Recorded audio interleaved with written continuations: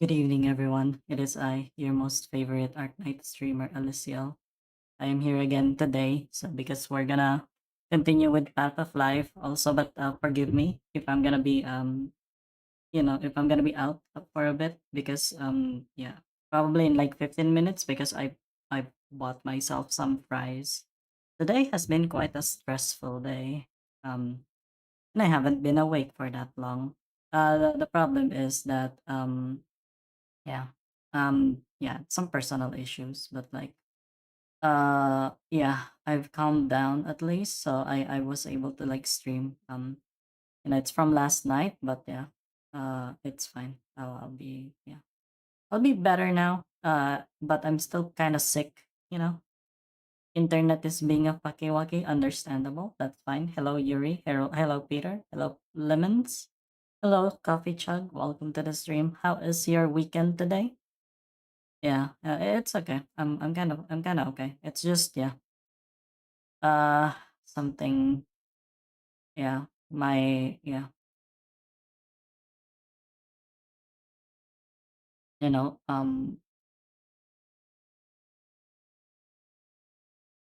yeah, I'm not going to talk about it, but yeah. Needless to say I'm pretty better. I'll get the stream a bit more I'll make the stream a bit longer today. So to make up for yesterday, and I'm gonna probably yeah. And the reason why I got coffee, I got no, no, I got fries and stuff like that is because yeah, fries is my comfort food. Whenever I feel kind of stressed, I'll buy fries and try to comfort myself with it. My talk sprite is bugged. Okay, wait, let me just no, it's not bug. Sometimes it just does that. Hello, Pyros, welcome. Gosh dang it! Wait.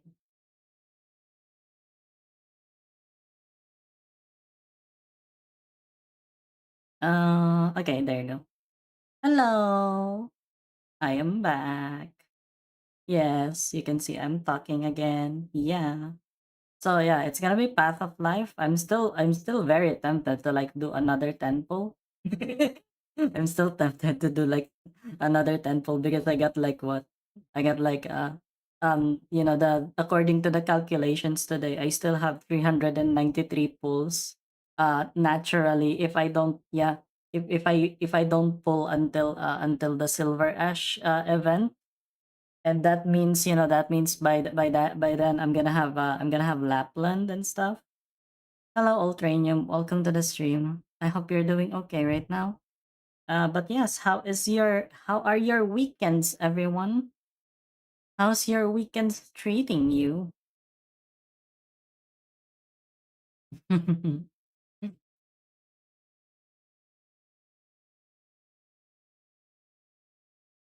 No, no, it's not bugged. It's like sometimes yeah.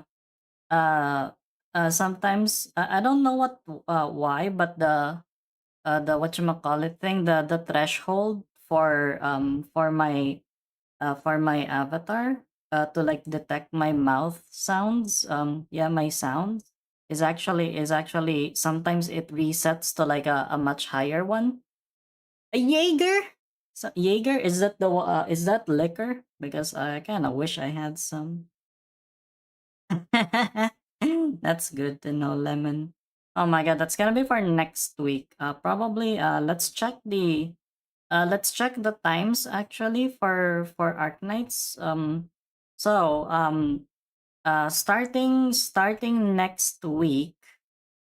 Starting next week. I'm gonna stream Arknights only around Saturday, Sunday, Wednesday, and Thursday.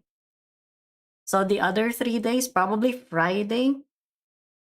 Yeah, probably Friday is gonna be either a variety game or like a Limbus thing.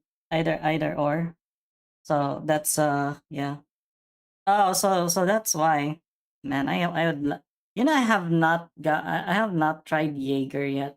But they say that it's kind of a bit strong, on the strong side. But the problem is I mostly just enjoy liquor for the taste. Like I kinda just stopped doing liquor to get drunk, you know. And yeah, and yeah, that is the reason why your internet is fucky, because yeah, you've been downloading like a 46 gig file.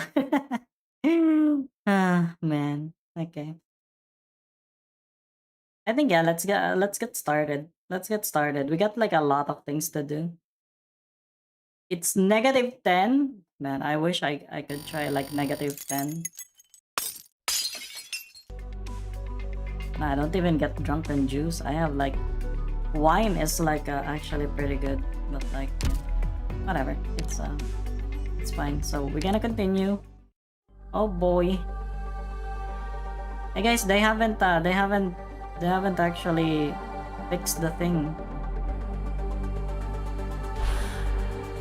Oh, it's because of the humidity in your room or something? Is that it? Did your food spoil because of that?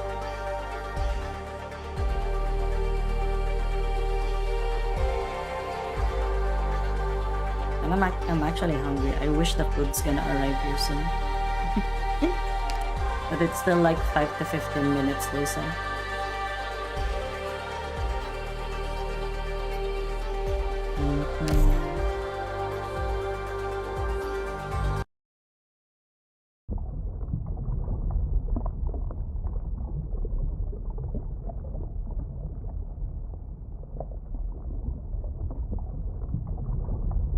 What a stench.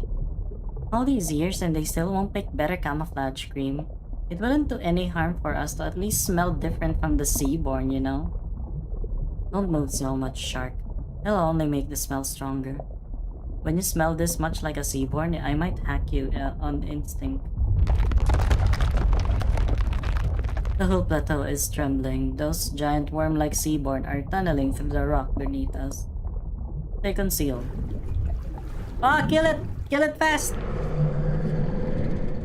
Yeah, we're gonna try to complete the story so that we can be done with it, and then we can proceed to like I don't know, to like hopefully finish chapter 10, or maybe not, you know, so that we can go for like Heart of Surging Flame. I don't know. I don't know if you guys even want to, yeah. I don't know if you guys even want to like go for Trials of Navigators before it ends, because you saw how much I kind of raged last time. I kind of feel bad for you guys seeing me rage like that. Vacuole lightly trembles, or shudders fiercely. Look at those numbers, honestly, between the currents and the seaborn. Scaring who? They're flooding towards the front line. I can't imagine. I can't imagine what the soldiers are fighting through. They're called seaborns. They're kind of like they're those people. They're the one from Limbus Company. It's a Limbus Company reference. Don't worry, it's entertaining. You guys like it when I bang my desk with my hands? Do you guys like that? Do you guys like it when I'm yeah?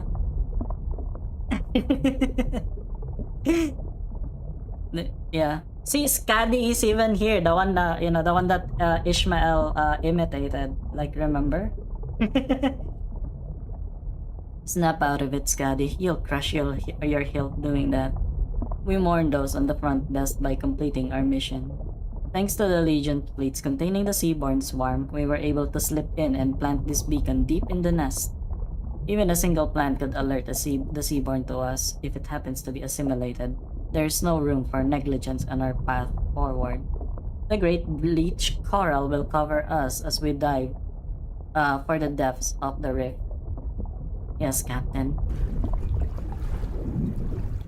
210, everything is 3-star. See, the thing is, I've been doing challenge runs. Challenge stages on my off stream. I think I've beaten almost every challenge stage from stage 0 to stage 6, I think. And then I think I beat all of the hell stages in stage 5 and 6 as well. Jordi, right? Fast learner. Oh my god, it's Jesus. Oh wait, my fries is here. My fries is here. I'm gonna be back. Okay, I'm gonna be back. I need fries. I need fries right now. In my belly. I'll be back. Mwah.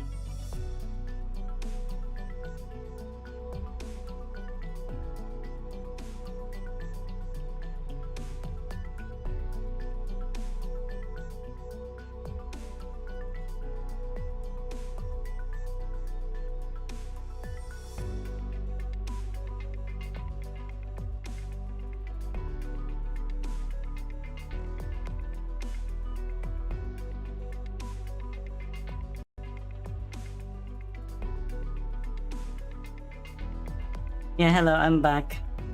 Yummers. See, aside from fries, I actually got takoyaki.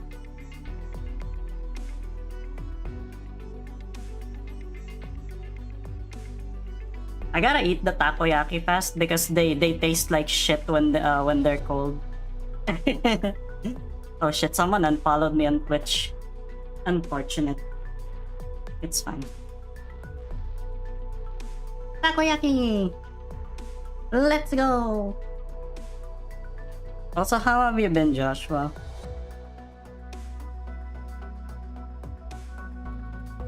Just thinking of takoyaki, yeah, be hungry.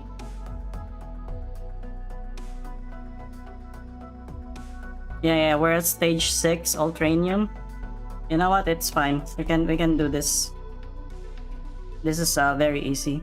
So the takoyaki that I have, it has squid flakes, teriyaki sauce, and pork floss. No,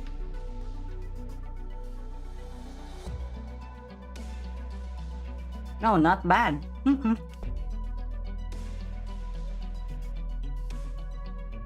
Don't think I ever had takoyaki. It's actually really good. The animes didn't lie to you. It's got octopus and vegetables on it. Yeah. You should order something, Lemon, or prepare something if you can.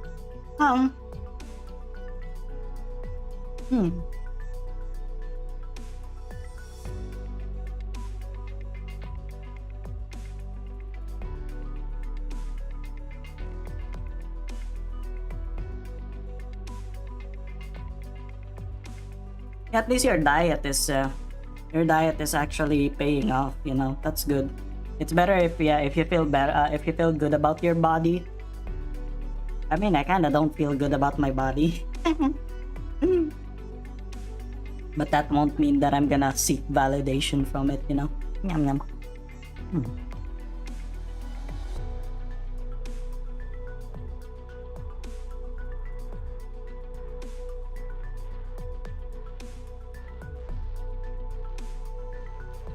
Why are you building your silver ash?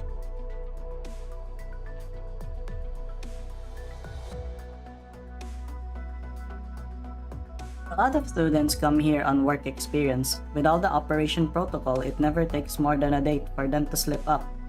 You, though, picked it up just by watching for a little while. Well, good job.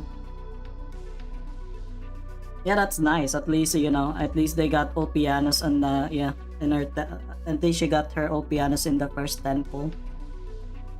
I don't know what half of those things are. What do you mean?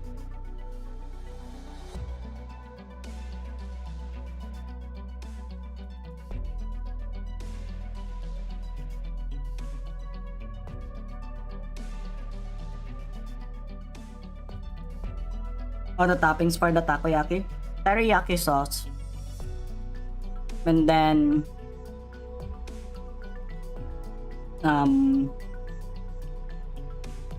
you know, squid meat, right? Like they're very thinly sliced squid meat. Oh yeah, I actually said it once before. Yeah. I actually said it once before that Silver Ash was kind of like discount winner. Yeah, like squid meat that's been chopped like really thinly. Like it kinda looks like paper.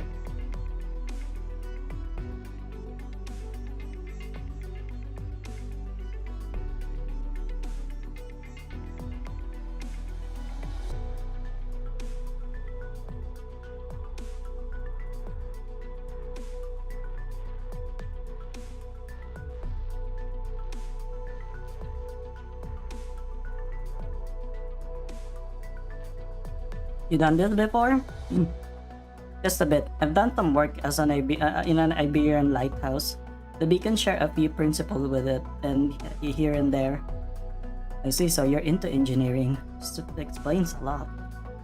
I've worked longest as a caregiver though. Caregiver? What kind of job's that? Huh?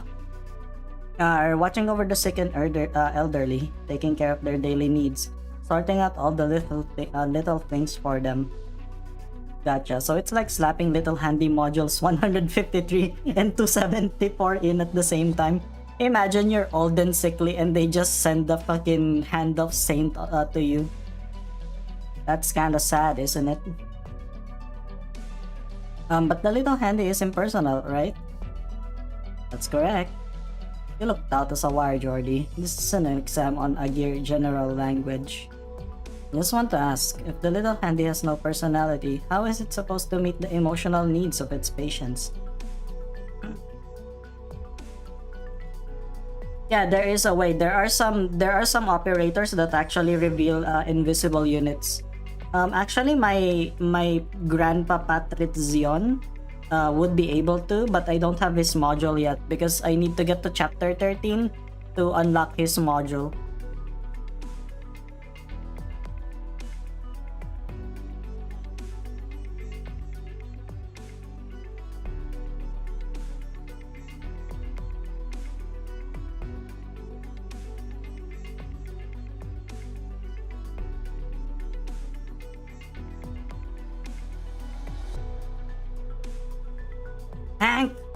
Hank, don't do it.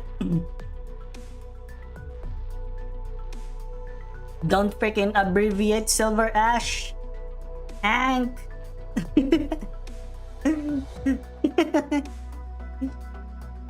To care for people is to meet them in their weakest, most vulnerable moments after all. I'd say physical frailty doesn't particularly inspire emotional needs in us. And if we're headed for the grave, even with illness, we don't feel especially vulnerable either. Invisible enemies reveal themselves when they get distracted by Inessa's thighs. You know, right? You know what? That's right. That's right. That's actually... You're so correct, Inicio. You're so correct. Yeah, good job. Good evening. Good evening, Chris. Welcome. Yeah, there are enemies with high resistances, which is kinda annoying. We do let the old and sick request some final company before their euthanasia though. Usually a leading philosopher will come in, scholars from whatever field in general, really.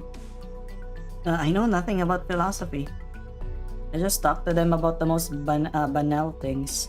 Food, flowers, sunshine, and so on. But for some reason, they're always so happy to listen. You're a great guy, Jordy. That shows how keen you are at grasping people's moods. No promises, but something tells me you'd shine in the Institute of Development Planning or Institute of Incubation too. Hello, Swaghammer! Are you feeling better?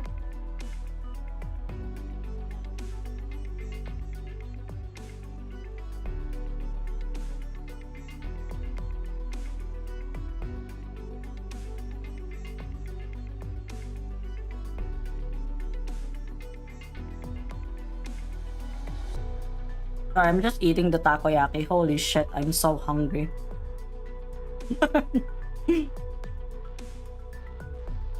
Hmm.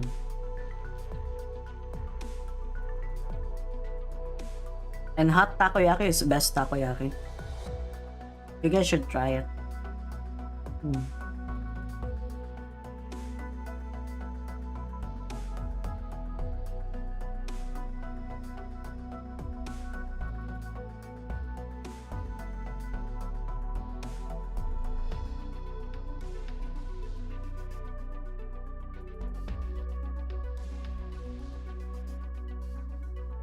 Yeah, they really like their philosophy and their rationality and stuff like that.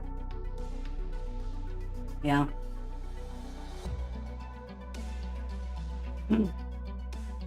So the one with the Agir is that they really don't they're really more reliant on like facts and logic instead of emotions. That's why that's why they got their own sophistiatrum. The sophistiatrum is the one that they use actually so that they can debate anything. Hell yeah, 5 stream streak. Let's go. Yeah. And the thing is, you know, the Institute of Incubation basically they extract the babies from the, you know, from their parents, from their mothers, and then they grow them in vats. Yeah. It's kind of like the Bee Society from Bee Movie. Remember that beginning? Remember that beginning in Bee Movie where you get to like you get you get your jobs chosen for you and stuff like that? Yeah, kind of like that. Sorry, I'm opening the fries right now. Holy shit, I'm hungry. Yeah. Holy shit, it goes all the way to university. Yeah, that's why they're like saying that Jordy could be like a like good in the Institute of Incubation. Probably he's gonna like handle the younglings or something.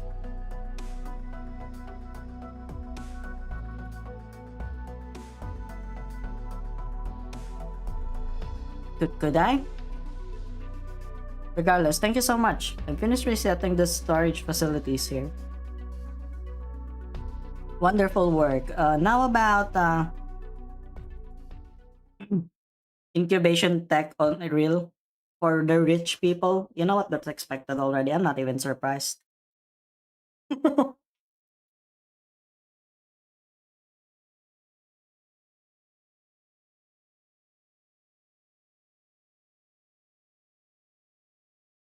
Oh yeah. You know what I remembered by the way? They said that they can actually use artificial wombs and stuff like that so that you can grow a baby there. So probably in like the next decade or two, we're gonna have like babies that are made from clankers.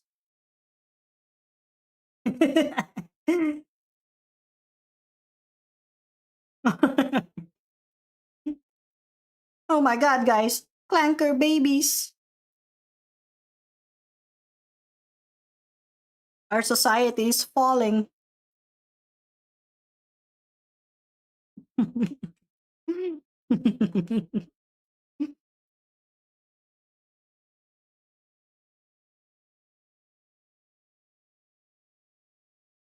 Oh yeah, kind of like in the Matrix.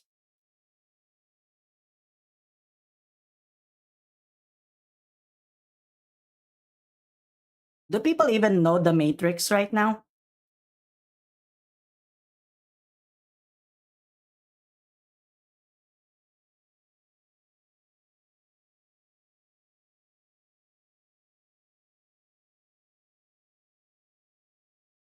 Oh yeah, they choose embryo separation so that they can continue with their research.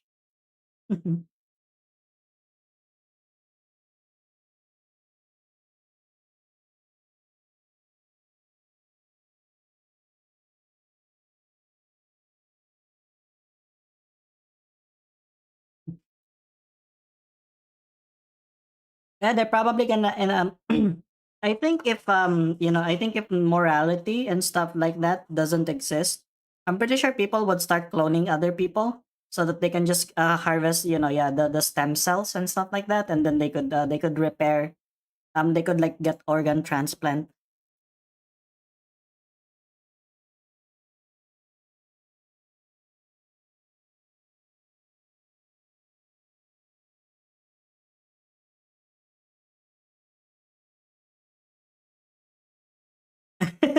Oh shit, the conspiracy is real. Swaghammer, no. No, Swaghammer, don't do it. That's to keep their figure. Oh my god, so you know what? Yeah, same. Oh my god, this kid is gonna ruin my wasteland. It's gonna ruin my waistline, so I'm gonna have I'm gonna separate this embryo.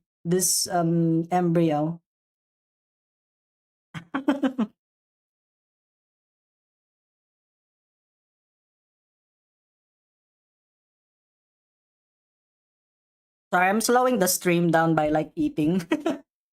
I should have done this before stream. But I'm not very good at planning. Can you believe it? Wait, did you just see something zip past the hologram? What? Holy shit! Oh my god, it's all pianos! Intruder! Oop. You? Young man, you saw none of this. You have no reason to complicate things.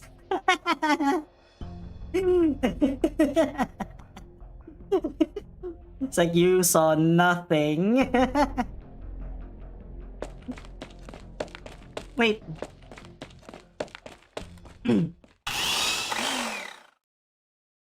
Shark saw will be too loud. Scotty, you open the way. Cut through this cluster as quietly as you can.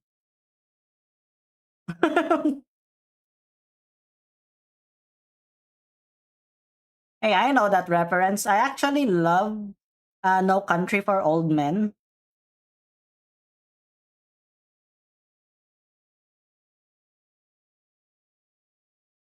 It's a great movie. It's a great movie to watch. If you guys want a movie like a pretty serious movie to watch, yeah. No Country for Old Men is like one of the best.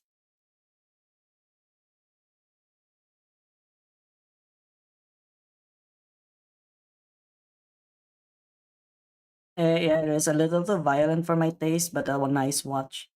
See, the thing is, I'm pretty desensitized to violence. That's what happens when you have a kid who found a way. No, not a kid. No, when you're a teenager who found a way to like access, I don't know, ogrish.com or something like that. You guys probably don't know what that is now. I think it's gone. But yeah.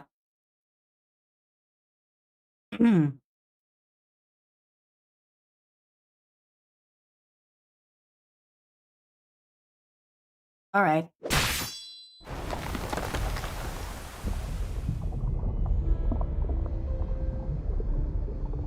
For but an instant, the invading hunters were bathed in vivid color and indistinct light, that which the Iberians call nether sea brand creeps across the coral layers, the spawn of the many lilting in their craggy nests. Eggs are swept from this cliff face as the currents pass, metamorphosing as they spiral down, indescribable folds yet unfolding until a seaborn form emerges. Kill it! Kill it fast! Oh my god, kill these things! Soft membrane steers. Creased skin shudders. Oh my god, bro. PNGS. The newborns silently gather together, their trembling bodies echoing all throughout the nests. Intertwining palps and feelers, they sweep each other up or far away. I don't want to think how chicken nuggets are made, not for how long they can live like that. Simple answer is preservatives. There are preservatives in food, actually. Yeah. Artificial preservatives, I mean.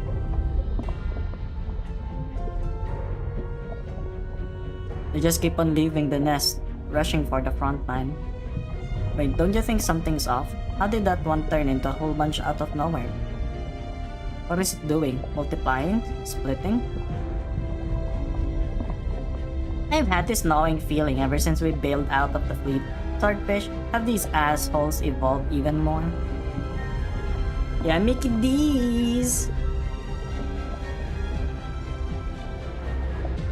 Oh, I know, it's like paste or something like that. Like they have that paste and then there's like the meat glue and shit.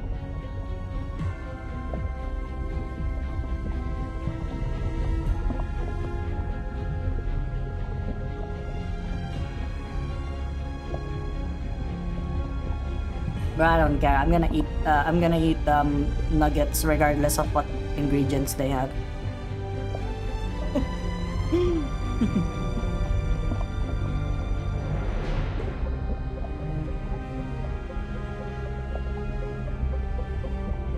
The Seaborn are forever evolving. Scotty, can you remember the first Seaborn you ever killed? Not really, just that it had a lot of gross tentacles. That's what I mean. Tentacle, stinger, chitinous shells, we could still discern the organs, identify their functions at a glance. Prior to this, the Seaborn's only skill was to hijack whatever evolutionary process other species had accrued over the epochs. But now we've got these things. Now what the fuck are they? Kill them all.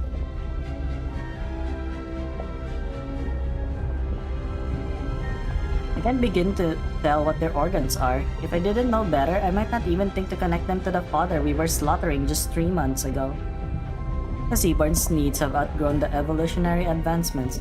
They began seeking their own answers, which means their evolutionary course now transcends our knowledge. If we are unable to gloss their physical composition, unable to discern their organs' unique functions, unable to predict the direction they will evolve, we won't know how to kill them. We could fetch a specimen for Advisor Blundust while we evacuate. Oh, that 50-50 challenge? Yeah, that was a time, huh? Damn. I remember my favorite YouTubers making those 50-50 challenges.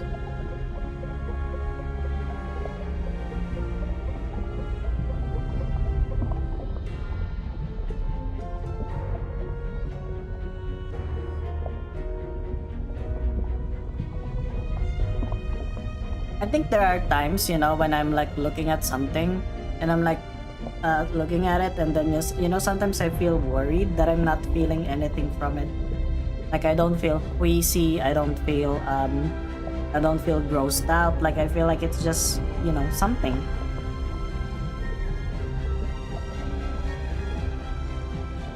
Oh yeah, but they're using that they're using that cream to smell like Seaborns. Still, the mission takes priority for now. Scotty, you and I will find where the wall hasn't yet been branded, embed the beacon there, and activate it. Laurentina, spot our surroundings. We withdraw as soon as it's planted without delay. 50-50 challenge is like in Reddit, you know? In Reddit, wherein you basically click a post, click a link, and there's a 50% chance that you will end up with like a very wholesome image or video, or you get like the most gruesome gore thing that you've ever seen in your life. Kind of like, you know, like for example, like some police, you know, some police records of like, you know, like roadside accidents and shit like that, you know, involving people that, yeah, they're not pretty, madame. But Madame Consul. Oh yeah, let's go with that. Greetings, Doctor of Rhodes Island, and well met in Millenarium. At long last, our first official conversation. Well, Kaltsit is the official Iberian envoy. Save your modesty. Dr. Kaltsit's awe-inspiring knowledge transcends the boundaries of space and time. So for her to be keeping you up her sleeve, the depths you hide must be deeper still. Oh yeah, it's deep because I fucking have dementia. Oh wait, amnesia, I mean.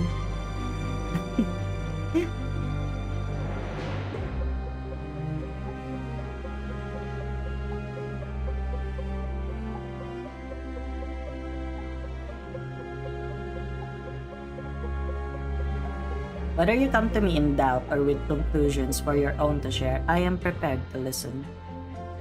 You sent the hunters into our literal nest of danger. Much like Dr. Kaltsit, you have misgivings about this decision. Yet I had no choice but to order them to meet death in the eye once more. My hand was forced. They can only break our present impasse.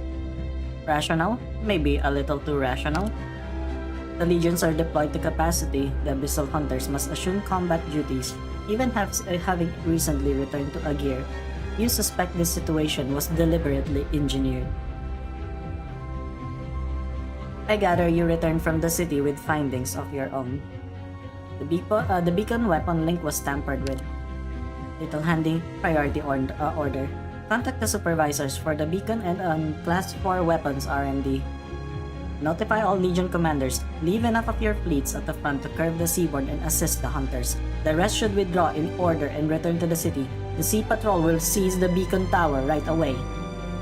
You have our gratitude for informing us, Doctor. Just nodding in silence. I gotta be mysterious all the time. I know I owe the two of you an explanation for how I have deployed the abyssal hunters. We don't hold you accountable on a tactical level. You know their prowess against the seaborne better than us. I can only say this, your powers of observation will not have missed the scales on Gladia's neck. We can assume the hunters will have no trouble seeing this assignment through, but what was your guarantee that they would be spared from mutating while in the nest? The word of Advisor Blandus and nothing more? Advisor Blandus' statement to the tribunal served to strengthen Millenarium's confidence in the abyssal hunters. I confess though, it failed to even ease my mind. I take it the hunters still weigh heavily on your thoughts. Agir never truly wound down the Abyssal Hunter project following the strike on the firstborn. You're now an uncle? Did your sister get a kid or something? I have lost count on how many nieces and nephews that I have, you know. God. You know, there are even sometimes when older people actually approach me and they tell me that that I'm their aunt, because basically they're like I don't even know the thing, you know. Yeah, but that's something like that. Yeah, it's something like that. I think my parents' siblings. She lives in Russia, really weird. I don't think that's weird. You guys are humans and humans.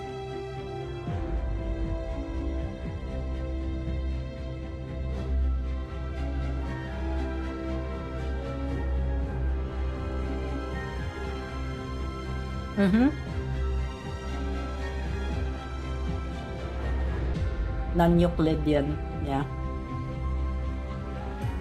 Because technically, my uncle, no, right? Your parents' sibling is your uncle, right? Basically.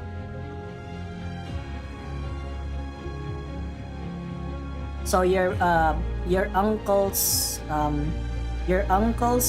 daughter or son is your cousin, and then your cousin's son or daughter is your niece or nephew.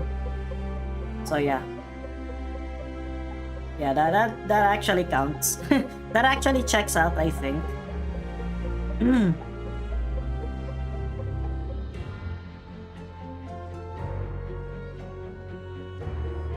Starbucks, is that your first ever niece or nephew?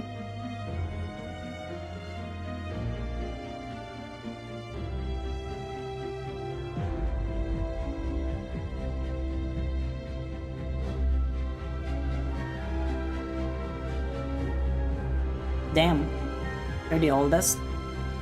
Damn, so your younger sibling got a kid before you. Not to, you know. Oh, she got married at like 18 or something like that?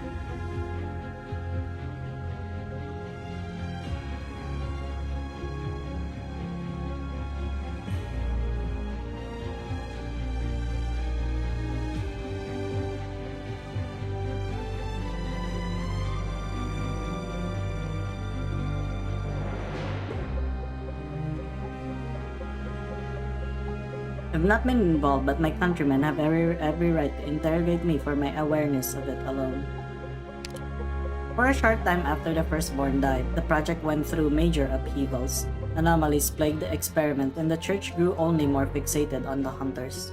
This suggests that there are urgent hidden truths about the hunters yet to be found, yet it also proves that the project can no longer run publicly.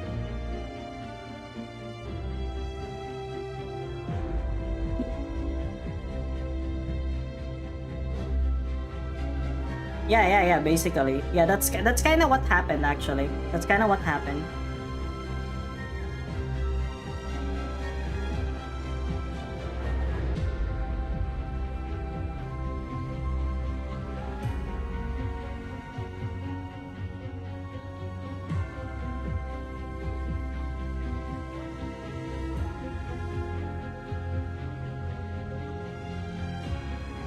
To this day, it still operates in secret, but even now, Agir only has 3 hunters, including Gladia. No, 4. For how constantly we iterate in our technology, we have never succeeded in making another abyssal hunter. No matter how stable the subject's signs and psychological indicators are, they lose their reason the moment they awaken, immediately corrupting into Seaborn. They don't even make it out of the chamber, let alone to the ocean proper. Abyssal hunters are bound by blood. We forgot. What is this blood binding them? We don't know.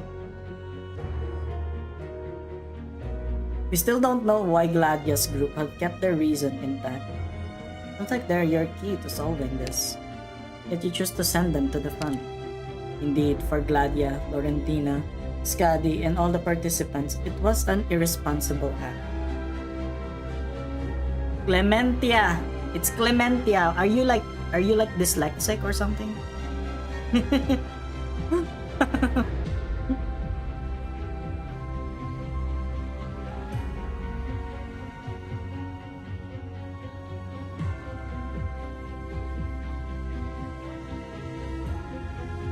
Yeah, that could probably be why. I'm actually surprised that they haven't gotten anything yet. Cementia. But the front lies at Miliarium now.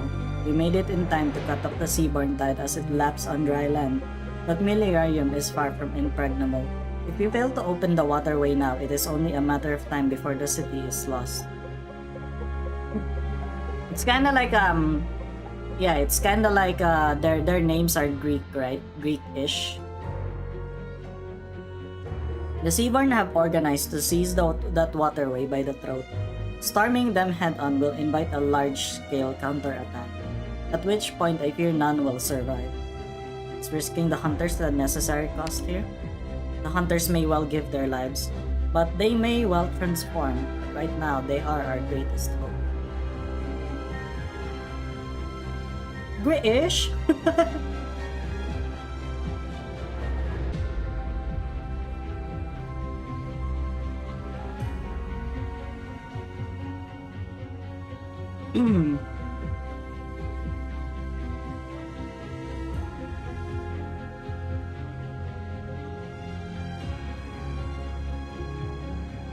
Honestly, I'm kind of thinking twice of ever playing Arknights and Field, unless unless I get I get sponsorship again. Because I feel like yeah, it's like adding another gacha game on my thing. Hmm.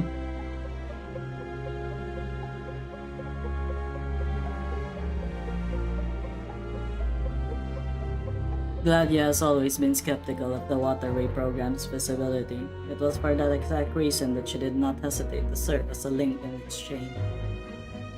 Your doubts and struggles may differ, but all roads lead to the same place in the end. It seems to be an unspoken yet a shared understanding among the Agir.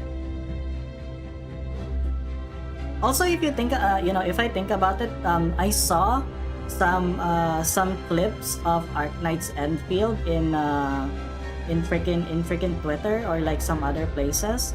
I saw that they have a weapon banner. They have a weapon banner. Do you know how fucking traumatizing weapon banners are?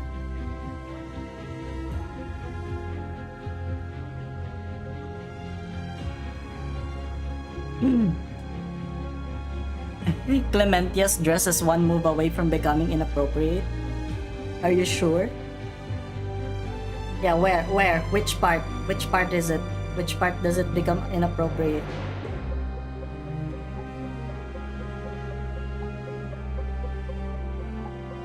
Yeah, as soon as I saw the weapon banner, I'm like, oh my god, fuck that. I'm kind of thinking, it might go the same way as Genshin Impact, where in the 5-star or 6-star weapon is gonna be just useful to that specific operator or something.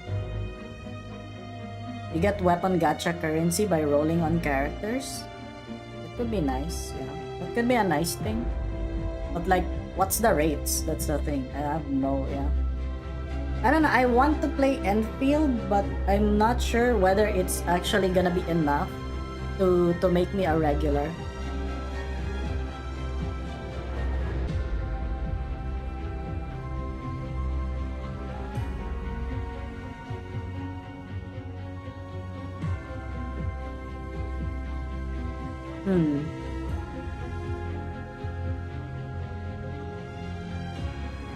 It's gonna slide down in a moment, for real, for real. Where is it gonna slide down? I don't see it. I don't see your vision.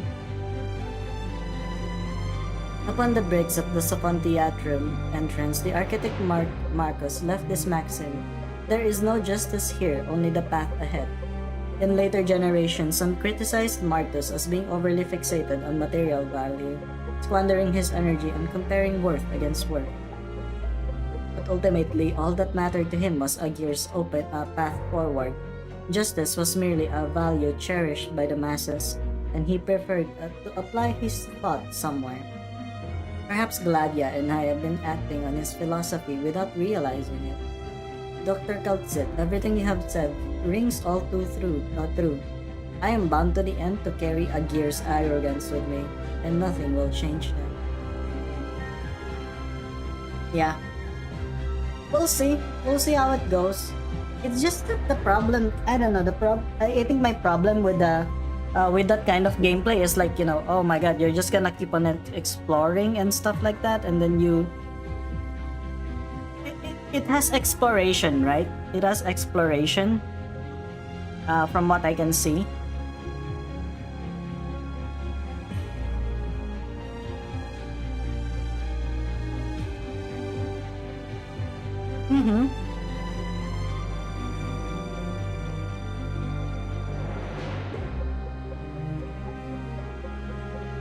Like, I'm not saying it's a bad game. I just have this feeling that I kinda want a different genre of game.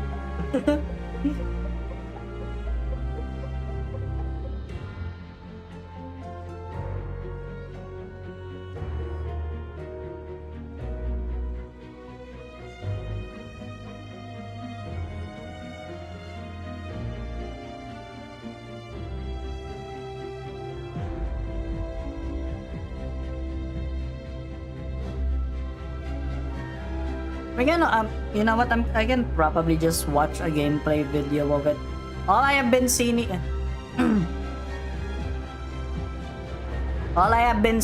seeing is like people gooning to the camera feature, and then they try to like see how the freaking rain interacts with the fabric of their suit.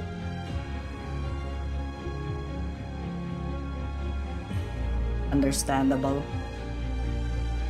I would like to amend that wording. Arrogance as a word seems insufficient to describe a gear. What is it? Hubris? Cultset? Are we connecting together? Because we're like I kinda feel a bit of kinship with Cultset because I keep on yapping as well. You respect equally the humanity of your every citizen. To realize each individual's worth is the guiding star for your entire society's development. Yet at the same time, you are capable of making the cruelest judgments and calmly accepting them for the sake of Agir's survival as a whole. Calmly, you say? We Agir are not cold-blooded. Whenever you feel wrath, our own hearts are far from unsteering. These are feelings I had wished to convey to Gladia once upon a time, but I realized I had no right to. Guys, if there's no Lapland on Enfield, is it even worth playing? Is it even worth playing if I don't see Lapland there? Every decision I made for her, I based on pure rationality. How natural then that I lost that right? How dare I ask for an emotional pardon? The same is true even now. And so, calmly, I accept my own judgment. Oh yeah, the Italian VA. Bring her there! I'm absolutely indifferent to Enfield. I want Terra RPG game, as I said. New Vegas-like game but with about sarcasm merc chick.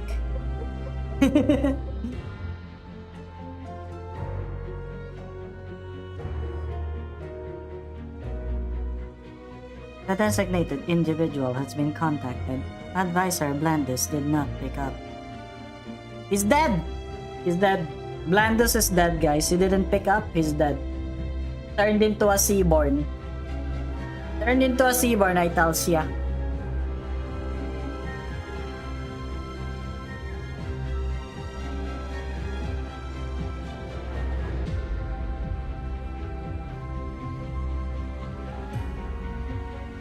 Ragazzi.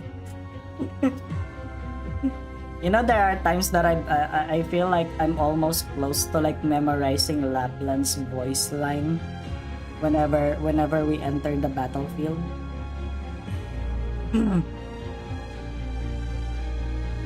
Dr. Kaltsit, Doctor, I am very sorry that I could not give you an appropriate answer. But right now, I ask that you permit me to carry out my duty. Why do you like sarcasms, Swaghammer?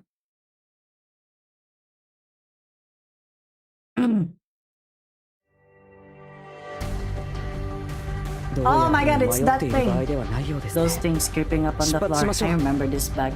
Seeing this back in Iberia. Nether sea brand is what the Iberians call it. One of the ways the seaborn propagate themselves. Remember to use your little handy to clean it swiftly. The little handle we've been issued this time is equipped with drilling tools, so it can also be used to destroy seaborn created excrescient carapaces if required. What the fuck? 戦術支援システムオンラインちょっと言いにくいんだけど私が巻き起こしたトラブルは私にしか収められないんだハイボルテージバラージュ Mods, can we destroy the Nether Sea brand immediately? Thank you. L'ombre qui gît à vos pieds n'est pas la vôtre. Ah! It's spreading! The disease is spreading! Why am I not using Vanguard's right now? みんなしたよ。 La haine brûlante traduit vos pensées.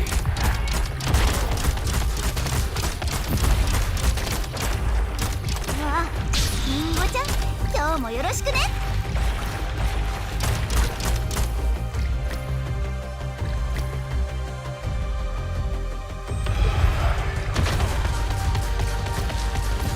I get fucked. 僕で力にしっかりしてください。ほら、まずは深呼吸してみて。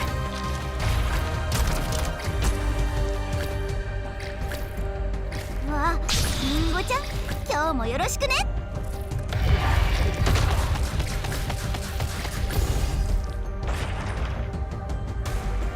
車椅子じゃ肋骨上でドリフトできないって。 The disease is spreading.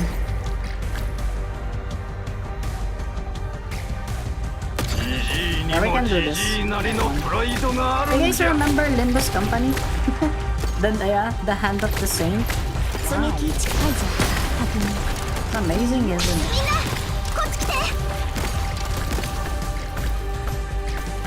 リーダー、ゴスペルロックンロール。 Okay, that was 3 minutes of our gameplay. That's 3 minutes.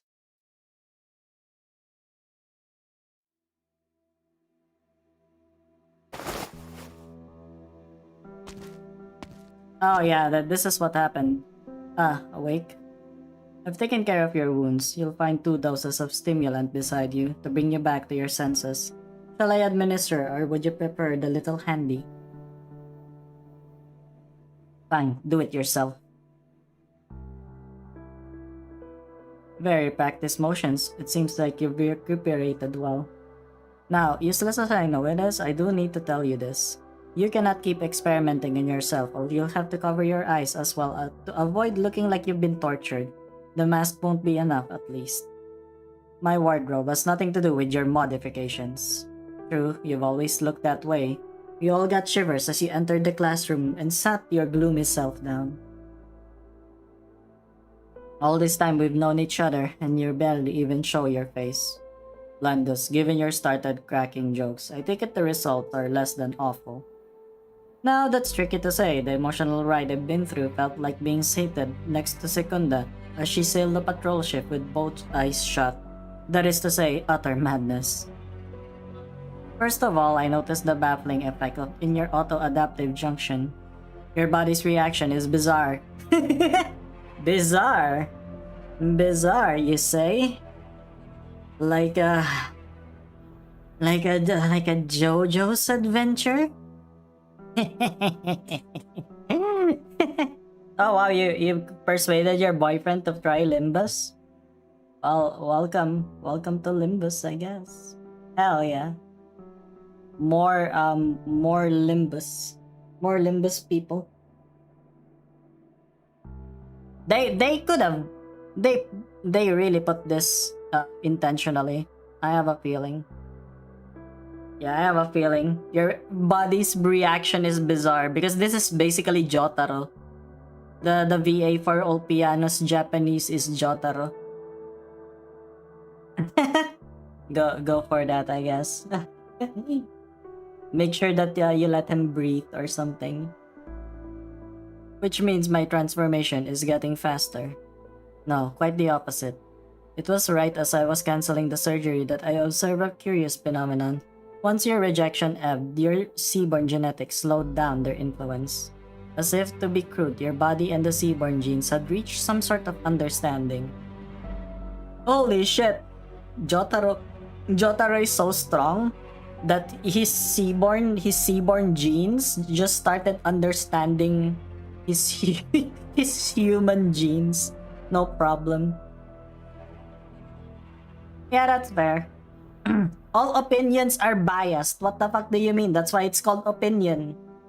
That's why it's not facts. Oh, welcome to the stream, Suppressed. You're here earlier at least. How are you? How's your weekend so far?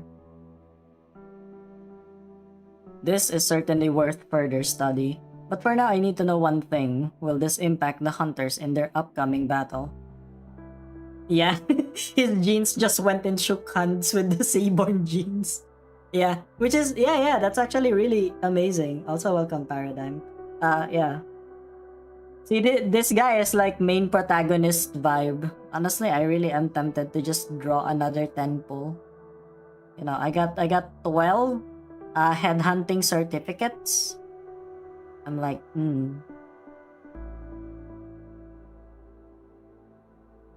do it. Yes, I woke up earlier today and my weekend is doing good. Thanks for asking. How about yours? Some things happened. Some things happened.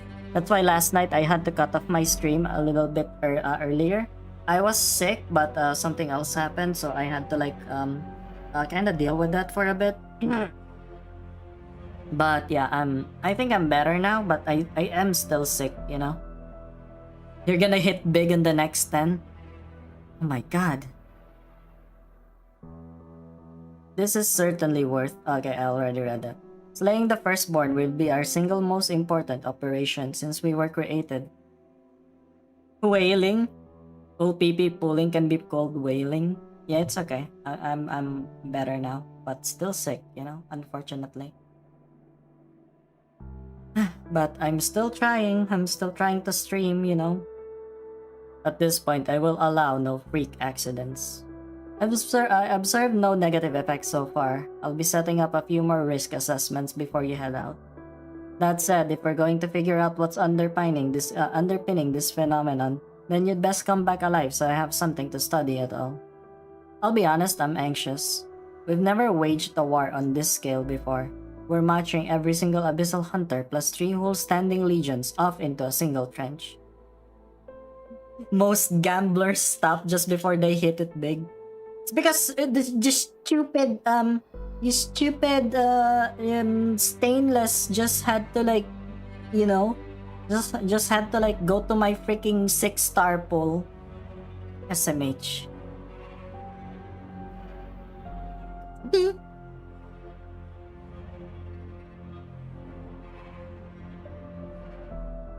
Anyway. If not with a war like this, how would we ever kill their Genes Zoic? Genes Zoic, their source, their god. Do you really believe we can polish off the Seaborn just like that, once and for all? You've worked with us for over a decade and you still have doubts about the Hunter project. Do you want the truth? The truth is, I should have vetoed this project on the audit stage. A roadmap to warping evolution predicated on sacrificing our own people's humanity. If not for you, I wouldn't have even entertained its feasibility, let alone poured 10 years of my own blood and sweat into it.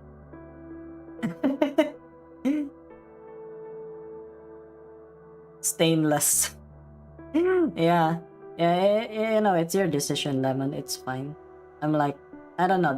People have been saying, as soon as I got the 50 pulls and I got stainless, they were like, yeah, you should stop because I think the gacha rate reset. Actually good with Lapland. You can summon devices to give more SP to Lapland. Before pulling, Yoastar's gonna give compensation for their mistakes at some point. What kind of mistakes? It was fun for me because I got to go to an autistic explanation. Some elements of Lovecraft universe. Yeah, I noticed you. I noticed you, Zaze. I'm just trying to like reply to everyone. You should, you know, you should get some you should get something to eat with that liquor, man. Oh yeah? Name every eldritch god. What, you can only name Cthulhu? What a loser. What a faker, what a phony. You don't know anything about it at all. Okay, at least.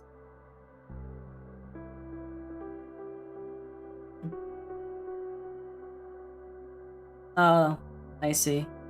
So, what's that? What's that supposed to mean then? When do I pull? But that's sunk cost now. The more I doubt it, the more crucial it is for me.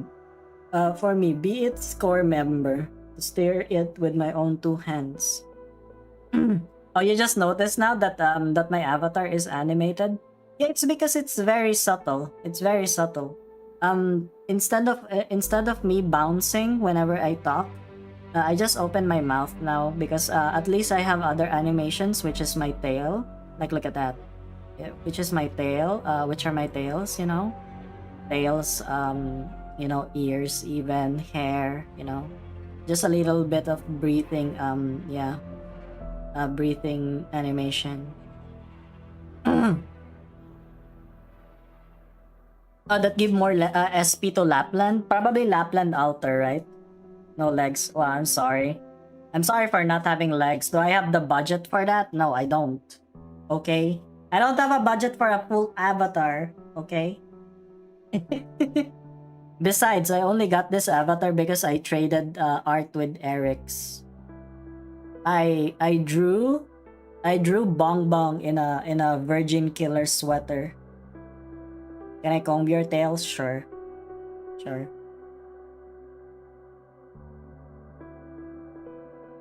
Yet I can't shake the thought of how many monsters this lab's created, the majority of which were put down by your own two hands, Ulpianus. Yes. Their deaths don't even qualify as sacrifices to you, do they? A homeland ravaged by Seaborn will only wrest away even more Agir lives. We've had this debate 1,000 times. We don't need another before we leave.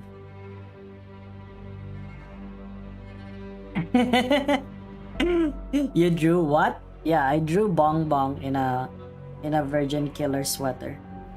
I drew Bong Bong in, yeah, you guys should check out my Pixiv. It's there on my Pixiv. You just search me on Pixiv. And then follow me, okay? Follow me on Pixiv. It's my only art account.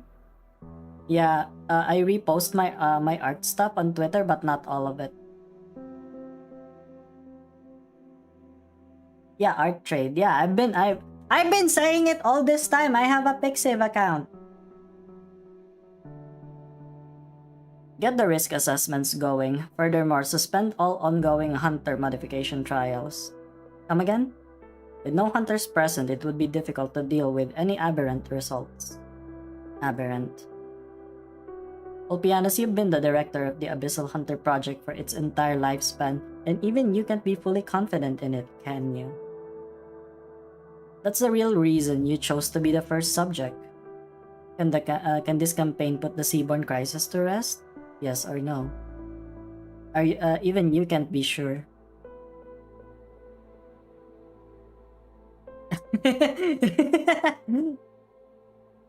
Fake fan. Fake fan, yeah. You know what, yeah, whenever you search, yeah, whenever you search it, yeah, I think my name is unique enough that, that, you know, I'll be the first one to actually go out.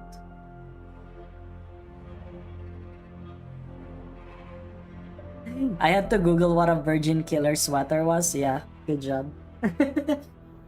It's been there. It's been there for like a long time.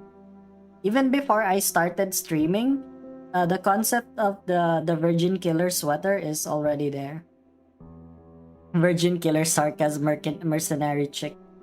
Damn. Yo, Star, fund this man's vision.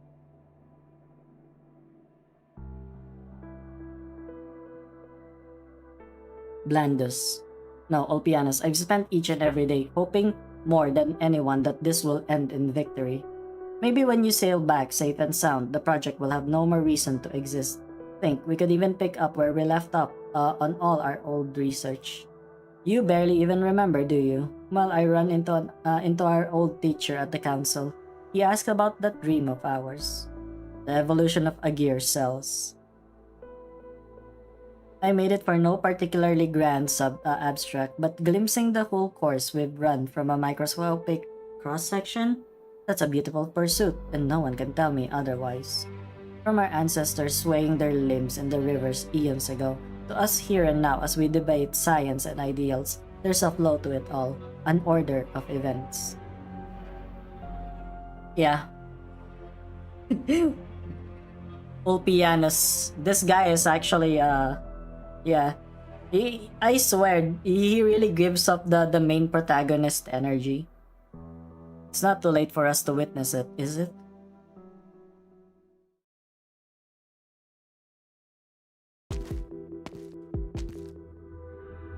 You finally came, Opianus.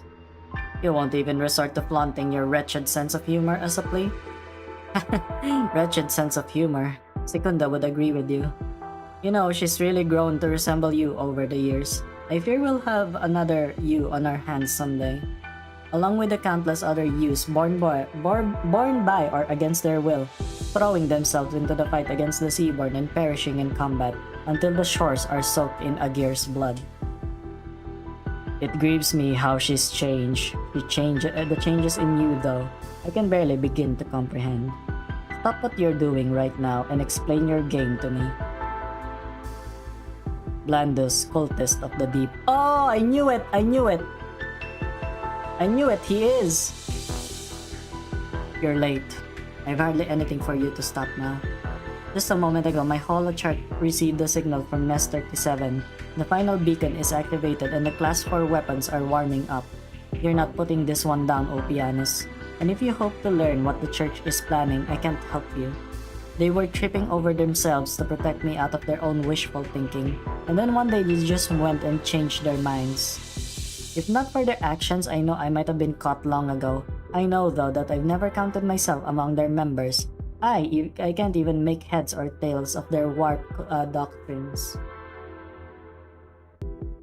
Peak fanart? Old pianos in a bunny suit? Yeah, that's peak. Guys, if someone donates $50 right now, I'll draw Ansel in a bunny suit.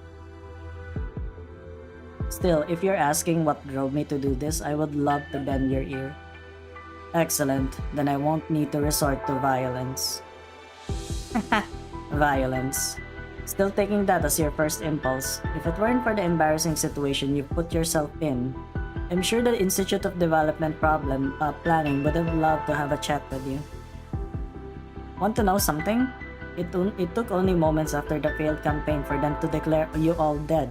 Then soon enough the Institute came down to me with an invitation to restart the Hunter project. Nah, I just thought that it's gonna be, you know, it's gonna be something that people would actually want. I've seen people thirsting over Ansel. I've seen way too many. Way too many.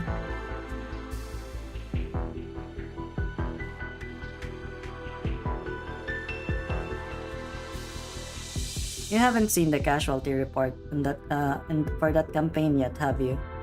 You should have a read. Abyssal Hunters, Legionnaires, their sacrifices, a tragedy, yet the ending a farce. Violent resistance was always a dead end. The project was dead in the water from the start. Granted, Agirs never used crude platitudes or propaganda to encourage such a sacrifice. Every one of the project's subjects was given the freedom to make an informed decision. But using the sacrifice of our citizens as a market standard, well, that makes the very question of free choice much ado about nothing. Lapland on a bunny suit? Yeah, I can make it into Lapland in a bunny suit. I've actually been looking for an excuse to like make Arknights fan arts back then. But like, oh my god. I have so much to do. Why do I always have so much to do? I have like, I need to like do something every day. Like, you know, try to think about a shit post video that would likely not get watched anyway, but it's fine. Man, having a YouTube channel, you know, it's not as tough as a regular office job, but oh boy, is it fickle. Oh boy, it is very fickle. But I guess that's the trade-off, you know. If you have like a normal job, you kind of have the stability and everything. But if you're lucky enough to even like get some form of like earnings in streaming or like in making, you know, YouTube content, then yeah, that's good. That's why sometimes I really just think that I probably should not have gotten you know, the jobs that I got this year, because it's fucking useless. I don't know if I already talked to you about it, guys, but like the job that I had this year. It was for that company that was recently acquired by, you know, by Israelis, and they make AI porn. Yeah, but but the thing is, I'm making content on YouTube that's like Limbus or like Project Moon stuff. Yeah. Cause the thing, oh my god, I'm like, wait, let me just drink water. There's like phlegm stuck on my throat right now, and it's making me annoyed.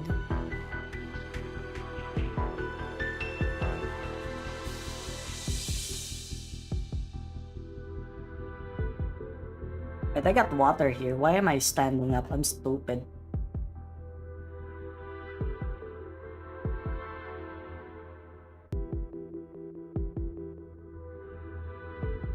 A welder?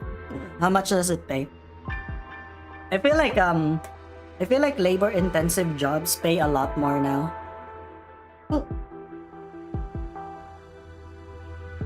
Nah, I'm just lamenting the fact that I probably should have I probably should have focused more on building my channel instead of like trying to get that job, you know, back then.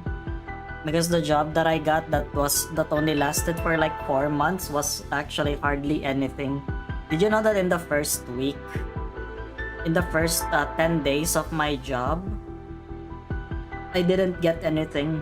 Like it was like a free internship, like training period, but I was required to be there for like the entirety of the 8 hours. Yeah, IT jobs are very, very saturated. I also graduated as an IT professional. I used to be in web development and shit like that, but like, you know, it is what it is. AI is kind of like fucking us over. Yeah, I know. At least, thank you, Lemon. Yeah. I was just thinking about what to do now, actually. Like, because I feel like Arknights, you know, as a stream, it has only grown smaller. I really thought that it was gonna grow, even when I first started streaming Arknights, I thought that there won't be a lot of people. You know, it's gonna be like the usual stuff that my Limbus streams would actually get more people. That my Limbus streams would get more people. But like the amount of people that supported me when I was beginning Arknights was really a lot, you know. Like that's the most viewers I had. Like I know numbers is like a thing. Like I don't want to just, you know, to just dismiss all of you guys as numbers. I see you all as real people watching me. And now we have like 17 people on stream in total for both Twitch and YouTube. I don't think I would be able to like function properly if like 17 people are like in my room right now watching me play Arknights. I'm not even wearing pants right now.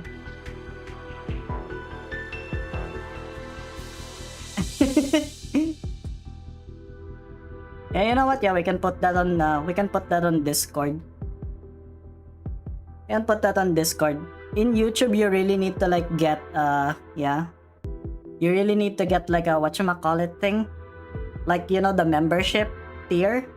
Because, you know, if you check my YouTube membership, there was only like that Rat King tier, because the guy before, the Rat King himself, not Asmongold, but like there's this guy in my server before who wanted to be like the Rat King, but yeah, he's gone now. So the Rat King throne has been vacant. I only set it up before. Yeah. For friend company when bigger YouTubers aim for cult of personality, persona, or mascot. Friend company? What do you mean? Oh, yeah. Yeah, that's why. It's because, yeah, see, the thing is, I've been, I don't know. Like I said, I always remember if you've been on my stream before or not. Like whether it was like a one-time thing, or like every day or something like that. Because, yeah.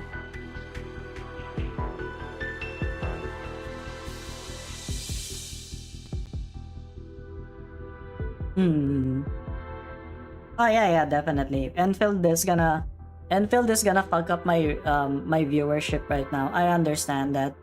I'll I'll probably play Enfield, but like I said, if I don't like Enfield, I'll drop it. I'll drop it. I'm sorry, you know. I will probably play it. Yeah. I'll probably play it for like a month. If I like it, I'll stay. Oh yeah. Yeah, I was just talking about Arknights Enfield. Yeah. I'm like, if Enfield is good when it releases, you know, if I like it, I'll stay. If not, then yeah, I'll still play Arknights.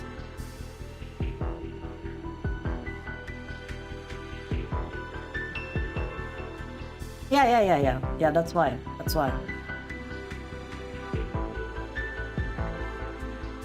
Yeah, that's why there are still games that I play without streaming.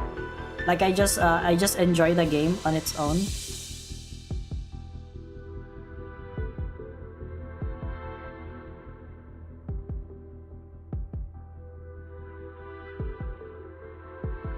Did you get censored? I don't know.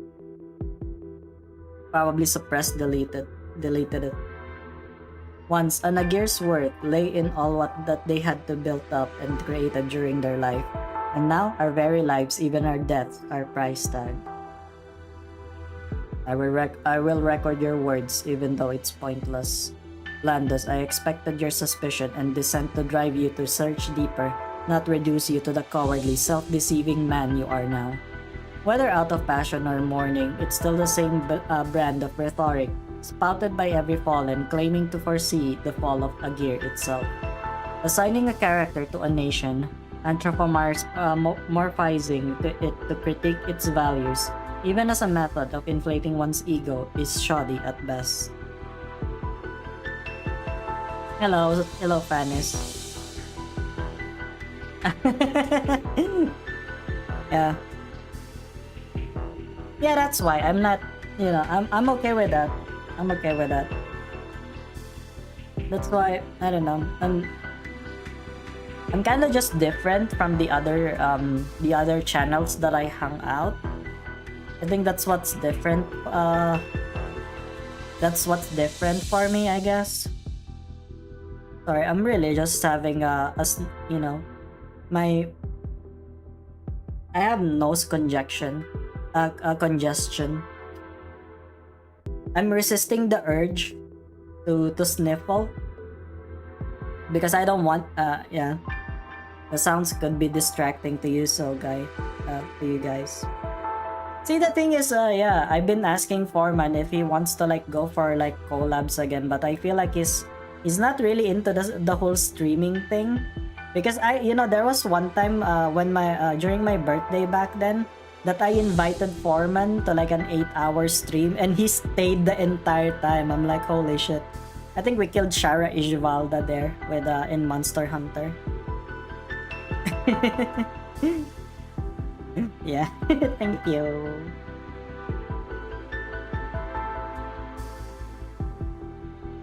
Yeah, that's why I only stream games that I like, games that interest me. And then when I'm not interested in the game, you know, I kind of just dropped it. Also, if I have like a bad experience with the game, I kind of drop it. There are times that, you know, it's not even the game that makes the game bad for me. the game experience bad for me is it's the people that it draws. Okay. Hello Ria Sanity. Welcome. We're doing Ulpiano's Path of Life. We're reading, we're not skipping anything. So yeah, sit back, relax. Forgive me. I have a cold right now, but I'm doing my best to still stream.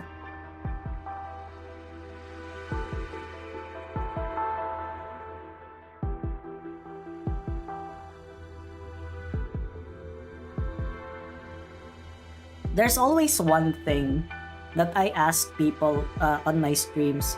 Let me be stupid. Let me be stupid when I'm playing games. Like, I could try your advice, but I could still mess up your advice. So, it's not your fault, okay? It's not your fault. But you don't get to rage at me if I don't take your advice properly, because all that's said and done, there's always like that a bit of communication barrier when it comes to like written instructions, or like even audio ones. There's like room for misinterpretation and stuff. Meepity meep. Insane story revelation, so I'm waiting impatiently. Sorry, oh my god, I'm so sorry. I've been yapping for so long. Holy shit, it's almost like 1 hour 30 minutes. Wait, yeah. Okay, let's continue. But even as you weep over the senseless sacrifice, have you never imagined how many lives your destruction of the waterway program will take? Destruction? No, Ulpianus, I'm trying to open up a true path for us. What have you done? Now, Ulpianus, be patient. I have nothing to hide. Blandus brushes past Ulpianus and stops before the hollow chart.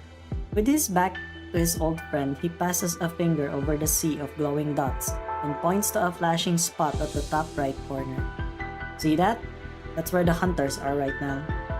They activated the last beacon and are probably caught in a deadly struggle, but they aren't in any danger. Any true danger, that is. Get well soon, just coping with not getting Ulpianus. I'm somewhat a newbie as well. Oh my god, let us cope together. I have not gotten Ulpianus, but I'm thinking of doing a 10 draw again because I still have like 12 tickets. I still have 10 plus recruitment tickets, but everyone was like saying, "Oh, you got a 6-star." Yeah, I got a 6-star, but it's not Ulpianus. It's freaking stainless. It was stainless. And I'm like, oh my god. I don't even have it. Listen to the voices, Ali. Do a 10 pull. Oh, sorry. Like I said, I'm just receiving, messages. Okay, yeah. Sorry, Zaza. You have a good night nap. Sorry, I'm really sick right now, but yeah, we'll be fine. I'll be fine. The moment they can fight no more, that's when the weapons kick in. The Seaborn will cease fighting. Every last one thronging one of them will fall asleep. Keep going. If you remember your auto-adaptive junction tech, you'll have no trouble understanding what I tell you next. That old surgical accident I had. Well, you were right. It was absolutely worth the further study. The junction brought about a homeostasis in you on the microscopic level. Your body no longer rejected the Seaborn genes and they have miraculously stopped overtaking you. It may have been by chance, but in no time at all, I was able to reproduce your phenomenon on a macro scale. To an extent, I could delete the hostility Seaborn bore towards mankind. And before Gladius' unit left for Nest 37, during their surgery, I took the opportunity to reproduce that accident of yours. I think Tragothea sang Ulpianus to sleep. You got... What? P7 Tragothea? Holy shit. That is actually amazing. Like, how do you even get that many? I only have him at like base potential. Because I only had like I only did like 40 pulls, and I'm like, you know what, yeah, this is enough.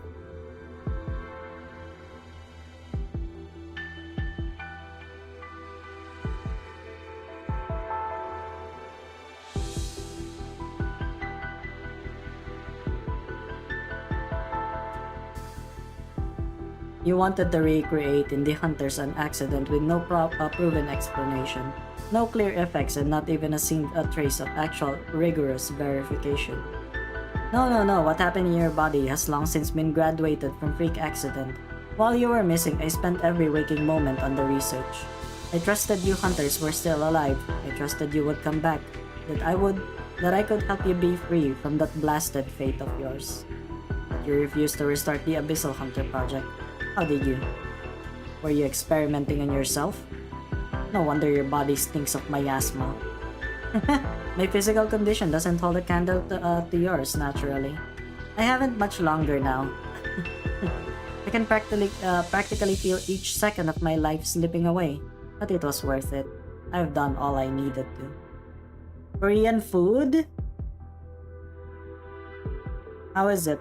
How was your Korean food for the first time? Which Korean dishes did you go for? Tell me, Opianus, that the Hunters were born to be a solution. Not a tool, not a weapon, not a consumable destined to be tossed aside. They were. Good.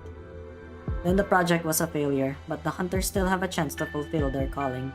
Yet not through senseless slaughter and sacrifice.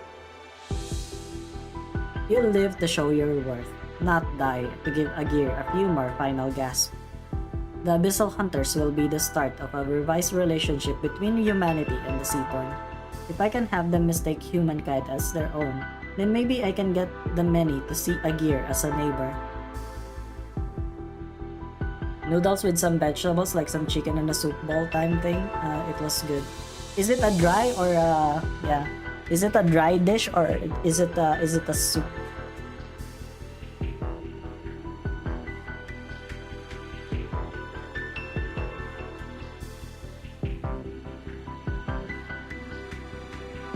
And you had your eyes on the waterway program all along. Kinda don't is that ramyun? Is that ramyun? I feel like that's ramyun. And you had your eyes on the waterway program all along. More precisely, the waterway program came to me first. Clementia reached out to me at practically the same time as the Institute.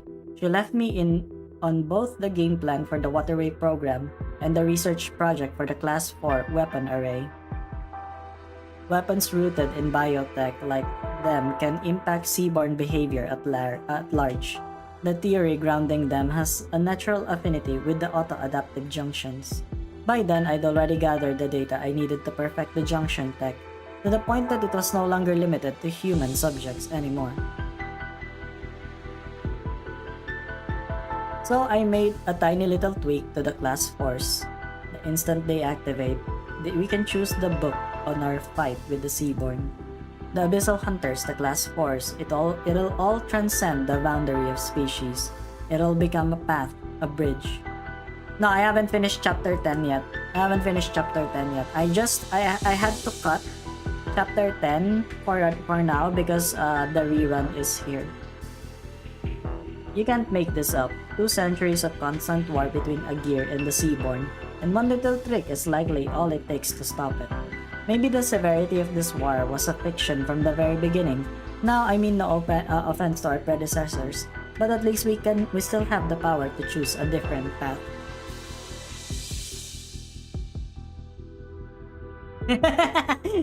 You know what? Yeah, that's fair. Honestly, if I had the means, I would go P7 Lapland Altar when she comes out. But when she comes out on like the other banner, or if she has like a banner rerun, I'm gonna like P7 her. Holy fuck! How many rolls is that gonna take?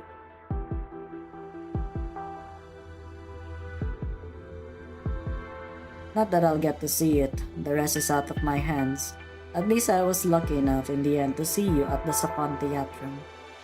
You're the one who started the Hunter Project. You know your way around self-adapted junctions. You've been through all this. Only you, Opianus, only you can keep the work going. Is that why you were so blithely waiting for my arrival? To entrust your work to me before you die? It's my turn to invite you. Aegir and the Seaborn have a chance of achieving true symbiosis. Perhaps it's a future you wouldn't mind bearing witness to. I refuse. That is a JoJo line, guys, but it's not with Jotaro. I didn't expect that, but still, that was a little too blunt. Opianus, this is the control room where I'll die, but Landis, even if your death is certain, you must know, you have no right to go regretting anything, fighting anything. Yeah, Ragothea is just like, cat pipe bomb. I sent a cat pipe bomb on your mailbox. Like, it's so, yeah, I think the ability to divert the enemy's flow, even just for a moment, is actually really good. You know?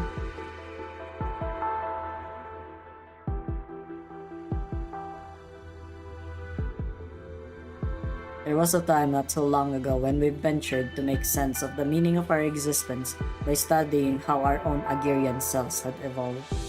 But you've ruined everything you had with your own hands, all for one wild flight of fancy. The Seaborn are noxious scourge upon the ocean. There's no point in doubting that. They are beings full of unknowns, yet you believe in symbiosis with them as if they are your friends. Blandus, that is the same arrogance the Aegir had in assuming victory was inevitable. No, this is that 100 times over. Are you even aware what you're thinking? Can you describe this hopeful vision you see in your fantasies of symbiosis? Hello Ryan, welcome to the stream. I hope you're doing okay. I am not, kinda. I'm just a little, you know. I'm just a little sick.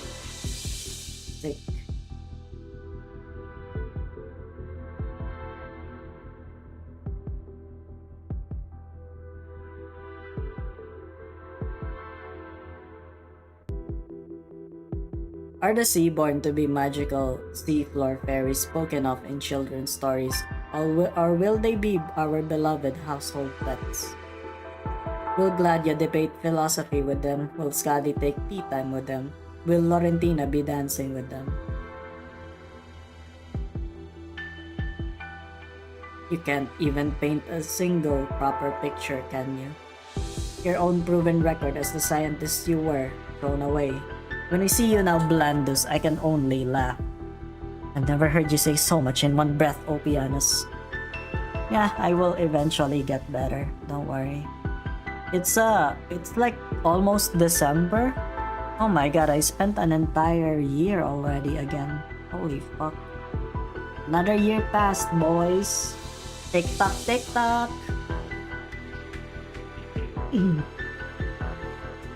You mean to tell me you despair, yes?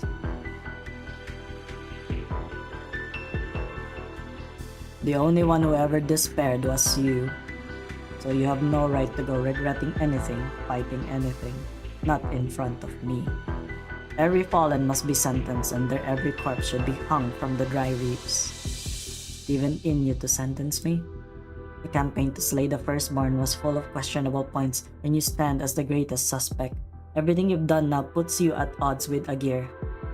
This nation has rejected you. And so I have no choice but to take on your noble work.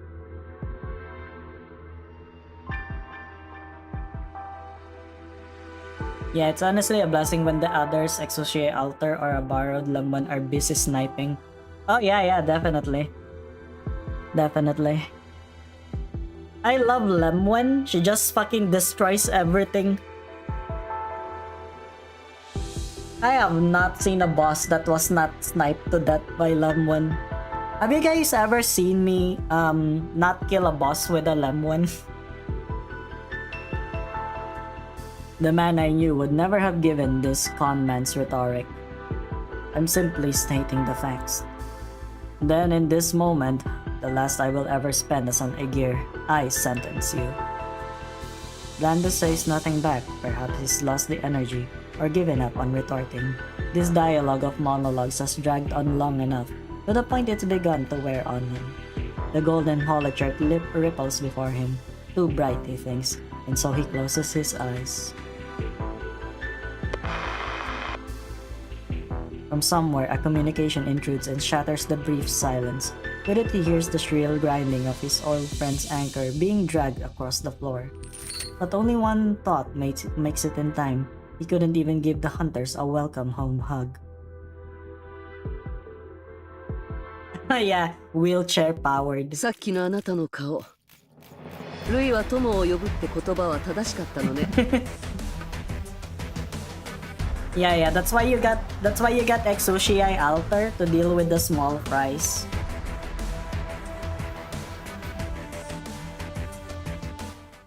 Oh my god, another one. Oh my god. It's almost 2 hours and we only fucking did one fight, guys. The children of the sea proliferate. The children of the sea proliferate through the city. They will not permit any place in the sea that does not belong to the sea.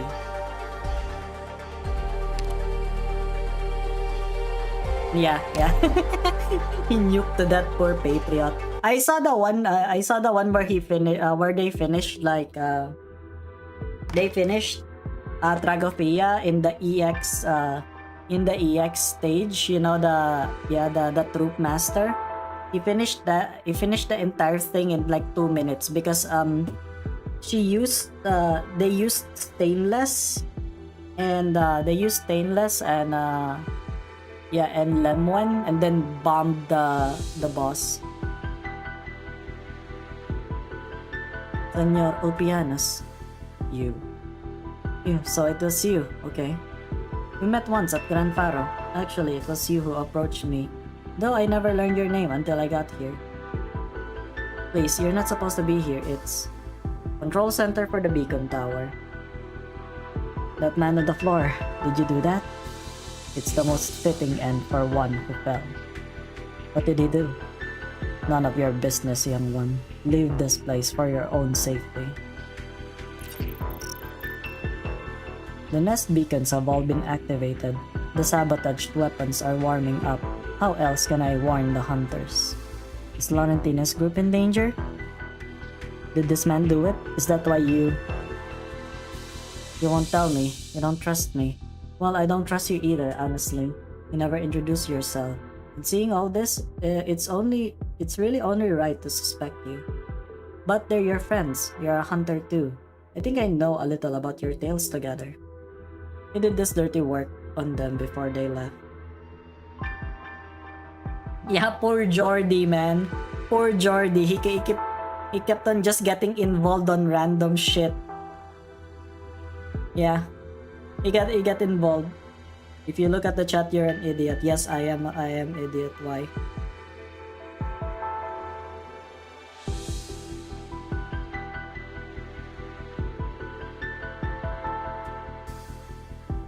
Yeah, very simple to use ops, yeah.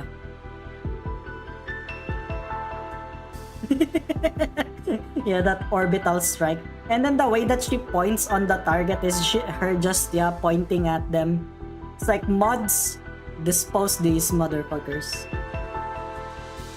Yeah, poor Jordy.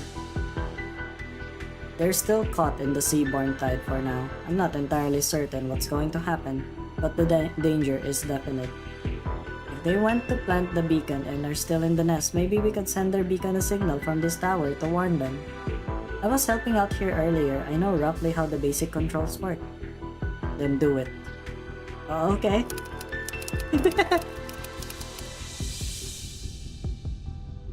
Well, it's much more complex in practice, but I can say this tower seems to operate on a very similar framework to a lighthouse's control system.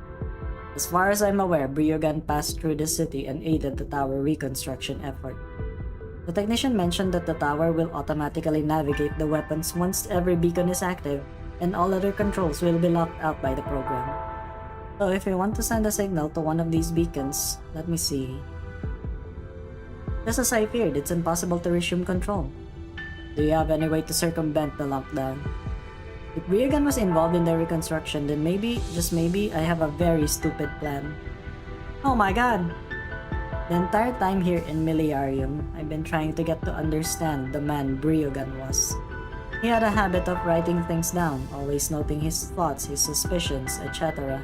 He kept it up even on dry land. Was it so he wouldn't forget things? I think I can try to temporarily shutting down the main control panel's data decomposition system, like this. Before, you were bringing up my history. You called me Rerun's descendant, but just from looking at these images, you can tell I don't resemble the genius architect one bit. My parents were just Agirs rooted to the land. There are plenty of us across Iberia and the other terrestrial countries. Strictly speaking, we don't even count us. So what? It used to trouble me, but recently I've been learning to let myself get over it, to not think so hard about it. It's just, you were the first to ever mention that to me, so I wanted to be sure. Why do you think I was? True, I did miss the mark, but I never engaged in baseless speculation. There is more of a bond between you than you think. A bond? The profound silence ruined Iberia, the lighthouses fell dark along the coast, and doubt and suspicion grew in their shadow. Rerun was forced to flee the splendor he himself had designed. Grand Pharaoh was one place he sheltered while on the run. The research notes your parents left you are undoubtedly connected to him. They were people he knew he could entrust his life's work to. Look at what you are doing now, young one. You may not be his descendant by blood, but you have most certainly inherited a portion of his wisdom. Miliarium is the first Agirian city you visited, and coincidentally, the last Rerun stopped at before leaving the country entirely. Okay, you have a good sleep, Swaghammer. Thank you for still coming to the stream, alright? You have a good sleep. Bye-bye. Silence the character? Silence? Like the medic?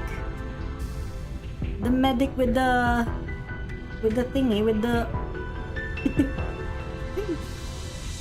with the drones.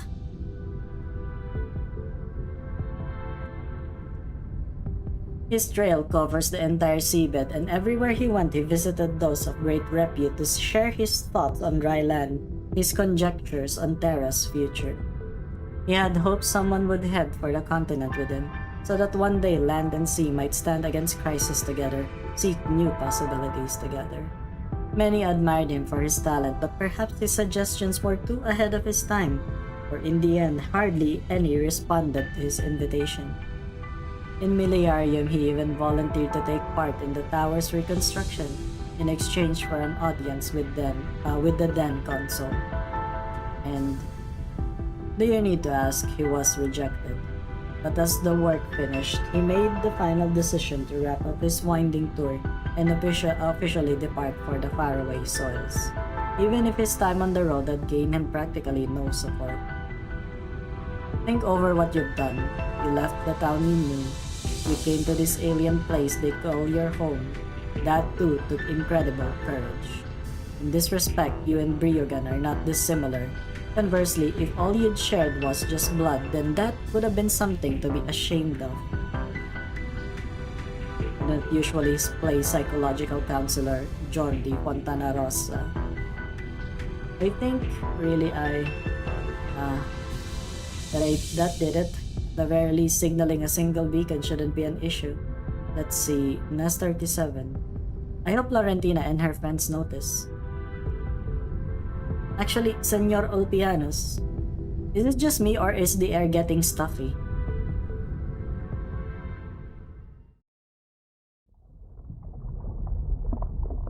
My comms just pick up a faint gravitational wave. What a strange feeling, seeing the ripples in space-time with my own eyes. Just like in the manual, seems like the beacon is already active. According to Clementia, this beacon going live should mean the Class 4 weapon array will automatically come online. We should head back to the way we came immediately. Ah, and here I was thinking I would stay behind and enjoy our front row seats. What's so fun about watching cannons fire? Oh, weren't we supposed to have something rather different in store? I thought we'd see the Seaborn silently popping all at once across the entire stretch. How poetic, how fitting, when you consider all the little bastards' wrongs, no? Though Class 4 weaponry may not affect us, pointless dithering will only invite more variables. Fine. Off we go then. Vacuole merrily whirls.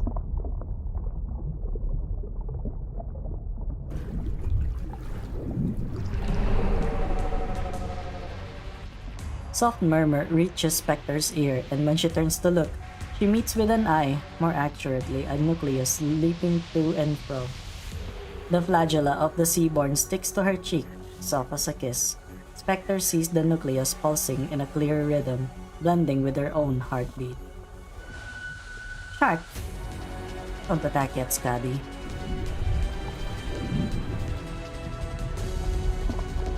It went straight past us? Doesn't strike me that we spooked it. More like something pulled it away. The beacon. Captain? The gravitational waves coming from this thing aren't supposed to be so irregular, are they? Scotty, behind you. Move! Vacuole merrily whirls. Soft membrane cheerily steers. Freezed skin excitedly shudders.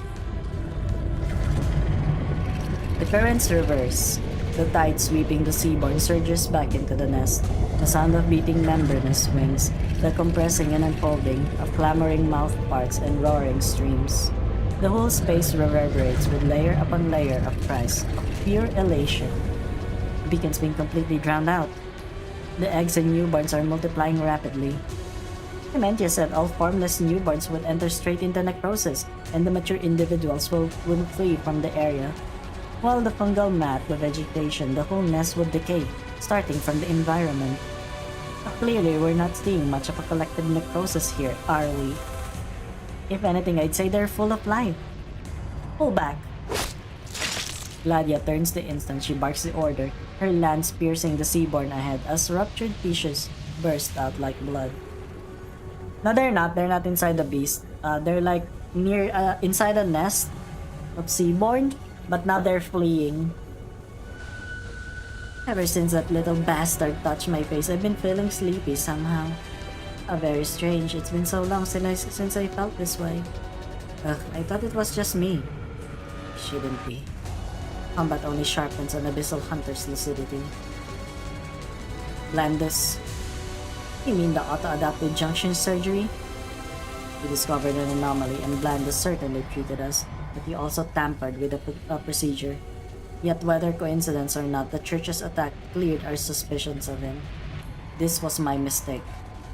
But he's the advisor. But why would he?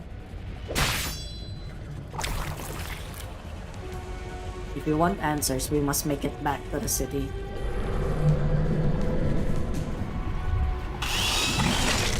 Oh my god, they just multiplied! Skips ahead of the vanguard, her dance as graceful as ever. With but a high twirl, a high RPM saw blade leaves the Seaborn ahead carved into the city. Vacuole excitedly swells. The beast subnoted us and yet show hardly any will to attack. Captain Shark, have you noticed the water flow flowing slower? Get a hold of yourself, Scotty. No, wait, she's right. These animals are secreting something. Finally, the tide receding, the nest temporarily bears the truth of its transformation. Seaborn, living and dead, fall into every ravine in the seabed. The nest's borders have begun to bleach, tighten, coming together into a thick crust. Something has provided them immense nutrition. The whole nest is forming a carapace and spurring every life within to evolve faster. A shell, If you take the Iberian so-called Nether Sea brand as the roadmap for the organism's expansion, then this shell is the final act of fueling before it begins. Without warning, the beacon pulsed irregular gravitational waves. Right afterward, the seaborn swarm began to swarm around it. Either this is some elusive aberration in the weapons themselves, or someone in the city is trying to remotely control the beacon to transmit information, or possibly both. Whatever Blandus did to us during the surgery has dulled our senses. Consider the hunt on. Time is of the essence. Get out of here. Ah!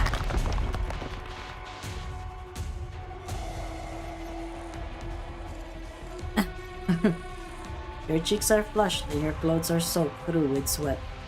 I'm not nervous. No. You're accustomed to dry, arid land. You're more sensitive to dampness than on average a year. The humidity is racking me. Hold on. Look at the chart.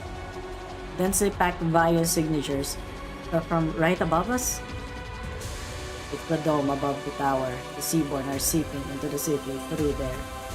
No, but weren't there 2 legions out there keeping them at bay? Plus the hunters? Even if some from other nests slip around the perimeter, Millenarium still has countless sensor units across the dome, and all sorts of complex defenses.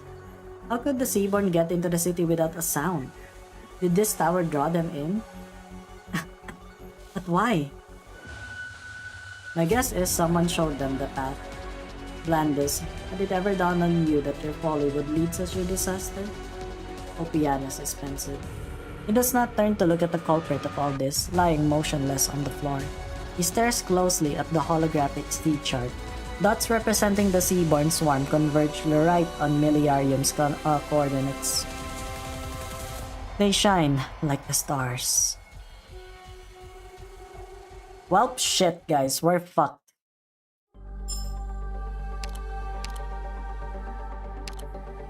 Oh wow, another fight? Let's go.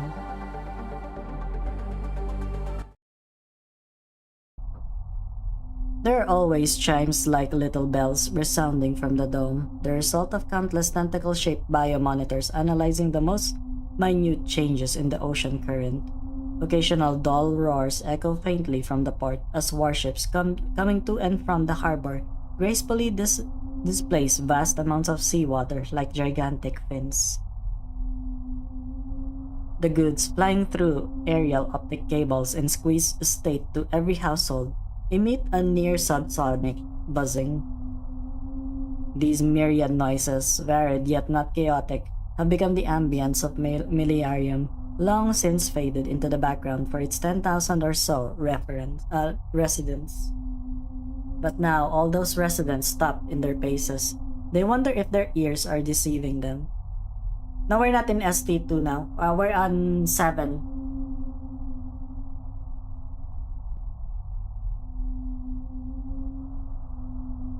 Was that 7?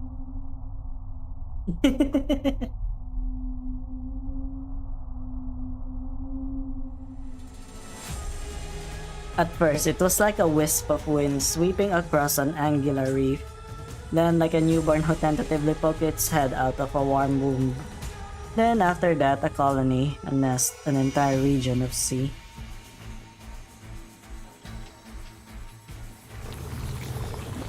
Oh my god! A thick, bizarre sound of blooming of life can be heard clearly. The children of the sea now give back to the ocean. They give civilization a kiss, and civilization is now filled to the brim with life.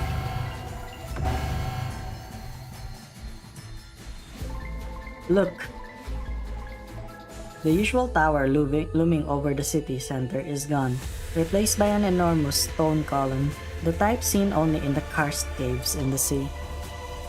Layer upon layer of fine, porous, slimy, and smooth seaborne tissue encircle the wall of the beacon tower.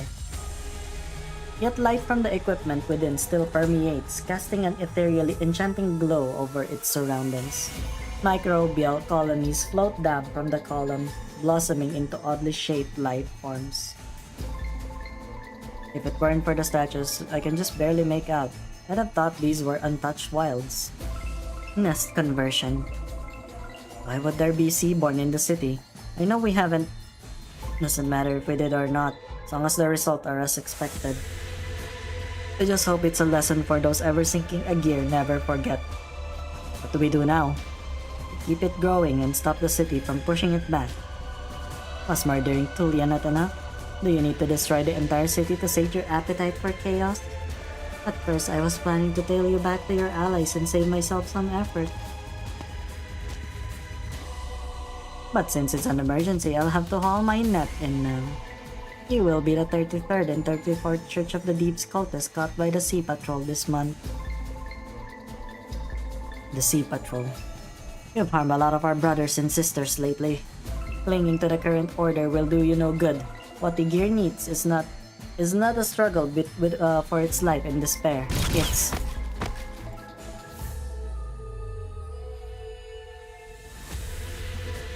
Shut up. I'm not here to debate. Perfecta Secunda, an unusual concentration of biosignatures has been detected. They've tripled in number in a short time. It seems the Seaborn have fully converted the tower into their nest and are now steadily producing more of themselves. We cannot allow them to spread to the other city units. The nearby civilians have already started evacuating by themselves. Take a squad to guide them to the emergency shelters. Remember to clear the roads of all support machines. If the Seaborn contaminate them, then they could be used as weapons against us. Yeah, well, it's an emergency, so you know, can't really do anything about that. Gotta blow them up. Yes, ma'am. I was sure the class 4 weapons had already been activated. Don't tell me. I'm listening. Lock down all class 4 weapons immediately. I want a thorough inspection of the entire system as soon as possible. All troops who have fallen back regroup at the port immediately. From now on, all combatants are to remain on standby on the channel. This isn't quite what you described. Look at this real-time nautical chart. Just an hour ago, seaborne biosignatures were generally stable. But now every nest on the continental shelf is getting closer and closer to each other. No, it's not that their nests are moving. They are expanding endlessly. Like countless drops of ink spreading across a sheet of paper. This entire stretch of sea is turning into a nest. The scattered nests are linking together as one, with Miliarium at the middle. Did the gear really bring weapons to disperse them, Madam Consul, or a mass of catalysts? Are you annihilating them or feeding them? If Blandus tampered with the link between the beacons and the weapons, it must have been him who altered their effect as well. And as a result, the city is now a foothold for seaborne expansion. As the Waterway Program's chief designer of warfare, I will take full responsibility for this, but we haven't lost the battle quite yet. Oh my god, they're communists! No! Not the commies! Look outside, not a hint of disturbance on the streets. Miliarium has not yet sunk into panic. We've struggled against the Seaborn for more than 200 years. We've experienced countless incidents like this. It's far too early to declare Miliarium lost to the enemy. Dr. Kaltsit, Doctor, you must leave the city at once. I'll escort you to the port. I'd assumed the consul would need to remain at her post. As things stand, the port is the heart of the city, a key military installation we cannot afford to lose. The Seaborn have already invaded my city. You think I'll wait for an uninvited guest to knock on the Pensivarium's door? Gah! The air's getting more humid the further we go. I can barely breathe. Watch your step. Use your device to float over. Don't step on that. Another sea brand? Indeed, yet another means for the Seaborn to extend their reach. They've already spread from the top of the tower to here, much faster than you'd see on land. The Seaborn are nesting in the city? Above our very heads. You said there was someone directing them. Why? How? This is the work of that dead man, Blandus. He spent the last 5 years on this. According to his farcical plans, the signals emitted by the tower would, along with the weapons we brought, become a bridge connecting humanity and the Seaborn. He has indeed built a bridge of sorts, but the Seaborn have not reciprocated his ambitious goodwill. Our connection has only served to alert the beasts of Millenarium's position and given them an understanding to our defense mechanism. The legions have taken great pains to divide this stretch of sea into manageable regions, but with the nests now converging on the signal, they are whole once more. Yeah, he did. He did.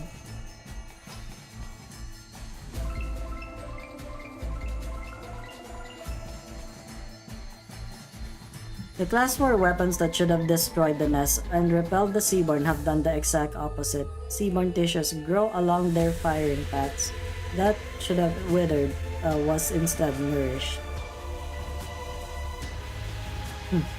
Even until death, he never realized his own arrogance. Senor Olpianos, I don't want to understand what you're saying, but right now, the Seaborn already consider this tower a new nest. Will steadily spawn and attract more from the other nests to gather here. And we reverse the change? It's too late. We have only one option. Eject the city unit the beacon tower stands on. Eject?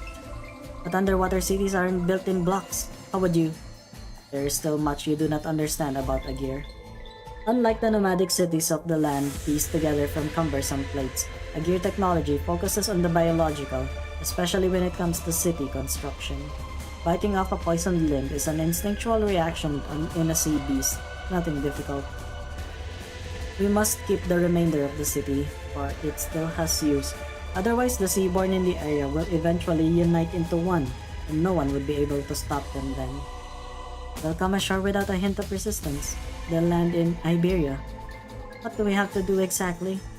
A massive yet precise framework supports each city unit in Millenarium. The operation system controlling the linkage of the tower's unit should be in this control center. Once activated, it will send the entire tower into the depth.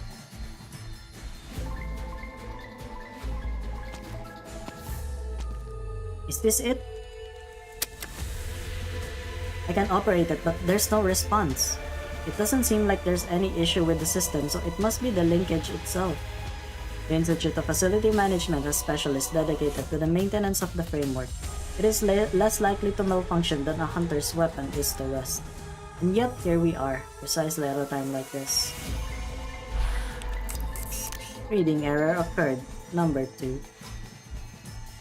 Getting Jordy with my easy to shred team. Man, it's yeah, so Stultifera Navis is actually, it's just long. It's not hard by any means, but it's long.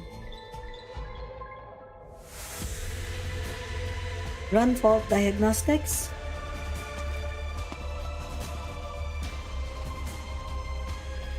You need my help, Mr. Avitus. Oh no, I was merely observing the abandoned little handy. Did he know something about this? I might know who to look for. Contact the Agir soldiers outside. They'll help you exit this place. Are you going to stay here, alone? You still have doubts about the young one? Good. But someone needs to stay in this control center. Once the tower completes its conversion, Millenarium will be unable to eject it, even if we manage to repair the linkage. A sea beast cannot spit out its own heart when the heart is no longer its own. I must remain to confirm that the framework has resumed operation, then eject the tower myself. If you do that, you'll sink along with it into the hordes of Seaborn. They don't care about him that much anymore. They kinda see Ulpianos as their own kin, so I don't think Ulpianos will be in any danger if that's the case.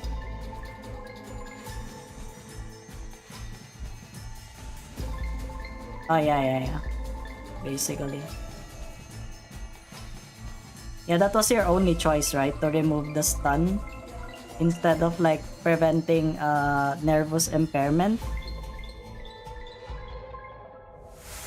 You needn't worry about that, or do you mean to say you'd be more suited for that duty? You don't have much time, young one.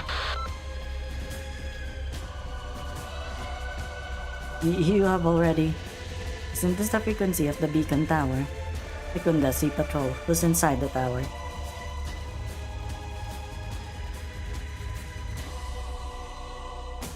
And what about Blandus? He's dead. The two of us were in contact, but I never noticed anything unusual. I should submit myself to the Consul for the discipline once this is settled. Miliario must abandon the tower. I must see it sink into the abyss with my own eyes.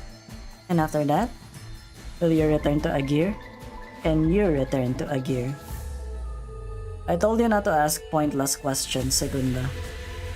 You should not allow the past to render you indecisive.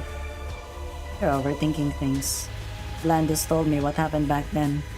As far as I'm concerned, it doesn't matter which of you rejected my application. Though I'm willing to admit that I regret not becoming a hunter and fighting alongside you all deeply.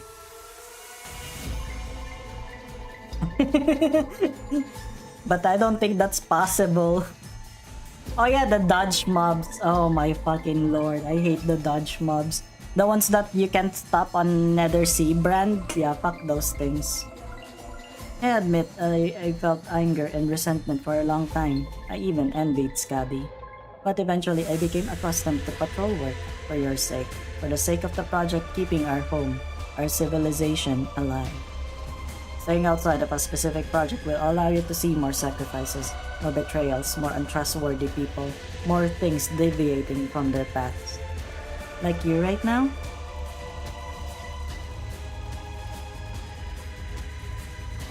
Oh yeah, definitely. Opianus is very strong, yeah.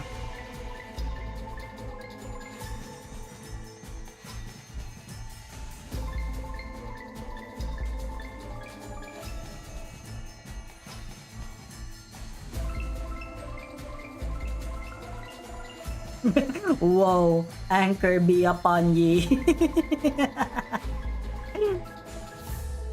When you're a tiny little seaborn and you see a shadow looming above your head, and then when you look at it's just Opianus's anchor.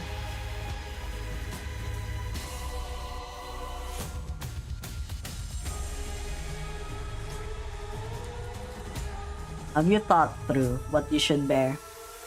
You truly did betray Agir. If you really are associated with that scum, then you're in the tower now to plan your escape.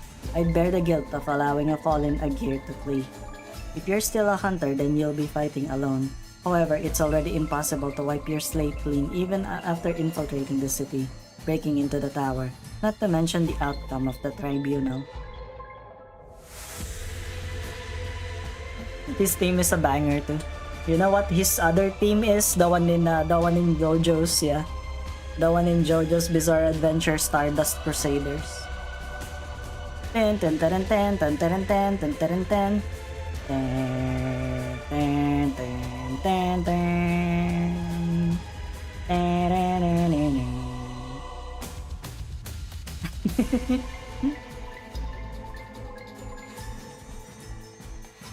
Agir might not remember your sacrifice, just like how Tulia will inevitably be forgotten. But I agree, ejecting the tower is the most effective way to help Miliarium respond to this disaster. I approve of your choice. I'll afford you some limited amount of trust. Very well. You have 5 minutes. After that, I'll come rescue that land dweller in the tower. The entire city is following the Emergency Transportation Coordination Plan. We'll enter the actual channel via the Sophanteatrum and leave for the port. I will remain here to direct operations while the Sea Patrol takes command of this ship and sees you to dry land.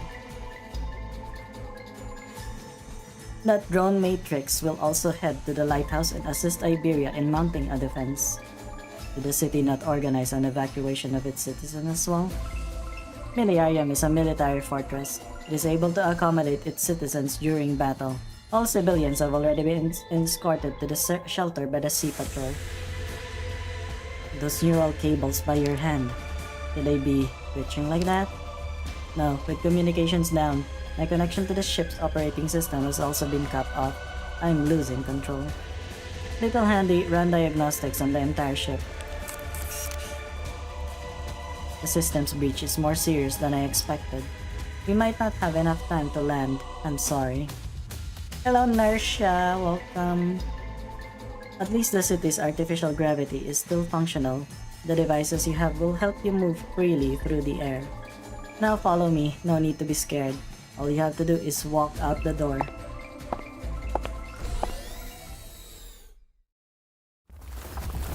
Oh my god! Comms are still down. Looks like someone managed to cut off the entire Sophantheatrum from the outside.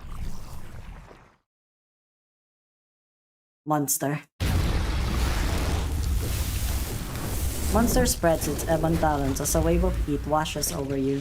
At nearly the same time, the console draws her ceremonial sword and steps to the side to cover you and Count Sith. You take a good look at the enemy before you. It's coming! Oh my god, what the hell? What the hell is that?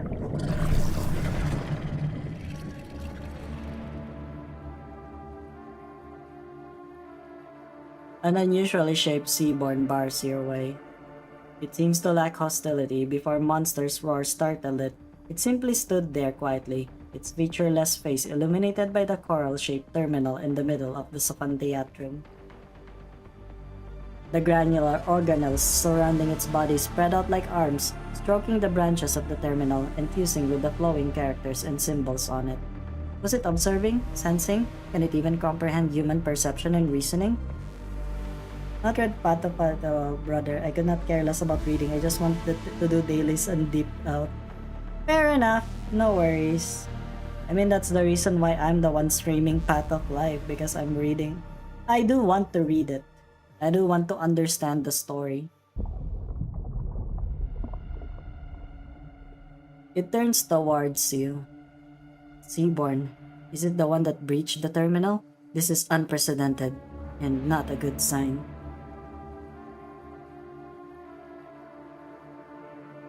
Probably.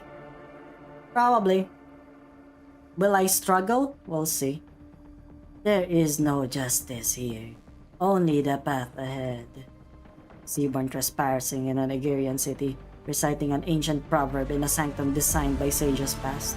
This might be the most ironic scene I've witnessed since I joined this war, uncouth even for a provocation. Its use of language and its matter of speaking are all unlike the usual outcome of the Seaborn's first learning. I fear the Seaborn was once human, Madam Consul. Language. Never I have forgotten it. Never has it abandoned me. What about your thoughts? Do you actually comprehend yourself when you clumsily mimic the sayings of the wise? Comprehend? No, I did not understand their true meaning, even as I left them for posterity. Now I have new understanding.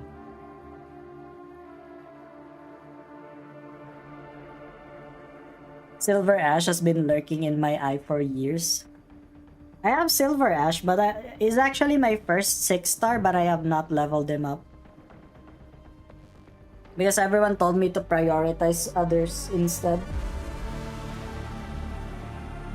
Left for posterity. Martus? You're Martus? The key member of the 4th observation team of the Mantle Ruins? The scholar of anthropology and prehistoric civilization who went missing more than 2 centuries ago? That Martus? In my most distant memories, I was once known by that name. But now you need to only be cognizant of my appearance. You see before you a Seaborn. Call me as such. Seaborn. The Seaborn floats towards you. Through its transparent skull, you can see strange colored orbs gather and disperse, steadily changing their formation. Agir, allow me to converse with the one behind you. Rawr! Glub, tell your little friend to stow its fangs. Its flames cannot burn my blood. Then... You know who Cult Sith is? Stay vigilant, Dr. Alyssciel. I'll speak with it. Cult Sith. I see now. If you're accustomed to that name, I can call you by that. I have waited for you, Kaltsid, for the two of you, for a very long time.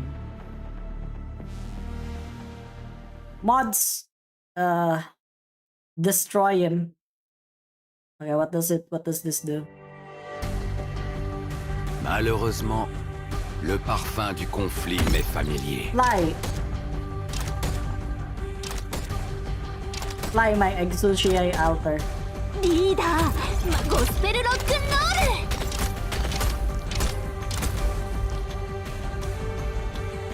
ール。L'ombre qui gît à vos pieds n'est pas la vôtre. Oh wait, I'm stupid. Why did I do that actually? ドクター、ここっていい景色だね。Ah yes, I'll just keep on making like infinite fucking barriers. 本気で行くよ。次は。L'envie de tuer s'empare de vous. No, get the fuck away!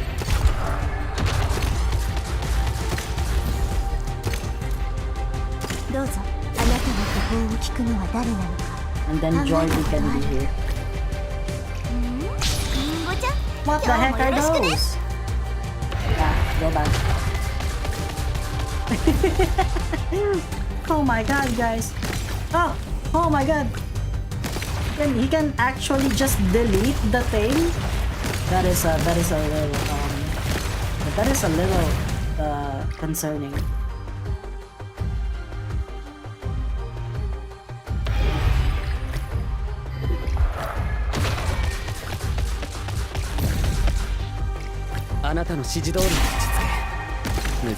Lemon, kill them fast. Lemon, kill them fast. Immediately, please. Thank you.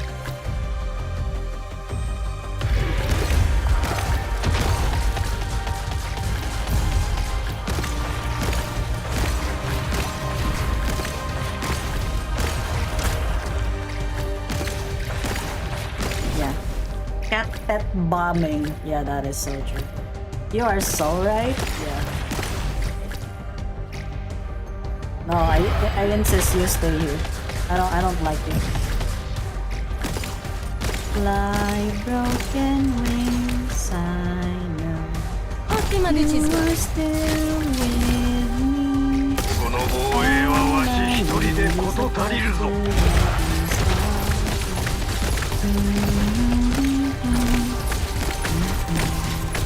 Can be free. お主は倒れんぞ。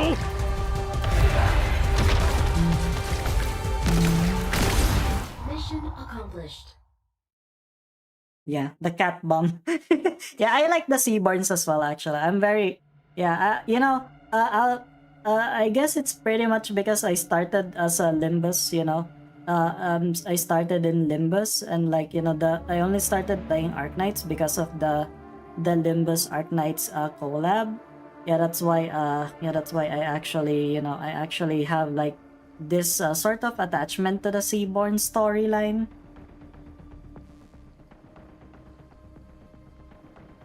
Yeah. I saw that one. It's like 35% reduced, right? Long have you walked the land, Kaltsid.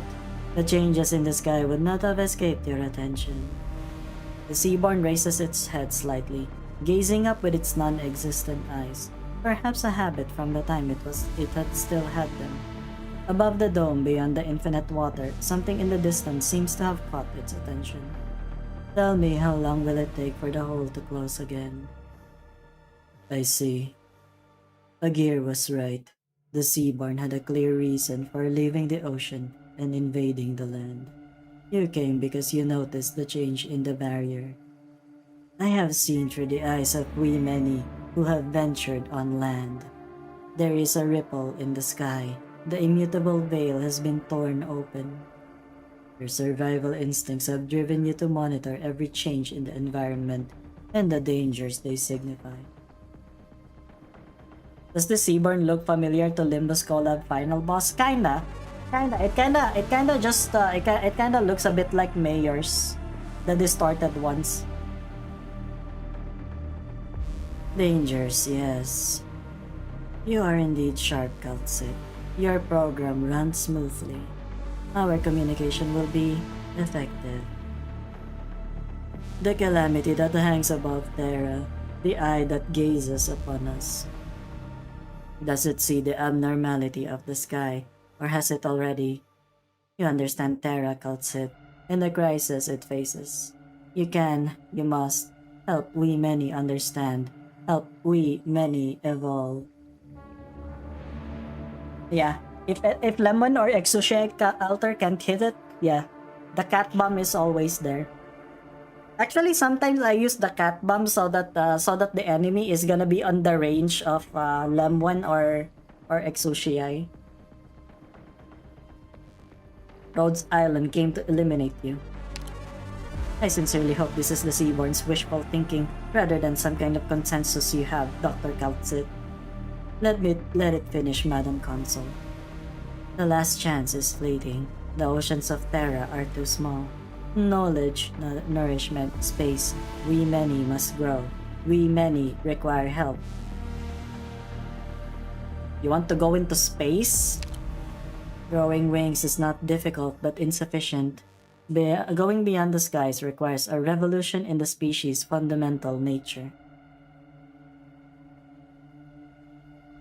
Lowering, really? Silver Ash? Damn, should I eat 2 Silver Ash? But like, I get Executor, the X-Fodder. You have the knowledge, Kaltsit. You help we many understand and we overcome calamity. Whatever their origin, the Seaborn are non-sapient creatures driven by instinct, ones that the church fanatics have placed their unreasonable expectation on. But you know far more than either of those two groups possibly could. How? We are the same, Kaltsit. You and we many have the same duty. Perhaps I should reframe the question. How did the Seaborn evolve into what they are today? What do you have to do with Kairula Arbor going out of control? Oh my god! Kairula Arbor, the IS-3! Is the answer important to you? I can speak of my own history if it helps you understand my intention. Hello, Tompio. Yeah, that's good. If it's your last day of being employed, you know, it's good, but you know, you gotta find a job. You gotta find a job immediately, maybe, if you can. We waited for 2 centuries for these answers. What really happened in that failed expedition? What turned you into what you are now? Failed? No, it was a success beyond our wildest dreams.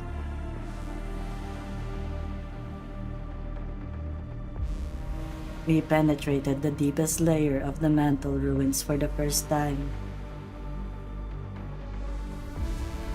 Oh, but at least you're gonna get allowance, right?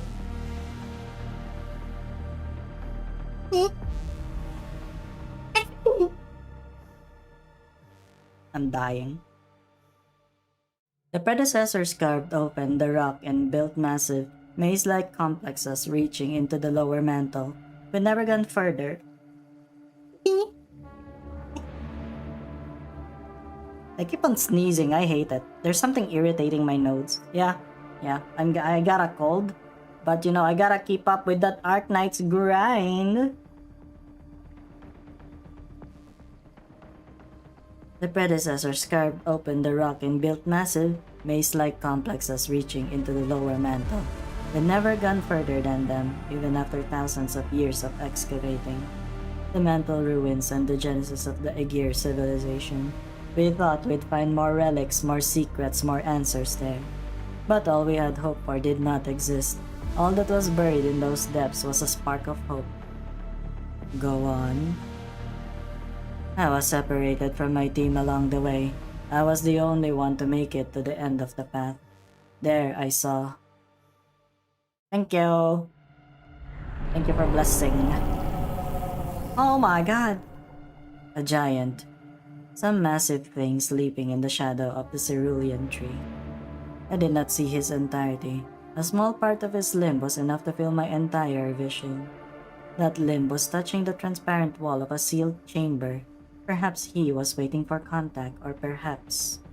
Before I realized it, I was standing before him and reaching out. The wall of the chamber was cold, but I could feel his warmth. Then vision surged towards me from every direction, inundating me. Oh really? More battle caps? Oh yeah, IS4 is kinda rough for me. Yeah. Actually, I have finished ending 1 in IS3 for so many times already, but I only ever finished IS2, 4, and 5 once, like, you know, the one ending. Okay, take care. You have a good sleep. Thank you.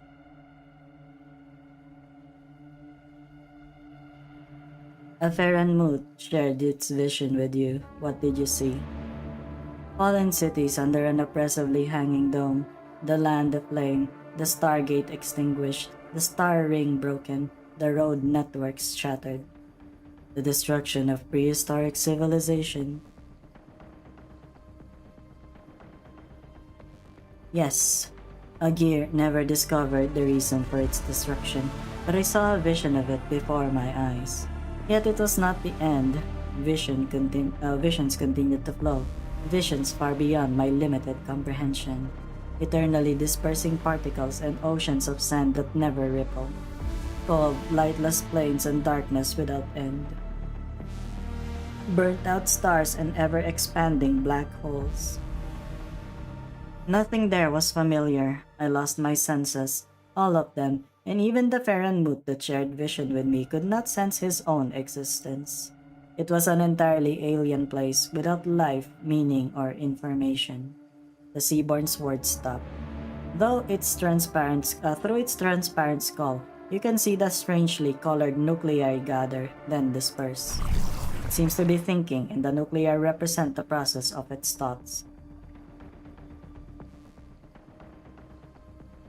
But you, Kaltsit, understand the meaning of those images. The crisis destroyed everything. It cannot be visualized. There is no word in our language to describe it. It was the end of prehistoric civilization and the calamity that Terra must face. It is the end of all things.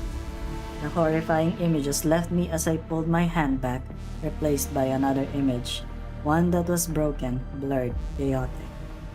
He and his children shall devour all that is living, and consume the moons and the stars. All that is living and dead shall nourish him, and he shall murmur at the end of time. Survive. Over and over. Survive. I probably should level up my Mizuki as well. I saw his IS module. It's actually pretty good. Chaotic murmur. Was the Farenmut asleep? He was trapped within a dream. The dream stagnated. Evolution stagnated. Duty stagnated. He was trapped in the Cerulean cave. Therefore, I must awaken him.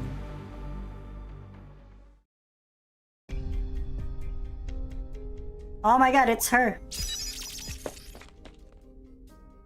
Gotcha! Magister Avitus. Did you and your comrades go into hiding in order to destroy the city from within, waiting from when the Sea Patrol Guard was at its weakest? You should be evacuating, Magister. Sea Patrol has noticed, Kasia. They're investigating you. You're showing this much concern for me because of that tiny embryo I left in the incubator reminded you of the past, am I right? I'm just curious, do you regret your decision? Now is not the time for this. The Seaborn have invaded Miliarium. Stop what you're doing or the city will be lost. Isn't it a little late for that? Why did you? Just to betray Agir? I told you the Seaborn have revealed the weakness of Agir's very foundation. Before people can regain the will to live, the collapse of their values will have crushed them already. Once you were a great scholar, but what are you doing in the city now? You found out about me a long time ago, didn't you? You had many chances to stop things from getting to this point. You could have reported me to the Sea Patrol at any time. But you did nothing. You sat and waited, watching everything happen like a blind fin spinning in a whirlpool. Did you come to the Millenarium just to witness the destruction and validate your own despair? I'm not. I can still stop you. As long as life remains tied to any value system, it is doomed to eventually collapse. Life itself should be reason enough to live. Best squad to use in IS4 is the Eternal Hunting Squad. Eternal Hunting Squad? You're able to perfect most of, if not all, battles. Wait, Mizuki should be in the kernel already or nah? Is that real? We must rekindle our most basic survival instincts and force the people to reassess the values they once held in such high regard. Only by doing so can they be saved from despair, from becoming like you. Like me. Watch out! Jordy! Jordy, why did you do that? Cries and buzzes excitedly. Gosh, I got away. The linkage here was sabotaged. No wonder it didn't work from the control room. Leave this to me, ma'am. The Seaborn are approaching. My mentor at the Inquisition taught me some arts, although my talents are nothing to write home about. That woman worked at the Institute of Free Facility Management. She'd know how to sabotage the city unit framework. I appreciate your courage, Jordy. I'll call in people to get this area under control. As for Cassia, she's mine. Rapidly flaps fins. Whoa, already? Are you going to keep lying there, Mr. Avitus? The student had vanished. Avitus gazes upon the young man who suddenly appeared before him. The fear in Jordy's eyes is obvious, but he lights his lantern with a trembling hand. Man, I wanna get Radiant as well. He looks cute. I haven't maxed out any IS yet, but only because I haven't really been playing that much. I think my highest one is IS3 with level 66.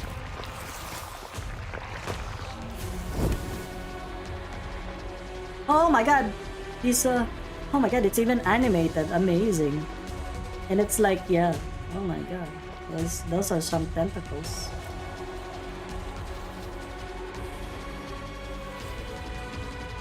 Jordy, I heard your conversation. You're not an evil man, but I'm disappointed in you. Very disappointed. Did you come here with this city because you believe it wouldn't make it back?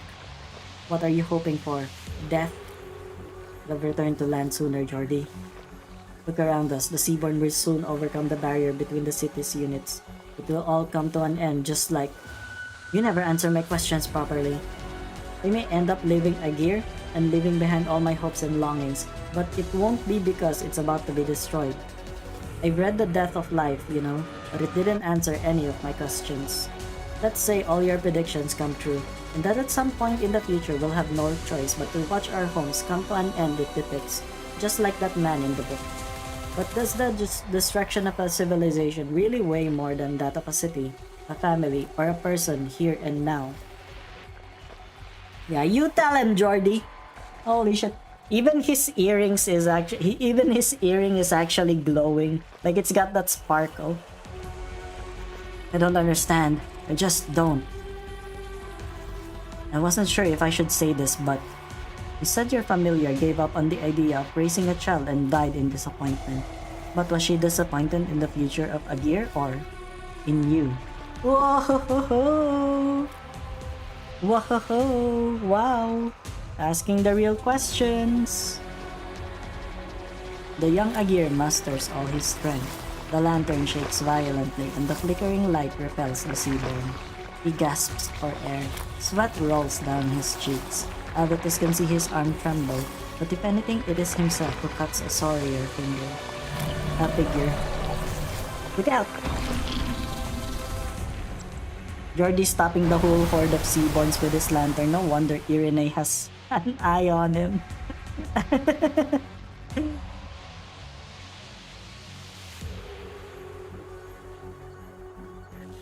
You have smeared your bodies on the outer wall, infiltrating through the trail of weapon fire before reshaping. What a convenient form of life. Seaborn. I swear, this is the PNG equivalent of a Seaborn in like what was it? Stultifera Navis? Was it in no. Yeah. The those Seaborns and Stultifera Navis. They're like this one now. Joyfully convulses its gelatinous body. Excitedly sways fine tentacles. You hear. Nest we seen. From nest you leave.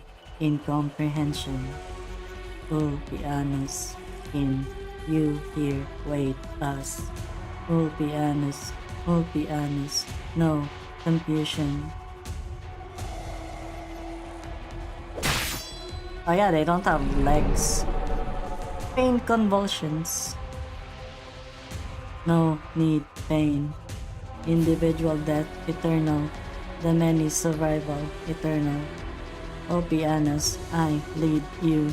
New individual born for you. Help you extend me. Gladia. O pianos. There's no expression on Gladia's face. She holds her lance sideways, its point touching the floor. An almost imperceptible posture enough to mitigate the fatigue that continues to rush up from within her, and to support her as she stands before her long-absent colleague. Your friend is now a pool of goo. You still need to answer its question.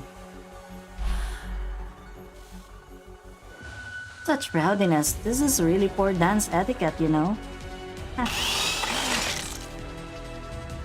Dance is an art. It's all about elegance. You can't make it work with the strength in numbers. What? That didn't pierce it. This used to be a cluster of coral changed by the Seaborn, but now it's a wall. No one knows how thick it is. The warning from the city, the unusual movements of the Seaborn, the results of the abnormal surgery. We must get out of here and find out what's happening at Miliarium. Entrance is gone? No, it's us. We're losing our sense of direction. Capsization. Everything around us is happening. The algal blanket, the unhatched eggs, even the waves. This entire nest will become a hardened shell for these creatures to store their nutrient. A shell without a single crack. There's no way the three of us can. Even worse, the stagnating environment is exacerbating our exhaustion. Captain Gladia, Spark, behind you. Kill it! Ew. Oh my god, it evaded. Nest become whole. Doom the sea. You in no harm. We many accept you. We many protect you. Here much nutrient. Sleep, only sleep. The lethargy, which had therefore been suppressed by the fighting, begins to spread through every limb and organ. The thick and hard shell solidifies the waves. All is stagnant. The hunters vaguely sense their consciousness sinking, as though there is no bottom.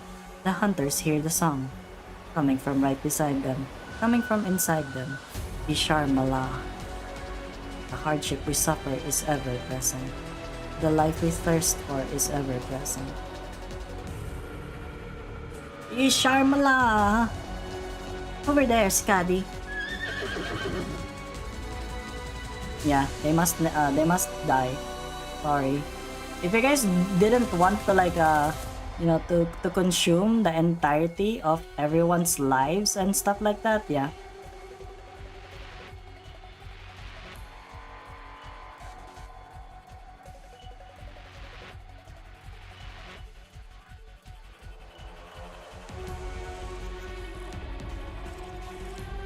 Roaring.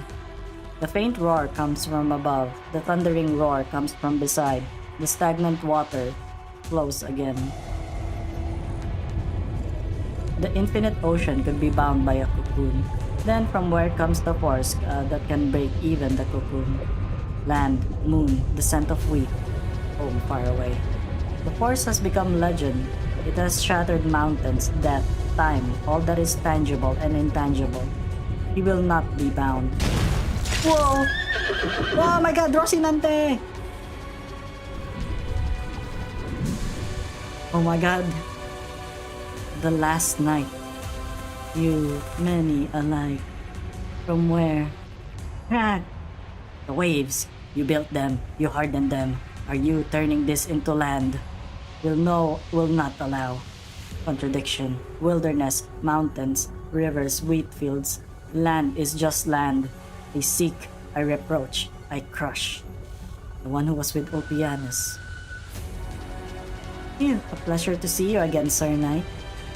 You, not kin. Roar! Oh my god, he's gonna slay the ocean, guys. Holy shit. Agitatedly twitches soft tentacles. Excitedly flaps greased fins. Out of the way!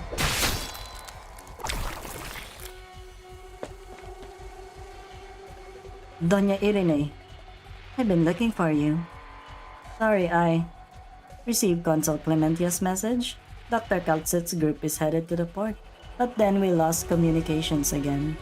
We must return to the Eye of Iberia immediately, inform Lord Carmen, and help the Inquisition and Penal Battalion form defensive lines. No, we have to wait. Why? Most of the invading Seaborn are still under control near the beacon tower. If that unit can be ejected, then Miliarium is not yet lost. It can even organize a counterattack. But the cultists have sabotaged the linkage to prevent it from being jettisoned. I just kill all of them. Oh my god, I can't believe Irene just went for her boyfriend, am I right? The Sea Patrol is already cleaning up the Seaborn in the area. We can't let these slip away either. I'll deal with them. As for whatever this linkage is you're talking about, will your engineering skills help? Yes. Can fix it. Good. You take the lead on that. What if she just says, good boy. You take the lead on that. I'll protect you in Avitus. We can return to land as soon as we're done. We work together in the Eye of Iberia. Let's pray we do just as well this time. But these Seaborn from the depths are different from the ones I've dealt with on land. I don't know how long I can hold them off.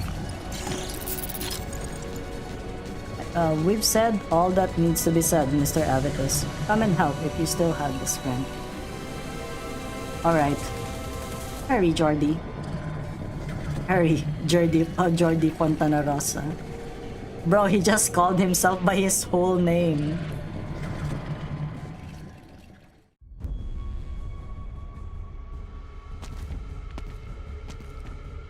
You warn us through the beacon, and a strange knight who appeared at the lighthouse broke through the shell just as we were about to fall asleep. He paid for that entire full name, so they're gonna have to say the entirety of it.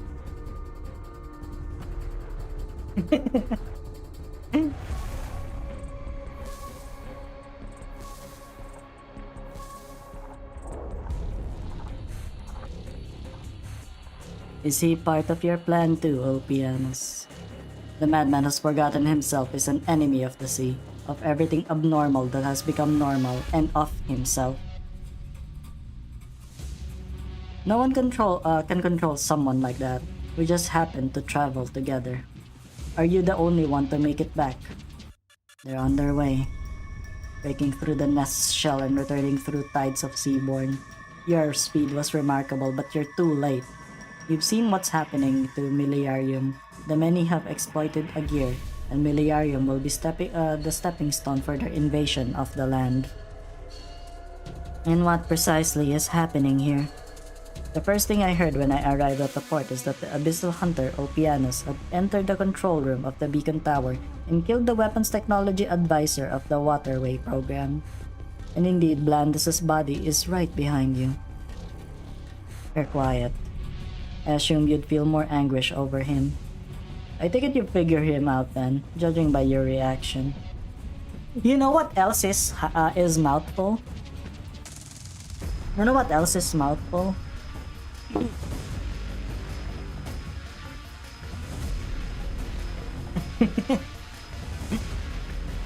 I doubt we have the time to discuss a fallen traitor, even if he was once our closest comrade. That young man really did it. The linkage has been repaired.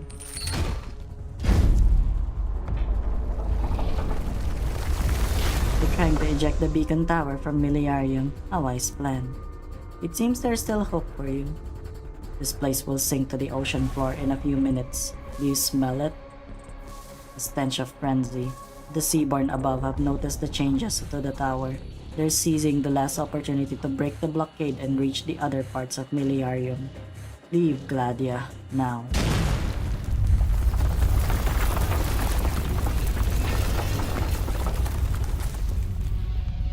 Come back to Agir, Opianus. This is your last chance. I still have things to clear up. If I give up now, all my efforts will have been for naught.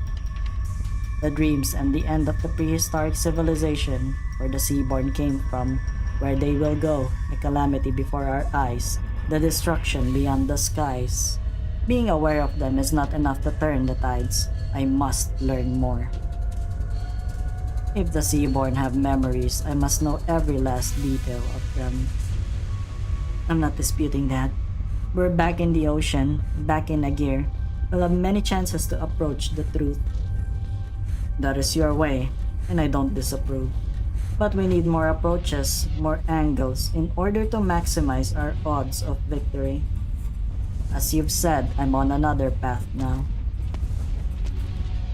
Will you still try to stop me? Unless my eyes deceive me, the seaborn I just killed that evolved specifically for you. That doesn't just mean they are trying to accept you, it means that you also correct. And you know well that being as inside a rapidly hatching nest would mean for you in your present state. Answer me, Agir, how much of your mind is still your own? Is there even enough left for you to choose death? It's the only way for me to earn the trust of these scum. You're an outstanding hunter and a learned scientist. Are you really so arrogant as to believe you can control your transformation through willpower alone? Accidents like that, like the one during the auto-adaptive junction surgery, will not happen every time.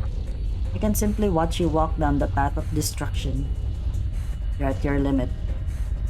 We're both experts in violence. You'll die if we fought here and now. Is that so?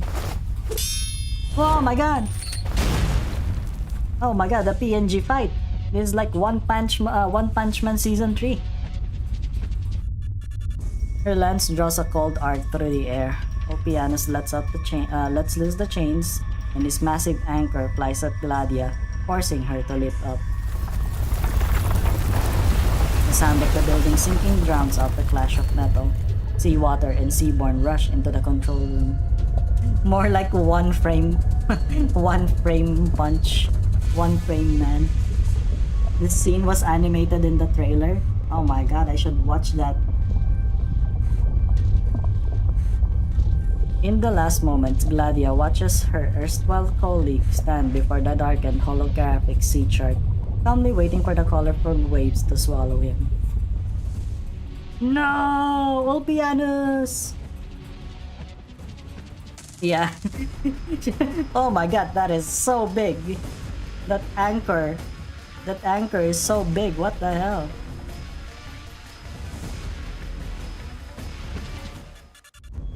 Your description raises many questions. The feasibility of modifying a pheromone into a biological arc by leveraging its habit of fostering an independent ecosystem inside its body had already been verified on Talos. The technology used by the project was mature, and their complex was deep in the mantle. The energy coming from the heart of the planet could support the facility's operation for almost an eternity. The project had more than sufficient power supply.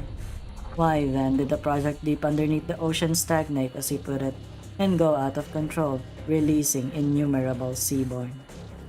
The existence of Ferranmut was introverted by nature. Yet he was to turn things into nourishment for his survival. He was given meaning that did not belong to him, and a name that did not belong to him. Ishar Malah. The changes they were put to were bolder, wilder, more ambitious, and more despairing. Their nature had long since exceeded the biological arc you speak of. For unknown reasons, however, their subsequent actions did not follow the program, meaning that the project did not proceed along the planned lines, but the new direction was also interrupted. Not entirely. They continued to foster new offspring within themselves. But the lives trapped within the Faranmut were weak. They evolved too slowly. The new generation needed to be liberated. They needed to leave the Faranmut's body, adapt to new environments, and obtain more nutrition. More nutrition to be fed back to the Faranmut so that its evolution may be accelerated. Under normal circumstances, the organisms nurtured within a Faranmut are rarely able to venture beyond its body. Yet the aggression the Seaborn have demonstrated outside, the modifications these Faranmuts have gone, were indeed transformative. It was you, Martus, who brought the Seaborn into the ocean and sowed the seeds of calamity. Seeds of calamity? No, the offspring were weak, and Agir was strong. The seabed was governed by a self-regulating ecosystem. Offspring that devoured the algae fields would be discovered and destroyed before they could proliferate. But Agir should not have been an obstacle. Agir should have provided aid. Fortunately, my influence in human society was still useful. The Institute of Development Planning had already announced the death of the members of the 4th Observation Team of the mantled ruins at that time. You came back from the dead just to corrupt your countrymen? I held no forums, no debates, only a few sincere conversations. I helped some discover the problem, and some discover the answer. It was enough that they were willing to give the Seaborn an opportunity. We many will find a way out eventually. The ecological disasters, the fallen cities, the citizens lost, how many of those were you responsible for? Was it you who cajoled Blandus and the cultists behind him to infiltrate the waterway program and alter our weapon systems? The nuclei within the skulls spin. This so-called Church of the Deep is not a formal organization, at least not in the sea. It needs no guidance, no leader. Not an organization. You mean you manipulated the people's thoughts and behaviors only by using their faith and tenets? How did you implant the ethereal concept of God into them, when such absurd ideas was completely absent in Agir? Civilization can never truly purge the idea of primal worship. It awaits at the end of science, ready to be awakened at a moment's notice. The Agir you call cultists did not know the truth. Each of them acts according to their own thoughts and ideals. Each faces their own questions and dilemmas. Selfishness and altruism, flaws and perfection, nature and civilization, logic and unreason, the differences in strength and the shackles of form, the limitations of ethics and the future of humanity, the manufactured truth and the beautiful cycle. So you deceive your followers. This is just mayors all over again. Oh my god, they copied Kim Ji-hoon. No fucking way.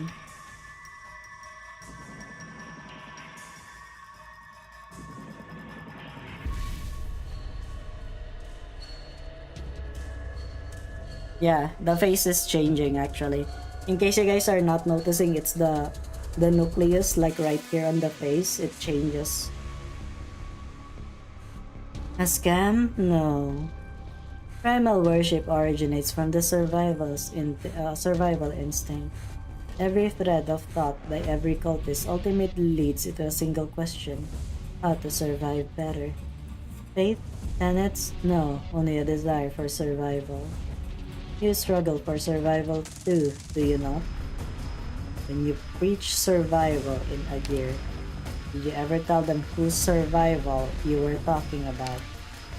The survival of life itself.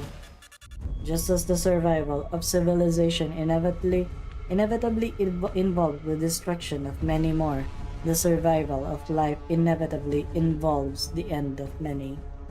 Many species have gone extinct due to the activity of the offspring, while they gathered nutrition for the parent moot. I once recorded the number, only to forget it. For the moment Isharmala awakened, it had become a meaningless, insignificant number. The birth cries of the newborn, interwoven with the wailing of the dying. Songs brought silence. He knew the consequences of awakening the firstborn from the very beginning, a disaster for the entire ocean, for countless species, but you show no remorse whatsoever. You even gave up on recording the number of sacrifices. Was it because you'd gone numb after taking so many lives? But numbness is no excuse for your crimes, Martus. The consul steps forward. Her ceremonial sword is elegant, but the light reflecting off it is chilling, cutting up the sightline of the seaborn gazing towards you. Madam Consul, sa Pontiatrum, you designed the building that inspired so many of our people, myself included. But you stand here now, calmly explaining how you pushed a gear into the abyss. I've seen images of you, a gentle, meditative observer who has the habit of constantly pushing his large glasses back up his nose. Look at you now. Even the richest of thoughts can only be expressed by the simplistic movement of your cells. You still have your glasses on your neck. Is it to reminisce about old friends whom you have no right to reminisce, or to mock the dead with whom you have no right to mock? Oh yeah, the glasses are still there. If you are Martus the Agir, then I hereby pass judgment upon the fallen. If you are merely Seaborn, then we'll skip the formalities. The organelles surrounding the Seaborn expand and parry Clementia's attack. The ceremonial sword cuts into the shadow of the coral-shaped terminal. Ooh. Gurgle. You cut off my control of the terminal? Howls furiously. Emergency transmission. This is the 10th attempt. The Seaborn have taken over the beacon tower. We cannot stop the conversion. But someone has activated the ejection protocol for that unit. Good job, whoever you are. Oh my god, guys. It's Jordy. He did it. Ya boy Jordy. Emergency transition. You are now a female. Thank you. Thank you very much. My signatures keep storing in number. The nests are becoming one. Incoming Seaborn Tide. Scope is the entire continental shelf. Repeat. Incoming Seaborn Tide. Scope is the entire continental shelf. Emergency transmission. This is the 11th attempt.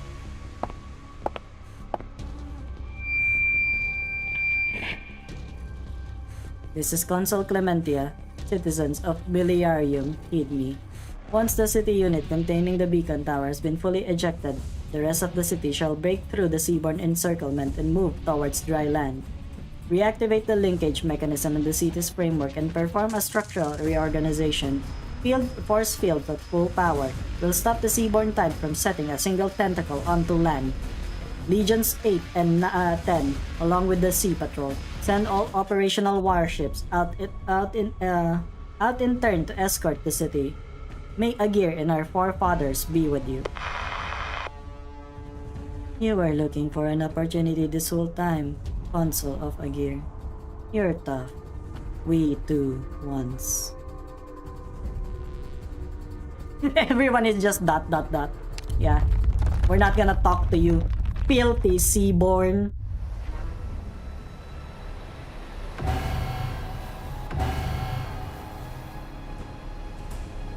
Is it Agir and or the Seaborn who are trying to open up a waterway? The readings are off the charts. The endless Seaborn Tide is approaching us at the very moment. This is beyond the lighthouse's computational capacity. Tu Santidad. I hear you. Look in front of you. Those deep colors between the sea and the sky are a tide of Seaborn. The wind grows quiet. There is no point in trying to estimate their numbers and scope now. Experience is better than data. I have seen the ocean like this before. Do you mean the profound silence? Leave the rest to the penal battalion and the inquisitors. Report! 2 divisions are ready for action. Agirian drone matrices are helping us fine-tune our defenses. Agir. Sir, the ocean, something is rising from it. Is that an Agirian city? Holy shit! Oh my god, that is an Agirian city. That is big. Whoa. That is really big. That's what she said. Having sailed for thousands of miles, Miliarium rises to the surface of the ocean after casting out its heart. Every inch of its being reformed, supported by its framework. An invisible force field extends towards the bottom of the sea and the highest reaches of the sky, forming a structure like a great wall. The structure breaks to the surface of the ocean, creating a giant wave 100 meters tall. However, on the other side of the city, the real tide has arrived.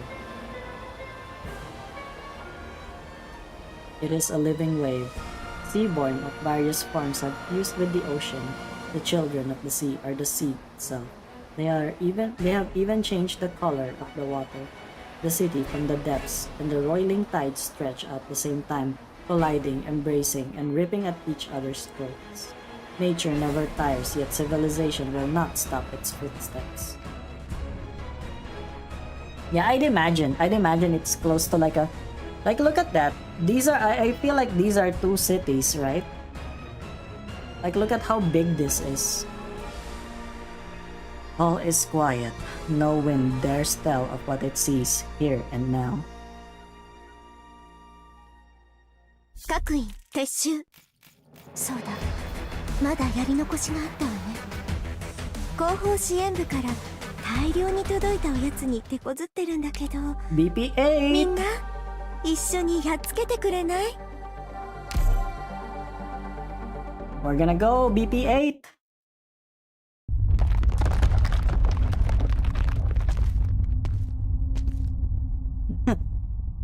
Ew, that woman nearly got me.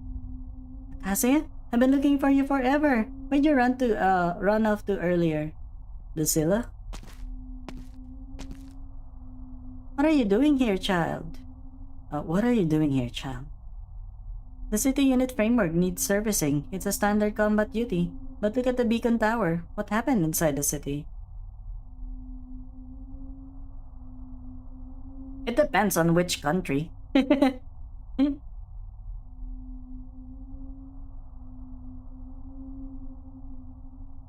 The Seaborn have broken into Miliarium. The tower has become one of their nests.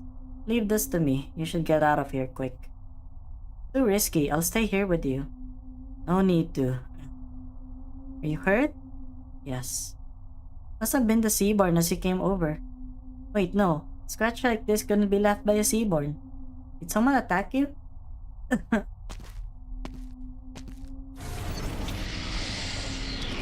Wait, why are you pulling out the safety valve?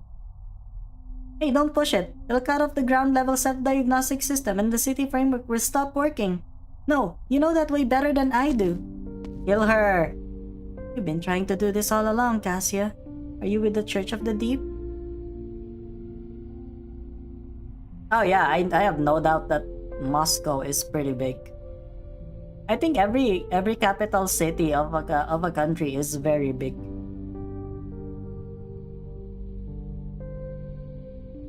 When the Sea Patrol investigated Tulia, you deliberately turned them against her? Don't tell me it was you who made her disappear. What does you put on my neck? Longbeard comb-toothed grass, something made by a friend in charge of raising roadside coral. Don't move. You'll die if its bristles pierce your skin, quite painfully if I might add. Now, leave this place, child. Once it senses you've gone far enough, it'll fall off by itself. You want to leave, don't you? To be honest, before we became co-workers, I happened to see your assessment of the Institute of Development Planning. You care so much about that data scientist because you've never forgotten that evacuation of Miliarium, have you? You wanted as the distant lights of your volcanic power station went out, surrounded in endless darkness, with the only strange rumbles and rustling carried to you by the currents. The ocean as it once was. At that very moment, you were the closest to the ocean out of all of Miliarium. You standing in the mezzanine of the dome, all alone. The IDP assessment was there, that there was too great a psychological burden, which is why they agreed to transfer you from the dome system to the ground level. Your so-called fear of heights was just a little joke of yours. I'm afraid that you yourself don't even realize what lies deep within your heart. The remaining Seaborn will soon discover that this route is still open. You wouldn't want to meet them again. Go quickly before it's too late.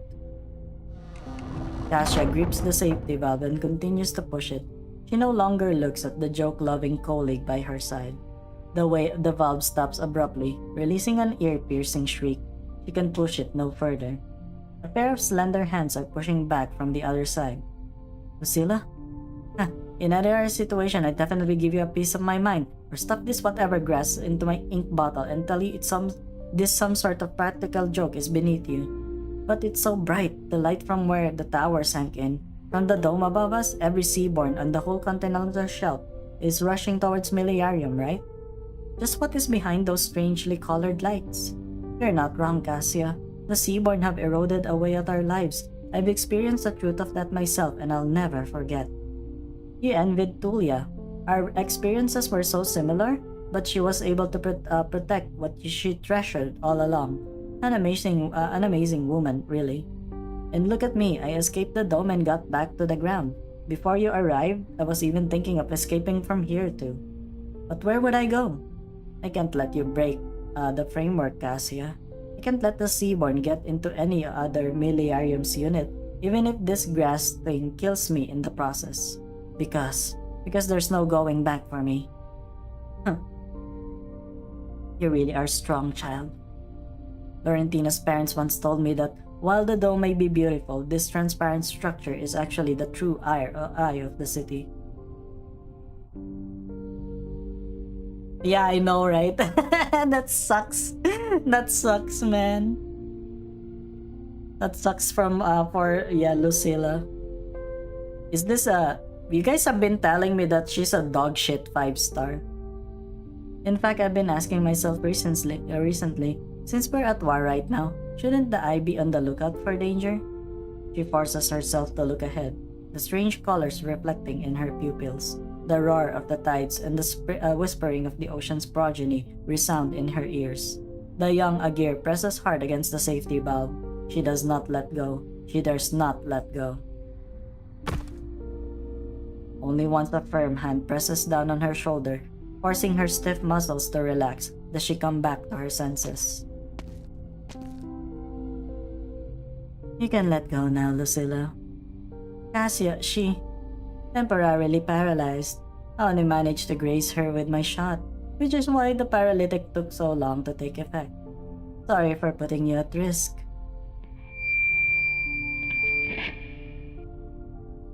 This is Consul Clementia. Citizens of Miliarium, hear me. Once the city unit containing the beacon tower has been fully ejected, the rest of the city shall break through the seaborne encirclement and move towards dry land. Reactivate the linkage mechanism in the city's framework and perform a structural reorganization. Force fields at full power will stop the seaborne tide from setting a single tentacle onto land. Legions 8 and 10, along with the sea patrol, send all operational warships out in turn to escort the city. It might be more appropriate if you were the one to handle the report regarding Cassia, Lucilla. I see. Should be heading straight to the port now. The mission just declared by the consul is more urgent. Cassia's already subdued. I'll take her to a doctor first and then she should be punished.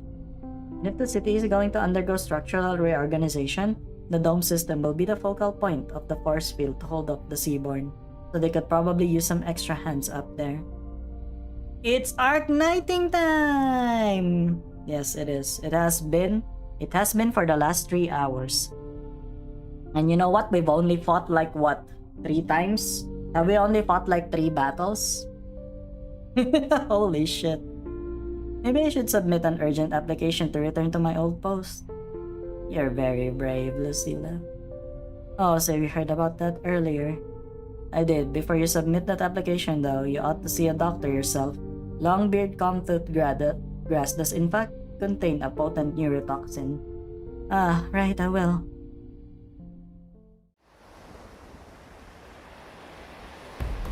Ramming armor, check. Ship cannon mounts, check. Monitors, check. Camouflage coating, check. Propulsion systems, check. All system diagnostics complete. Ready to launch. We'll be heading to the designated waters at full speed to block the seaborne tide from the north. All weapon systems permission granted. No need to hold back. Don't let them get near Miliarium. We'll do everything we can. Just part of the first sortie. We'll be sending the rest of our ships into battle after you. You're to escort Miliarium in ships while it's reorganizing, serving as an extension of its Great Wall and preventing the seaborne from making landfall. So remember, the moment you get the order to change ships, you must return to resupply immediately. Understood. Kill this bitch! Oh my god, why is it here? Seaborne spotted. The remaining seaborne in the city are attacking the port. Do not let them approach the warship dock. Pain convulsions. Not content with ambushing us in their nest, they made a sneak attack on our city too. How annoying. Rapidly flap spins. Wrapping around a statue? What, have the seaborne developed a taste for art since entering the city? That said, the Sorrow Drinker is hardly a masterpiece, so I won't feel too bad when they've reduced it to rubble. Why would you do that? That statue did nothing wrong. Honestly, I think it's got more charm when an arm broken off. Thanks for the glowing review, Scotty. Are you feeling better now? Yeah, ever since we left the nest. Good to hear. It's the hunters. The Abyssal hunters have safely returned to the city. Swordfish? Captain Gladia, you met... Yes. I saw him. We've arrived at the right time. You must have heard Secunda's report over the emergency frequency. Infiltrating Miliarium, breaking into the tower's control room, murdering the weapons technology advisor of the Waterway program, and finally choosing to return to the ocean with the seaborne. Ulpianus has not made it easy to clear up Kim's suspicion. To capture him or even execute him is a duty we Abyssal Hunters must perform in the future. Then Gladia. But for the moment, our mission is to search for the remaining seaborne scattered around the city units and put every last one of them to the sword. Yeah, kill each and every one of them. What must be said, I have said. You've avoided answering the question at the heart of all this, Martus. The question at the heart? From your description, everything that transpired beneath the ruins, the crimes you committed and the consequences incurred, they all seem to stem from some mysterious inevitability. But there's no true leader of the Church of the Deep like Mayor's cares for the individual wishes of the Seaborn, but Martus doesn't care. He just needs survival. Yeah, that's true. I can see the difference between them, and I think that is the reason why she distorted so easily. But the Martus I know was an eccentric yet gifted man. He was doubtful by nature, and not one for making arbitrary decisions. He would not have rashly discarded all reason and played at being the mystic, and he would have been even less inclined to reject his own resistance or ignore the worth of others. The choices I have made, the outcomes I have borne. Why do you care about the past Martus thought before he made his decision? His past choices have made you who you are now. Without understanding his reasoning, we cannot understand your existence. You would care about such trifles as well, Cult Sith. The nuclei within its skull spin. I understand now. Of course you would care. How could you not? The human that once ate the strange flesh experienced such struggle too. Was it a day or perhaps several? In the depths of the ruins, time holds no measure. He feared, he doubted, he was compelled to think over every possibility. Oh my god, Bolus tutorial. What the hell, Giamu? What are you doing? Giamu! What are you doing? How are you?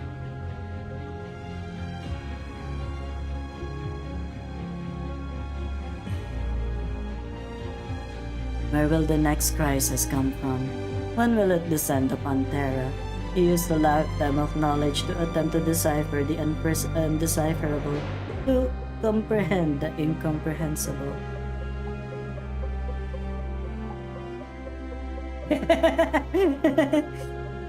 Yeah. It's like I'm gonna turn over to the other side because I wanna win. Truly amazing. What an amazing gambit. To seek more immortality, don't get it from these seaborns. They're kinda stupid. They're kind of shit. If there exists a life form that could survive the cosmos of Quietus, even if only as a singular being, how would it be born? Given infinite time, even the tiniest fin will be able to type out the ultimate truth of all things on a terminal using its tail. But time was our most precious resource. Admittedly, the Rerun before him had foreseen our ruinous prospects, but could he and his progeny continue bearing the torch of life through it all? Supposing they could, before they instinctually iterate a way of overcoming the destruction in a limited time, how large a population and how efficient a fecundity would they require? Would they have to consume a patch of sea, a whole planet, an entire star system? How many must die to support their lives? Supposing they could not, then where did the true answer lie? On the other side of the ocean? On the other side of the sky? Or perhaps it is somewhere out in the sea of stars, untouchable by Terran hands. Even if you spent your entire time simulating, you would not have been able to obtain a definite conclusion. The information you possessed was simply insufficient to calculate every possibility. Indeed, Calcit, but the past Martus had no choice but to try.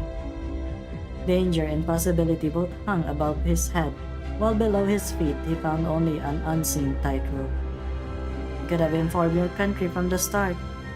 A gear would have helped take on your burdens. The oldest records of the Academy of Science could verify the past you saw.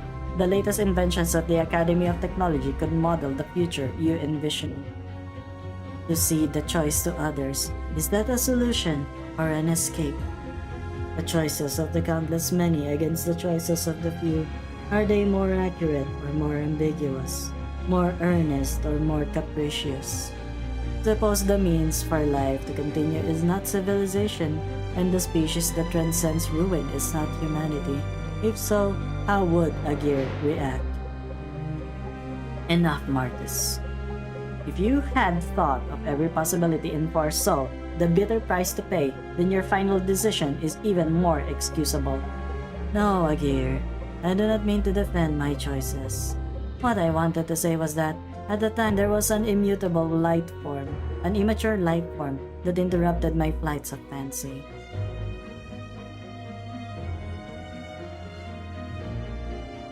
Its tentacles were minute, and its body yet uncoordinated. Beneath its translucent membrane, simple organs could clearly be seen. Born from Isharmala, it had unknowingly crawled past the cabin wall and was licking my ankle happily. Was it unaware of how swiftly its death would come? Did it not know that it was destined to become one of those insignificant dots among the millions of biosignatures on the monitor? Being the progeny of a Fahrenheit, could it have not seen its frightful vision its parents saw? Was it unaware that the destiny of its entire race was only to foretell and greet ruination?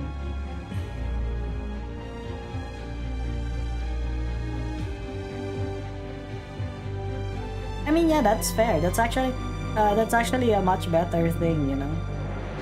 The doctor's perspective is actually, yeah.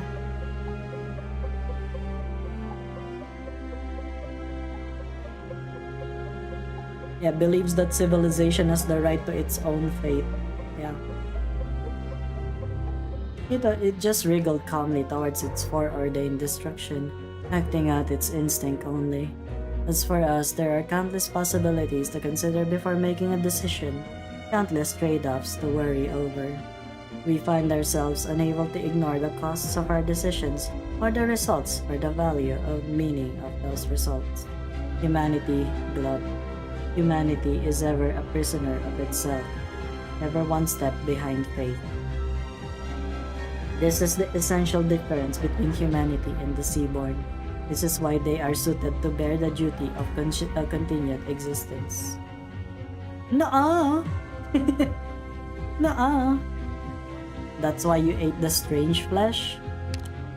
If there is any life that can survive the future of Quietus, no matter what form it takes, it is worth fighting for, no matter the cost.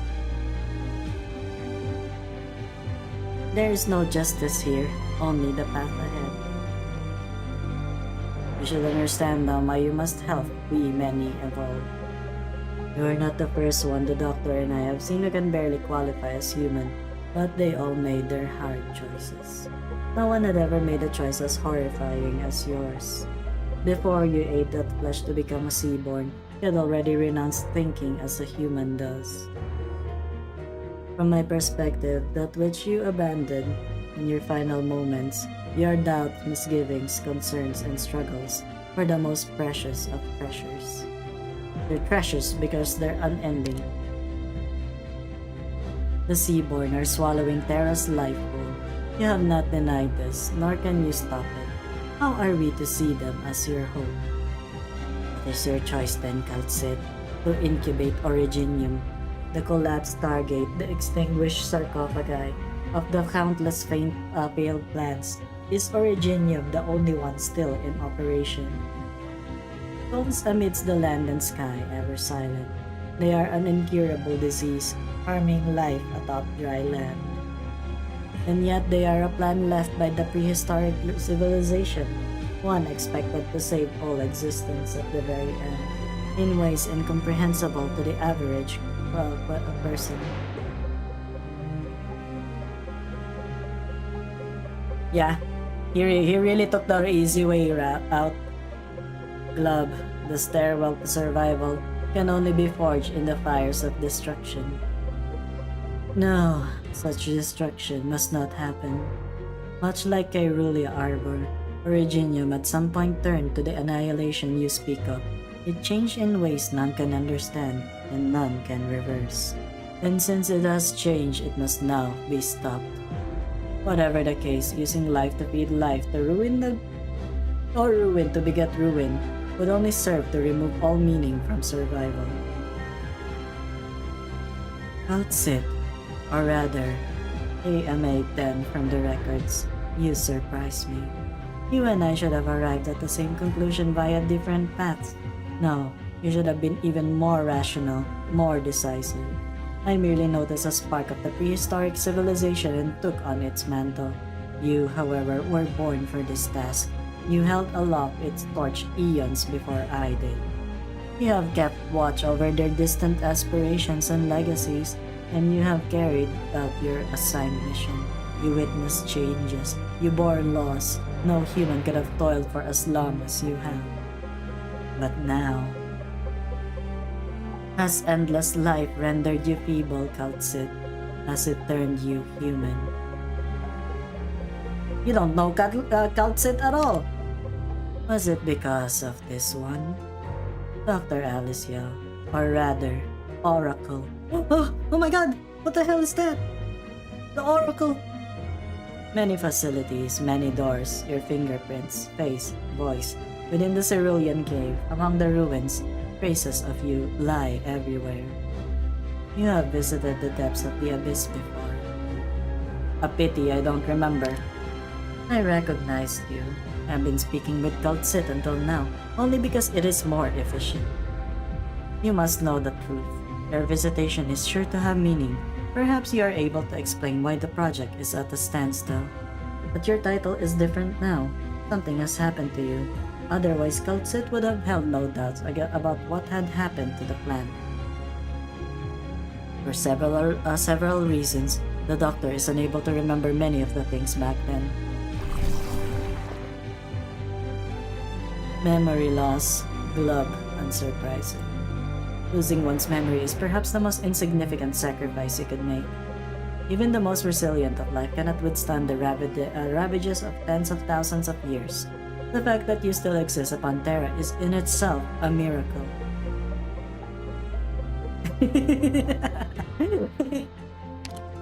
What I saw, what he saw, what they saw, those frightful visions are an absolute truth to you. You have lost your proud civilization and homeland. Heaven and earth have lost all color. Time and space have become vast prisons. You have been exiled by despair. You have stopped to rest upon Terra. You have not escaped your fated ruin. All man will perish, all things rendered meaningless. Despite this, you have not stopped fighting for hope. This planet has been forever marked by your resistance, even if those marks were mostly wreckages.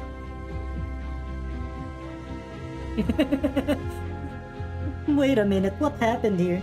What happened? I revere you and your cause, you the people of a bygone age. Maybe the project stalled because they realized the cost. Dr. Alyssciel, whether you accept it, deny it, or are undecided, it matters not to me. I am not hoping to win your understanding. I seek not your approval. You and your comrades have planted hope in the deep depths of the sea. A possibility, a spark. Perhaps you have forgotten it. Perhaps you have renounced it. Perhaps you now stand against it. Come what may. Now it is I who tends to this light, and I shall not see it extinguished. The rejection of our flame's kindler will not waver the many's solution. Stop trying to prove ourselves. We shall return to the reality itself. We many sense the oncoming crisis. Perhaps the eye beyond the clouds has caught a glimpse of Terra's exceptionality, a sword hanging above all our heads. Terra is but a cage, trapping countless souls unaware of the truth. Now there is a crack in the bars, a crisis, also an opportunity. Sight, sound, smell, touch, the rushing of the ocean waves. Within the cage that is Terra, the children of the sea are the most resilient race. Never have they stopped evolving. You cannot deny that we many may have become the most magnificent of miracles. They will become the sparks in the wake of the Big Bang, the seeds from which the cosmos will blossom once more. They are the closest to success. Tell me, Cultsit, Dr. Alyssciel, and the Agir, do you now choose humanity, or a genium, or the Seaborn? Oh, I see.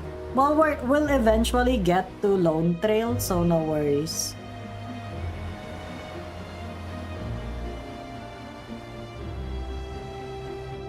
Is it true that a crisis? It is true that a crisis fast approaches. There are still many questions I am unable to answer, many truths I am unable to grasp. But this does not imply that life can be reduced to a hollow concept that would simply erase its original meaning. You consider this a weakness, Marcus. I consider it my drive, bestowed upon me by this endless life of mine. Life's worth should be determined by the living. Hell yeah. The Seaborn are a calamity that must be stopped. On this, the Doctor and I will not change our positions, and neither will Rhodes Island. Without civilization, how can you speak of survival? Without survival, how can you speak of civilization? Yeah, it's a paradox, my guy. They both need each other, can you believe it? This ridiculous debate has gone far enough, Marcus. We have excised the deceased organ from Miliarium. Your kin in the city are being eliminated as we speak. You'll have plenty of time to reflect on what you've done and share the rest of your secrets with us in prison. You, Agir, and that Ebon monster. It is futile to contain me. You alone, your city alone, are not enough to slay me. To slay is Sharmala. The city has completed its reorganization. I can imagine how it will look as it bars our current, but we may still surpass it. Oh yeah. Yeah, I still need to like read Babel, so you know. Yeah. Because I had a D&D thing. Oh my god. Yeah, D&D, good for you. It's always nice to have D&D. Unless the D&D is shit, then it's shit. There's no right or wrong here, so let our air-brief resistance provide our soundest proof. Next, I will rouse the slumbering firstborn. I will lead our kin to the moons. You will become a part of this magnificent cycle called Sith, as will you, Dr. Alyssciel. No. Just say naa to everything, and you will be fine. Maestro. Oh, Santidad, I am here to make my report. No need. Agir has already informed us of what transpired beneath the wave. What of cult Sith in the Doctor of Rhodes Island?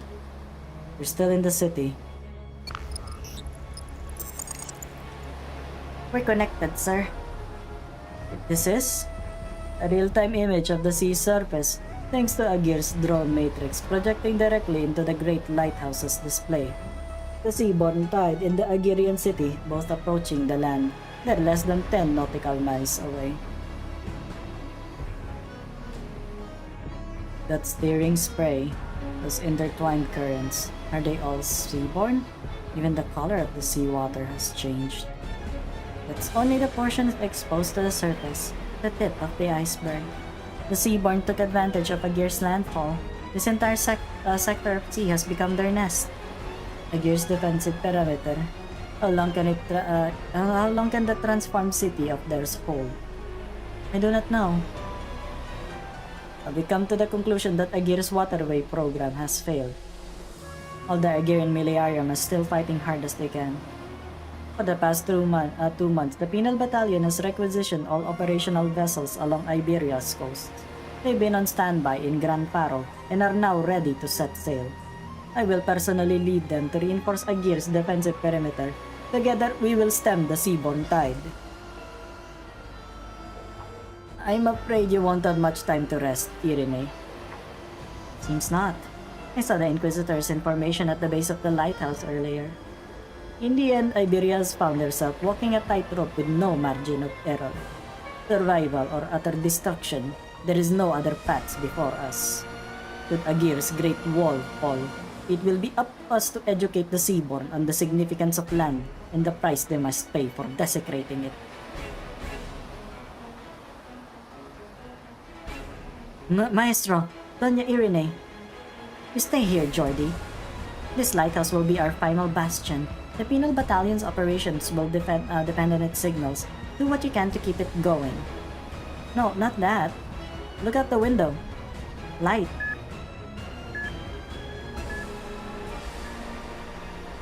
Is that a lighthouse? But aren't we at the only operation eye of Iberia? What's going on? Why are we suddenly receiving so many identical signals?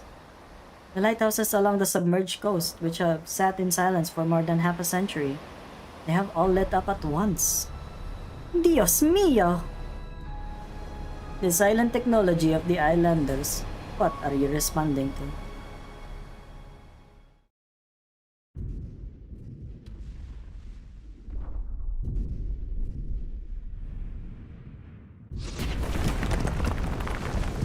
Ulpianus hears the rumbling of the city reorganizing above his head as he watches the lightless beacon tower slowly sinks into the depths. The building that once supported the grand aspirations of his people is now a seaborne brood nest. The old and feeble will use their bodies as nutrients for the next generation. Their journeys will continue with their newborn kin. This is how the seaborne have always been. They spare nothing in their devotion to their kin and do their utmost to nurture them. The thought brings a brief moment of sickness to Ulpianus. The weight of the great anchor on his hand stretches to his shoulder. The moment he realizes that he will never be recognized or remembered, he feels more clear-headed than ever. He is yet unable to cut the disgusting connection between himself and the seaborne, but he still has the strength to cut off the tides surging towards the city. Gladia was right. Battling in the rapidly proliferating nest might only hasten his assimilation. All that awaits him is death or worse. Ulpianus put all his might into swinging his anchor. As if able to read his thoughts, the tiny hatchlings gracefully avoided his swing before calmly flickering past the grip of his anchor. He adjusts his breathing, recalculates, and swings once more. Faint mechanical cry.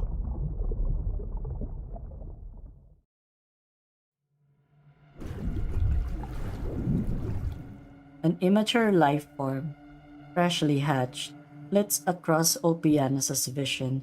It flips over gracefully, revealing minute yet precise mechanical structures in its belly for just a moment. Then there are two, then three, a school of newborns linked together into a fine path of light, illuminating the chaotic waves. Adult seaborn of all shapes crowd around them tightly, directing the currents and protecting them as they swim into the distance.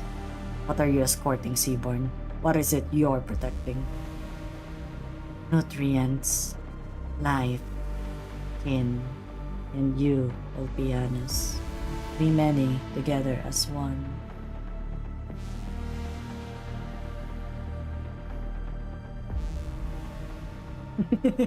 He said the line! Oh my god! As a former consul of the Academy of Technology, one at the top of his field, Ulpianus is certain he is not mistaken. The steady flow of the wondrous things streaming out of the beacon tower. Our nanomachines once ensconced in here, a history cut off, a dream that died young. As an abyssal hunter, he trusts his sense of smell as much as he does his scientific intuition. Their scent is no different from the seaborn. Those beacons, dead in the cradle nearly 200 years ago, now thrum with new life. Incubated by the seaborn, they now swim together towards the tidal confluence in the surface. You're not yet given up on these games, Agir, despite your own noose around your neck. Or is this also part of your plan? God damn! Nanomachines, son! At first, there was only a mote of fluorescence, then a flowing line, and after that an elegant lattice spreading out across the surface of the sea.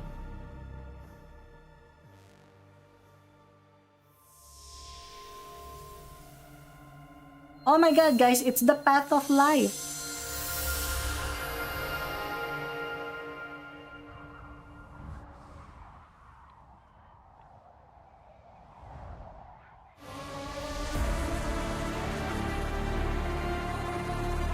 Oh shit. Billions of nanomachines sway alongside the children of the sea, bobbing up and down on the ocean waves. Their shimmer is minute yet clear, indistinct yet unwavering. The passage of light reflects about among the seaborn's bodies. The currents connect every nest scattered across the seas. New seaborn gather together from every corner of the ocean for their excursion onto land, gracefully extending the paths of light. They intertwine with one another. The golden net they weave is like a galaxy strewn across the sea's surface, from Milliarium down to the deepest depths of the ocean. The waterway, the network of the ocean, one connecting land and sea, one transcending chaotic space and passive time, bound together with we many.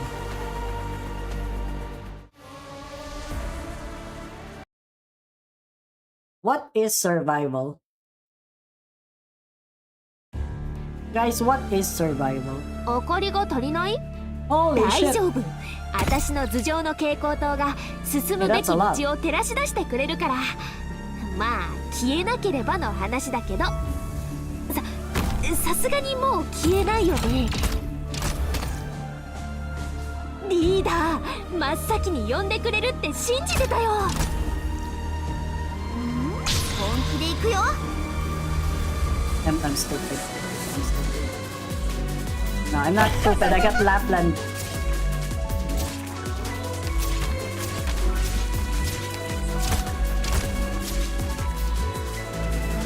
Je suis partout. Okay, what is that? It's just these motherfuckers. Martus, why are you here? What are you doing here? What the fuck are you doing here? リンゴちゃん、今日もよろしくね。 Mods, and by mods I mean, can I actually reach you? うまく対処できるはず。 And by mods I mean, Lemon. 次は車椅子に飛行スラスターをつけてみようかしら。 Yeah, it is so good. It's such a banger. Oh, what the fuck? What happened? Why did Lemon die? Oh, is it the... Oh, is it the continuous, nervous impairment or what? What is happening? Guys, can someone give me an 本 explanation? 気で行くよ。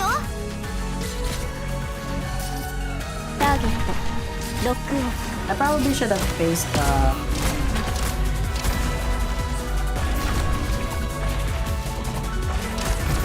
Oh my god, they killed Lapland? Fuck.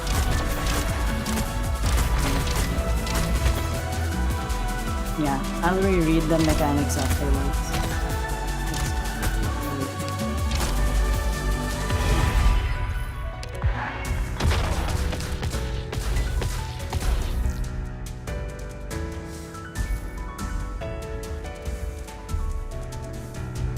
Monster 私に続け。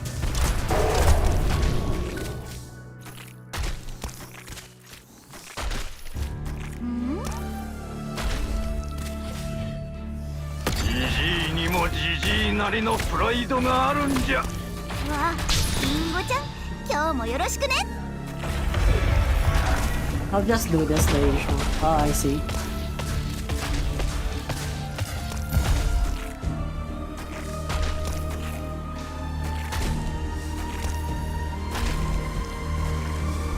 この老骨もお主は倒れんぞ。状況は Oh wait, it's not being blocked? No, don't get back there, get back there.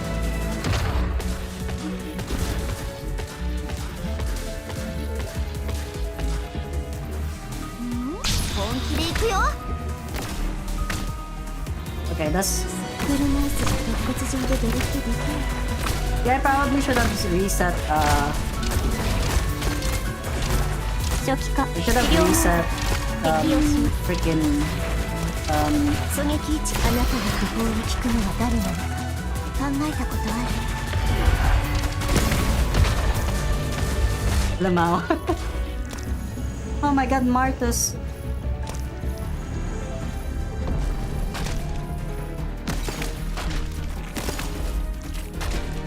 最適な布陣を考えてくれ。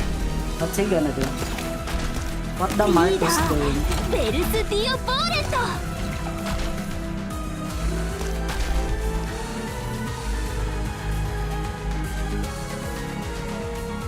So why did they do that?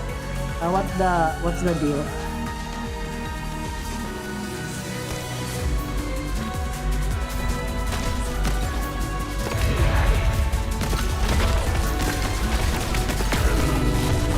Ah, interesting. So what was the deal with that? もうここは目を離してもいいわ。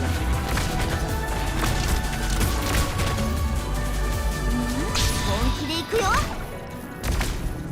That's a lot of links.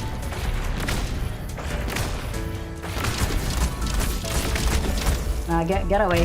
Get away.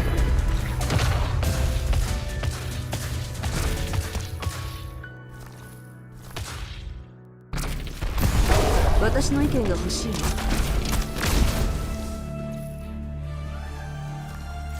Oh, I see. It seems that I have no control over her ult, 本気で行くよ。 basically. いつまで過去に浸ってるの？最適な布陣。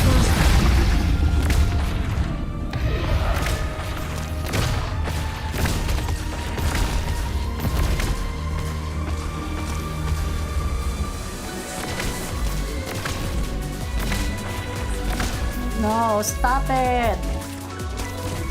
Whatever you're doing, stop it. Stop! Oh my god, why did you do that to Calcit? Fucker.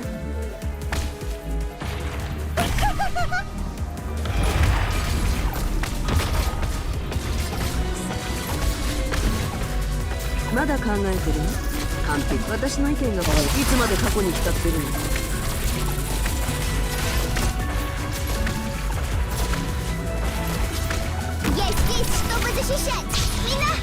Ah, 完了しましたセイングラー wow, this kinda reminds me of IS3. this kinda reminds me of IS3, isn't it? This is like IS3, isn't it? What was that? The one with the course correction and shit? Fuck, oh my god. Oh my god, I'm gonna die from the horde instead. I can't even block. Please, please, please, please. Oh my god, there's one leak! Oh, oh shit. Oh shit, oh shit, oh shit. I did not leak. I did not leak. I'm good at this game. Holy shit. I'm the greatest Arknights player that you've ever seen.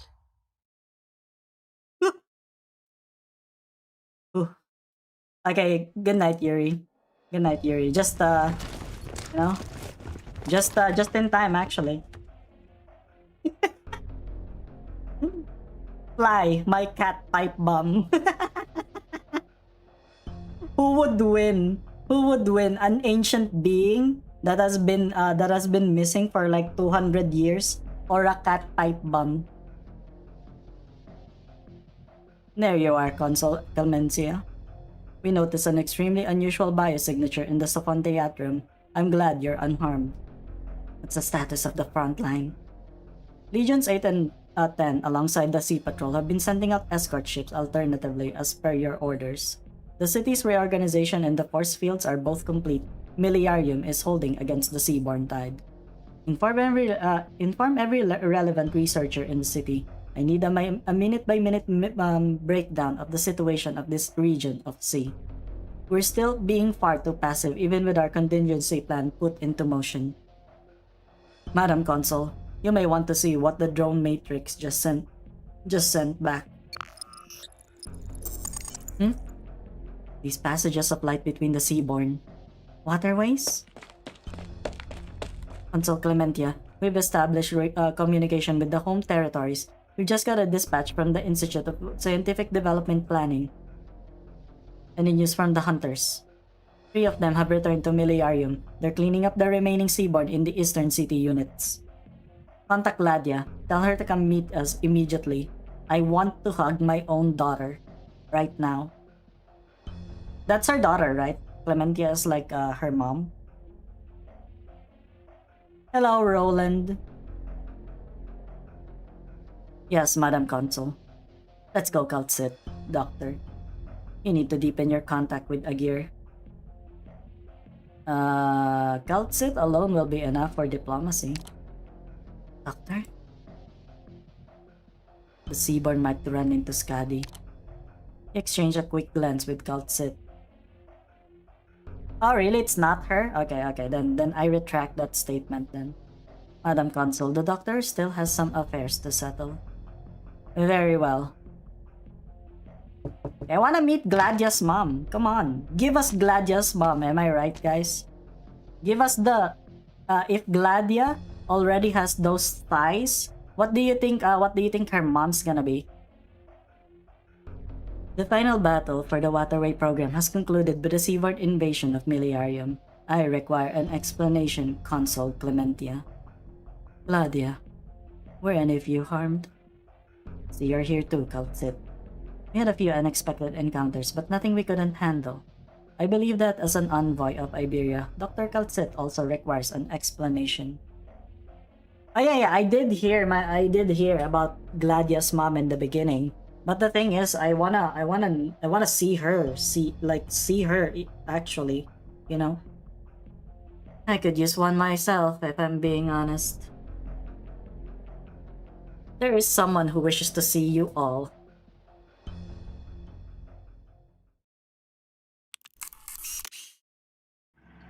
The little handy moves to the center of the pensivarium, its projection module emitting cold motes of light, slowly coalescing into the figure of an Agir woman. She sports a smile under her golden hair. Her eyes are focused on everyone in the room, as though she has been waiting for, or perhaps observing, them for a long time. Let's go! It's probably Gladia's mom. Is that her? Is that her? Consul Horatia. Why ever do you look so fatigued, my little Gladia? Though the transmission efficiency of the waterway is much higher than I anticipated, I fear our simulacra are still unable to transmit my feelings. Otherwise, I'd stroke your hair and give you a nice big hug. Hell yeah. Now that's a mom. That's a mom. That's a mom, guys. Don't you just want a mother figure that would stroke your hair and give you a nice big hug? And not tell you that you're disappointing? No need, you know the risks of doing so. The changes on the sea's surface as well as the sudden appearance of the waterways was this your doing. Whether Agir or Seaborn, we all find ourselves competing over time. The Seaborn must keep sending nutrients to every region of sea they conquer. They wish to quickly transform the entire continental shelf into one great nest. Oh yeah.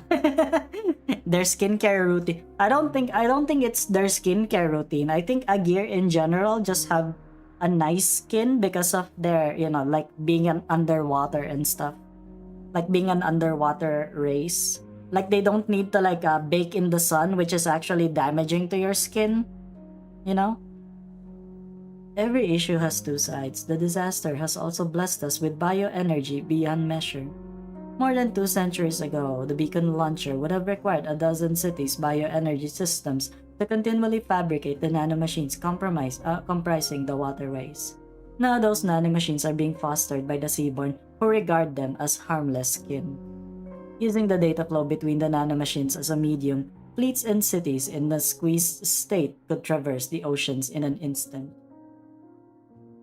Though these machines cannot take Agir to the stars as our forebears imagined, they are more than enough to carve a path of life. Path of life! Title mentioned! Reddit. Roll credits. Roll credits. Path of life for civilization in its time of need. But that would mean that for the foreseeable future, Agir will have no choice but to enter into some kind of symbiosis with the Seaborn, using that scum as they in turn use us. Is this another of your so-called games? It is how we will break through this siege. The term waterway, the path ahead for Agir, has never referred only to pure waters. You have always had your doubts about the program, and that is fine. But if that doubt only serves to put you in disarray, then it is useless. As Agir is determined to open a waterway between sea and land, there was no question that it shall do so. I do not doubt your success, but perhaps there is still room for debate as to your methods. Dr. Kaltsit, I presume, Consul Horatia of the Institute of Scientific Development Planning. It is a pleasure. It pleases me that there are still those on dry land who have inherited the will of the prehistoric civilization, that Agir is not alone in our duty. I'm also glad to see you have begun your discussion with a firm diplomatic stance. Then can I take it that you speak for all terrestrial civilizations, and that we can dispense with establishing diplomacy with them one by one? I too am glad to see Agir abandon its contentment in isolation and seek out cooperation with the land. But I regret to inform you, Madam Consul, that I do not represent it in its entirety. I merely understand it more than most. That said, I believe that what Agir needs now is exactly a thorough understanding of the terrestrial civilizations. You and I both know that this waterway will not be used only for resisting the Seaborn. Agir has its eyes on every unnatural existence in these lands. It is the only means for us to ascertain the intrinsic nature of Terra and to eliminate the disasters hanging above our heads at the source. And I'm sure you are aware of how such actions will be perceived by the terrestrial nations. Compared to the Seaborn, you would be seen as a more direct threat. Oh yeah. We bear them no ill will. We need to stoop we need not stoop so low. The cruelest thing you can do is to ignore the need of help of other tottering civilizations we meet on the road to settling this crisis. Bro, they really have that superiority complex. Oh, damn! Look at Gladia's mom. Does Gladia have sisters? Does Gladia have sisters? Because if there's none, I'm pretty sure that you know, we can get another one. Arrogance of the Aegir. She really believes that everyone is just gonna accept their help. Their help. Yeah, I can see that. That's a very that's a very what you say? What do you think? Like it's very noticeable. Bottlenecks of development, dilemmas of war, barriers of race, clashes of cultures, trends of ideology, changes in the structure of society. Over the millennia, Aegir has grown freely beneath the waves. It has faced every issue a country might face. We wish to share our experiences without reservation. And how would you do so? Using Miliarium as our main port, we would send talent and technology ashore to aid the Iberians in revitalizing their home. Paranmuts perceive the oncoming crisis far more keenly than humanity. That young one will not shelter Kierag forever. We can aid that nation long trapped in snow in breaking through its developmental barriers in a few short years so that it may stand equal with its neighbors. So is this Ursus? We can aid the Sami in purging the demonic corruption permeating every inch of snow. Oh, Sami. And restart the abandoned Stargate in the north. Ursus, Casdel, if the flames of war rage, we will calm them. If there are disputes, we will resolve them. Bolivar, Higashi, national unity is but a few fruitful negotiations away. Aegir will aid them in every predicament. Aegir will guide them towards the only goal they need.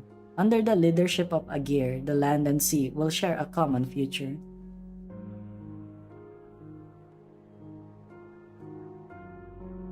Yeah, I guess. Yeah, they're like an isolationist country, and they see that they are definitely certain that they are the most advanced civilization. Yeah. Madam Consul, I do not doubt Aegir's sincerity, but I fear your proposals will not have the effect you expect. I am sure you have the means to bring Kierag up to par with the core nations in a few years. But will dialogues between equals necessarily center around peace and development? Were Ursus's internal problems to be resolved, who is to say they would not bare their fangs once more and attack their neighbors to satisfy their regained appetite? Bolivar's many regimes might each reach a consensus under Aegir's pressure, but how will you eradicate the profound, deliberately provoked hostility? Dr. Kaltsit, are you saying that Aegir's efforts to aid the terrestrial civilizations will only result in the opposite? I am saying that we can establish a more equal and profound cooperative relationship between us. With only your probes, you are unable to understand a civilization's needs. With only your experiences, you are unable to force a nation to skip over its path to development. Before you act, you must learn more. Otherwise, the winds you steer on land may become some great storm you cannot turn a blind eye to. We would be more than happy to hear your suggestions then, on the condition that you do not allow us to be held back by excessive caution and meaningless apprehension. Seeing the gulf between us, between land and sea, I understand that we will need many more discussions that we can help make progress. Once the waterway opens, I look forward to meeting you in the flesh, whether on land or in Aegir's home territories. As I as well, Madam Consul. What about you, Gladia? Do you agree with Dr. Kaltsit on this matter? The IDP did not need not question Rhode Island's sincere wish for cooperation, nor Dr. Kaltsit's ability. I can vouch for both of those. And there are indeed essential differences between Aegir and the nations of the land. The land dwellers are short-sighted and clumsy, which makes them frail, Forcibly removing the difference between them would be no different from destroying them. Yeah, I can't imagine. Her white hair is so iconic with her. It is truly necessary to show good faith.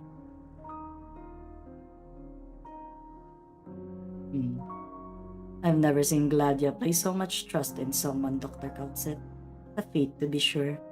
Perhaps you can be a bridge between our peoples and aid us in coming to a consensus. You will see that Agir's plans are no mere idle pratter.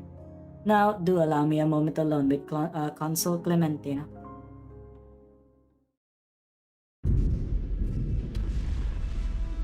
Secunda, a fleet approaches from the land.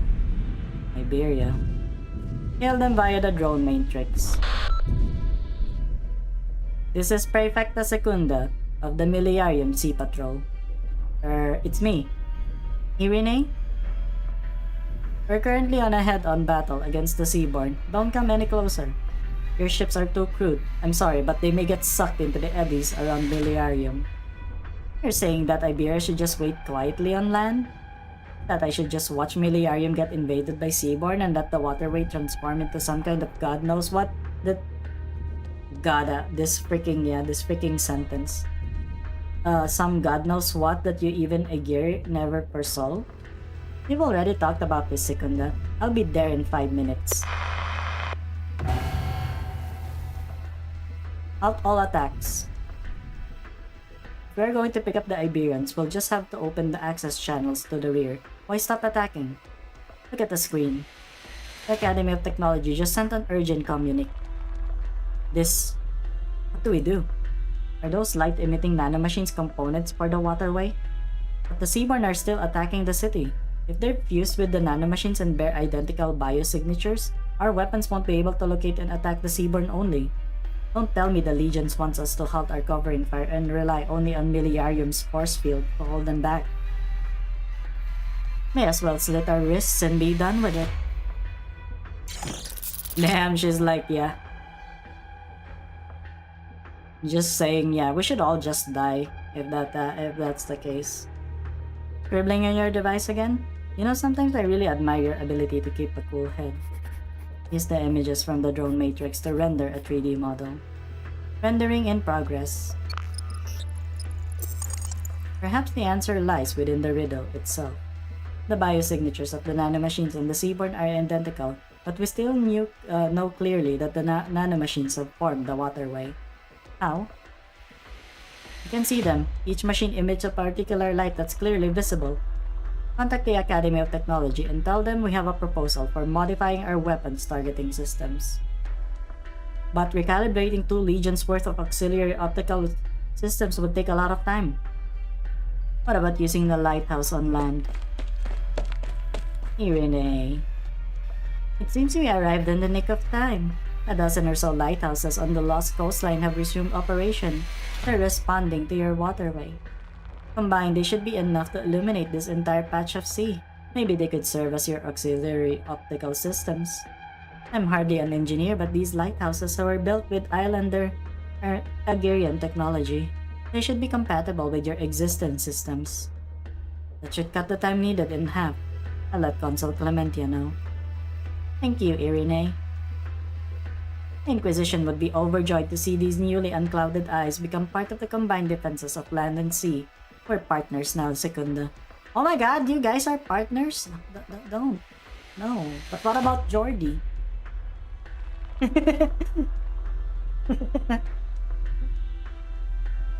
No, maybe we should be thanking Briogan instead. Briogan. He really dedicated himself to these lighthouses. Polycule. Oh my god, I hate... Yeah, you know what? Yeah, that's the answer nowadays, huh? A naval architect drifting into a foreign land, striving for the day when land and sea could work together. He foresaw calamity but left no answers behind. It's a pity that Agir saw him as an outsider, while Iberia never truly accepted him. He died alone and miserable, but now his plans have finally had the chance to become reality. He acted far slower than he did. Indeed. But it's not too late. Or rather, now is precisely the time. Let's get started, Irene. Oh my god, they're getting started?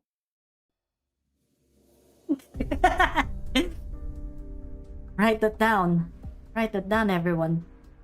I'm still more used to you with your veil on, Horatia. Hmm? Did you show off the scar below your ear to let Gladia know that, as her mother, you will tolerate her setbacks just as you accept the blemish she left on your face? I'm not that strict of a mother. With her left hand on the astrolabe, Horatia's right hand softly strokes her cheek right below her right ear, where a thin scar stretches upwards, nearly touching her eye. There is a smile on her face.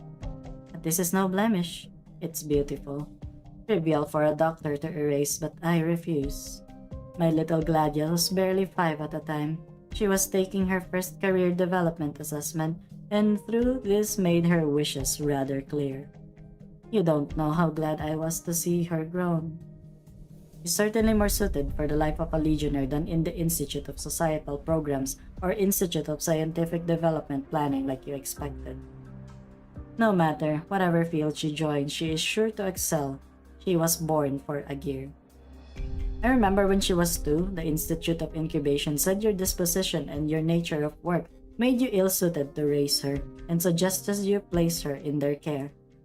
I said the same when I first decided to raise her myself, saying that again 2 years later would not change my mind.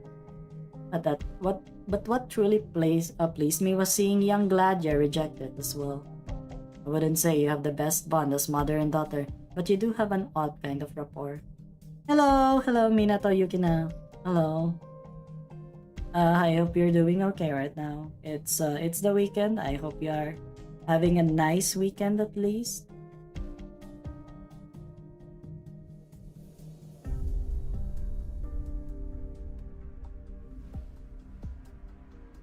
Alright, that's enough, my little manta ray.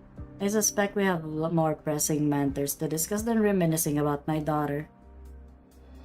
Tired playing Enfield and I got accepted for the beta test too? Yeah, why do you think I'm not playing Enfield right now? Because I don't have it. But good for you, good for you. I'm glad that you got Enfield and yeah, you're gonna be able to like test it. Yeah.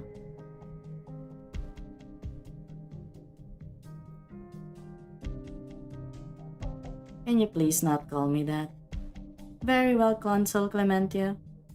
Always spoke every city in the home territories has been conducted an unprecedented investigation into the Church of the Deep. As the core of R&D, Blandus was able to tamper with the Class 4 weapons, but his actions should absolutely been detected at some point before they were put to use. Meaning there were many behind the fanning the planes. My exhaustion is catching up. What with my exhaustion? Try on from the math. From math. It's okay, Lemon. You should definitely rest up. It's the weekend, you know. You need to take this opportunity to actually rest up.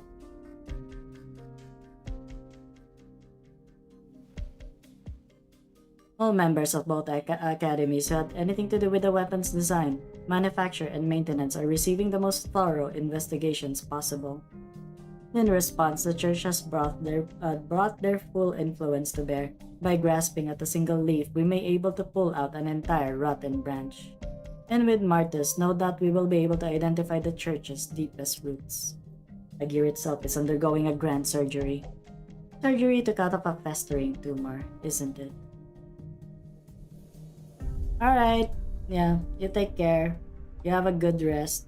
It's fine, you don't really need to stick around if you're really feeling sleepy. I always tell people that they should prioritize themselves first when they're doing, when they need to do something, because the streams are always gonna be here either way. The waterway is open and the fallen who corrupt our nation have been revealed. Both are of great value as I see it. Are you trying to console me over the superficial waterway program's failure? To tell me that the sacrifices Miliarium made were not without meaning? Why do you insist on double negatives? They make you seem weak. There is no such thing as superficial program in Agir, Consul Clementia. If the IDP has approved a program, it means its planning and members are entrusted with the hopes of Agir. We believe you are capable of using the Class 4 weapons to purify our waters and open the waterway.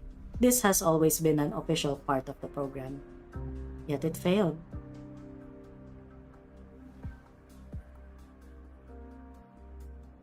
The theoretical success rate of oceanic purification was never high. However, the waterway program was a guaranteed success. Did I not promise you that before you set off? Trust in me. Trust in Agir. I don't doubt that even if this city were to sink, consigning all 10,000 or so Agir's souls in it to the depths, the waterway would still open without a hitch.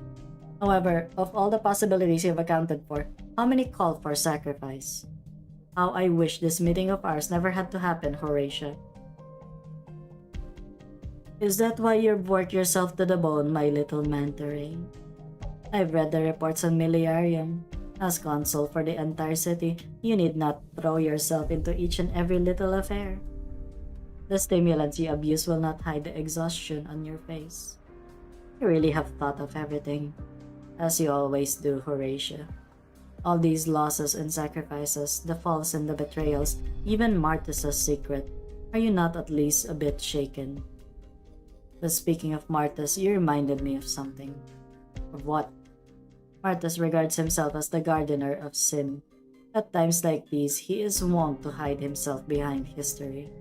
I can infer why he'd seek cooperation from Dr. Kaltzit, but from the way you describe it, those discussions quickly devolved into a vapid declaration of war. I find it difficult to imagine he would be satisfied with such a failure of negotiations. That is, unless he gains some other information. He will continue to track his whereabouts. Are you hiding something, my little manta ray? Clementia does not answer. She instead raises her head to look at Horatia, face to face, with the simulacrum erasing the distance between them. She knows that Horatia will be able to see every detail of her expression. But the curve of Horatia's lips do not change. Her eyes are as gentle as ever, too. Clementia hopes that her own expression is as firm as hers. I'm still the chief designer of warfare and the new waterway program before you arrive, Horatia. Naturally, your calculations may have arrived at the correct outcome, but I had to handle the situation in my own way. The Academy of Science and the Academy of Technology each have their own duties. Yes, of course. I only hope that this obsession with self-reflection will not cause any complications. Your keen judgment must stay unclouded. I won't let that happen. Here, come a little closer. We still have some time. Kaltzit, Rhodes Island, Iberia, the Inquisition. You'll be busier than ever soon, so best not keep frowning like that.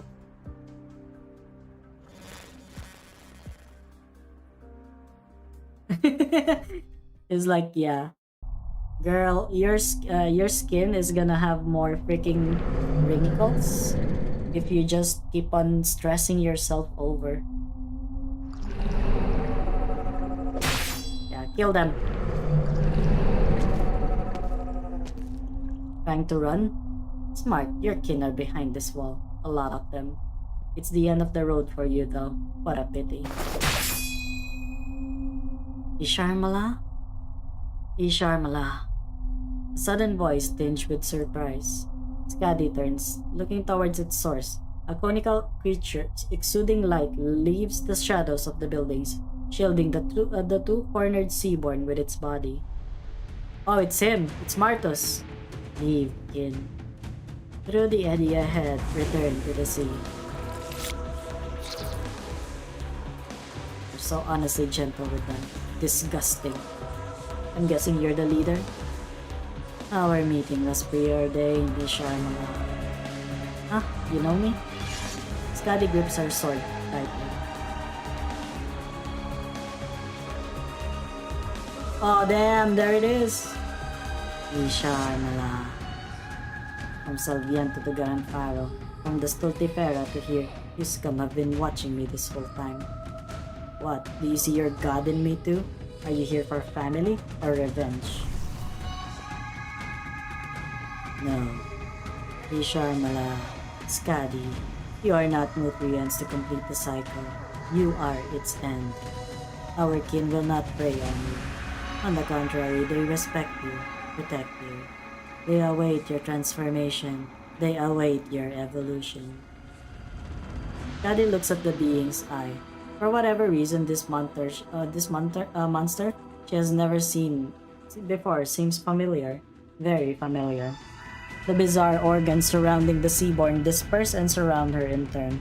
A shimmering umbilical cord connects her body with the Seaborn's. Daddy suddenly remembers when she faced the first Seaborn to talk in that cave below the church. She also experienced a moment of distraction back then. She had just been through a fierce battle, her blood boiling with frenzy, but now she feels herself uncontrollably responding to a Seaborn's touch. She curses herself for this moment of distraction. Why? A natural phenomenon. One I am also helpless to resist. This is the answer, Scabby. I ate of his flesh, and he lives within you. You are he, I am he. Our hearts are connected, our blood interlinked. You need not waver, you need not doubt. The kin will not demand you walk with us. Isharmala chose you to continue his life. Perhaps this is the only way he will witness what he must witness. Travel the road he must travel. What did he see in you? Perhaps... That Seaborn is trying to NTR Skadi away from the doctor. This is heresy. Watch. Skadi's gonna kill him. Skadi's gonna kill him, trust. Could it be, Skadi, that in the cold, dark future, in the cosmos where all things are doomed to fade away, you are the one hope, the spark, the possibility? Are you the one who bears the final wishes of untold lives? Rhodes Island Operator Skadi. Doctor? Skadi swings her sword. Her grip never once relaxed. It slices through the umbilical cord. She stares coldly at the creature before her. Yeah, we gotta remind her who she is. Figured you'd be here.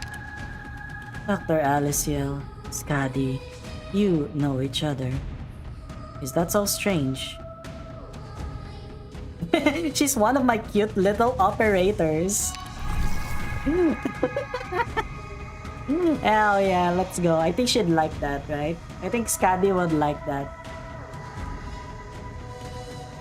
This is the first time something stirs the peace within the Seaborn's chest.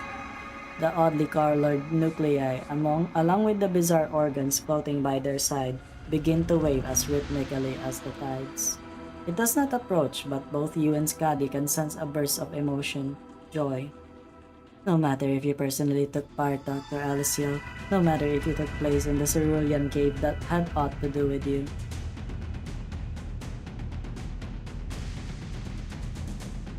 Oh yeah, Siphonophores, yeah, I know that one. That's like eldritch horror shit. It's pretty gnarly to look at. After countless years, you now stand alongside Isharmala. The connection between you and the kin cannot be erased. It is you who wrote this instinct into our memories. We depend on one another. The wheel of fate still turns.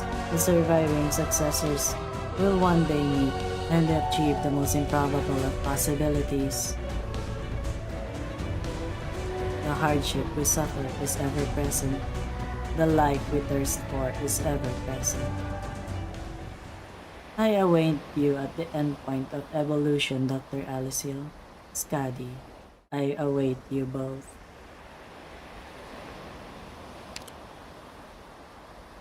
Don't give chase, Skadi. I didn't understand that thing at all. What was it talking about? Some kind of declaration of war. Didn't sound like that to me. You woke me up just now, Doctor.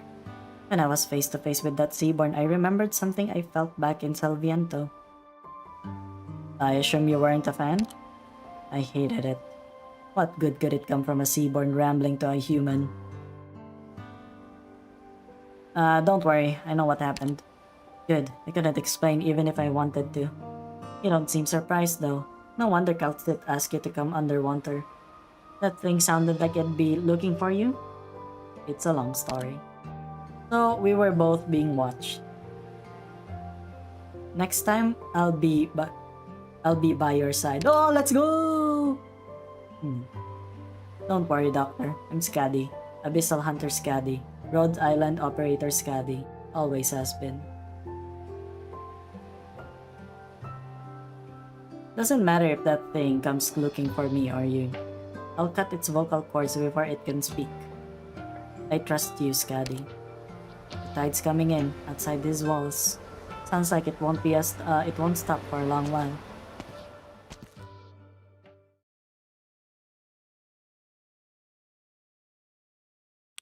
Yeah, which gacha game are you going for? Hey, wait a Я не minute. хотела, чтобы все закончилось так. Но кто же остановит врагов, если не мы?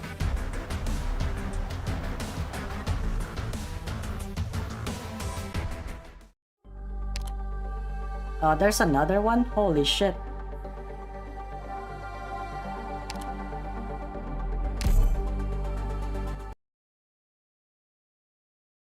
What? There's another one? I thought the boss was like, yeah. いかなる弁明も受け付けない。 I thought the boss was like いや、に this. boюсь。念のためもう一回聞くけど、美しき人の世と地獄のパノラマビューはどっちにしたいんだっけ？リーダー、ハイボルテージバラージュ。みんな助けに来たよ。Je suis partout.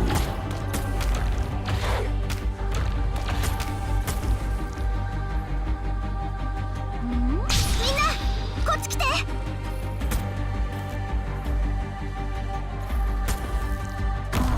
次は車椅子に飛行スラスターをつけてみようかしら。大丈夫だ。勇気を出せばきっと。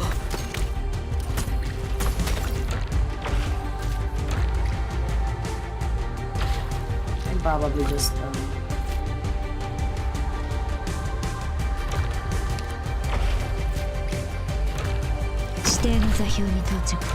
hold formation and stand your ground. Ne me résistez pas. あなたが不法を聞くのは誰なの？考えたことある？ 184. What is this? An annihilation? Is this what it is? Holy fuck. ottima decisione. わあ、 Okay, I'm good. I'm good. I think I can handle this. This is very easy.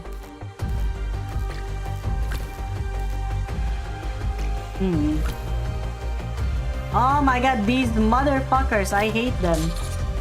Okay, wait. Lapland can silence them, so it's fine.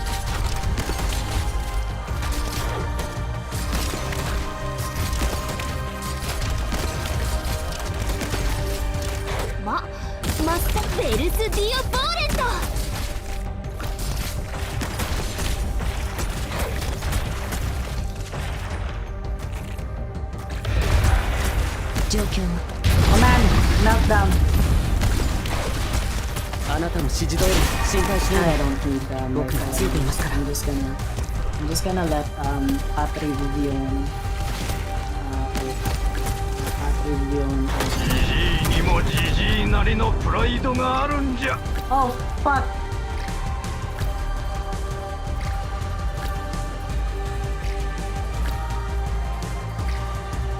Hey, look at that. I got more bullets for some reason. Is it because of anything?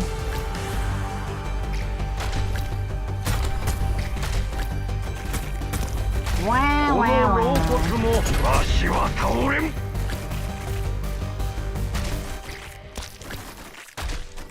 最適な布陣。Sei in grado?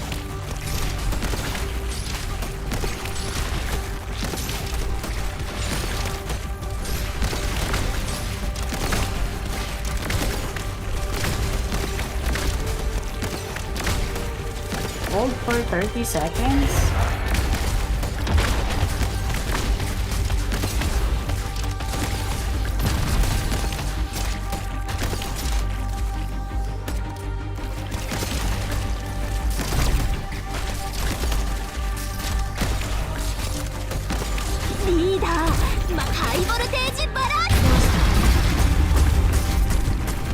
okay. We're killing them with Ligma as well. Sei in grado? Oh shit, that's a fast one. Fast boy! Mission accomplished. Lapland carry. Lapland carry. たとえ小さな Lapland 勝 carry, 利でも guys. 一つずつ積み重ねていけばいつの日かきっと霧を Well, 貫く光になり final ます thing, I guess. Yeah, BP90 is actually fun. What does it even do? Nothing.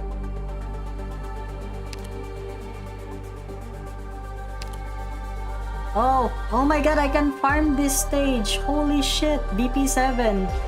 Oh my lord, the Loxic call. Fuck yeah. I'm gonna farm that stage. I need more of those. Until Agir fucking nukes the Seaborn, yeah. Thanks, Agir. You could have done that in the very beginning. Do you really mean to return? I finally found that man's whereabouts. No matter who he is or what Vulpo hole he's decided to hide himself in, he hurt our daughter. He needs to pay. Then let me come with you. I don't care if it's a family standing our way, cruel catastrophes, endless tides, or fire raining from the skies. We'll face them together.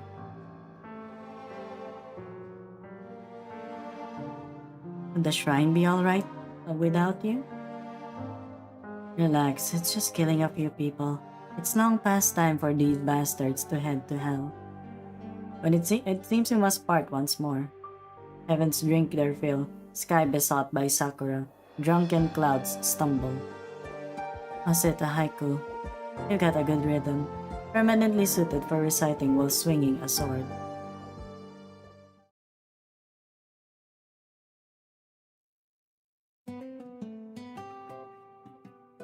The hell, man? Why are you crying? An assassin gets revenge for her daughter by crossing two big familiae, so she's forced to flee to a distant country. And many years later, she has to leave behind her gentle husband and re-enter the storm, all for her daughter's sake again. When I think about it, when I think about the real people in real life who live like that, I can't help it. The way I see it, the movie should be from her point of view. I hope I don't gotta remind you that this film's supposed to be our familia's business card in the new city, and we're supposed to be reviewing it together. I gotta control how the city looks at our boss and our business. I thought you said it was a great last time. Great. And why did the killer lady show up out of nowhere? Cruel catastrophes, ending tides, fire raining from the skies. Who wrote this crap? Sure, the Colombians poke a hole in the sky, but I ain't never heard no fire raining down. When's this supposed to take place anyway? When are you gonna learn to have a bit of perspective? Cold-blooded killer putting down her blade for abysmal tomorrow in Nova Bolsini. All thanks for our familia's influence. We can't get any more with the times than that. Yeah, if you put it that way, the film's even more crap. But you're right, as long as it's to the Senora's liking. Hey, which bastard touched the switch? We under attack? No, look at the screen. Oh my god, Rhine Lab.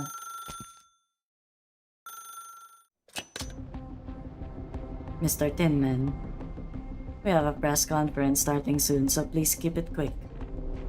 While you were busy flinging all those things into the sky, I made a few rounds in Casdell. You know how I feel about this.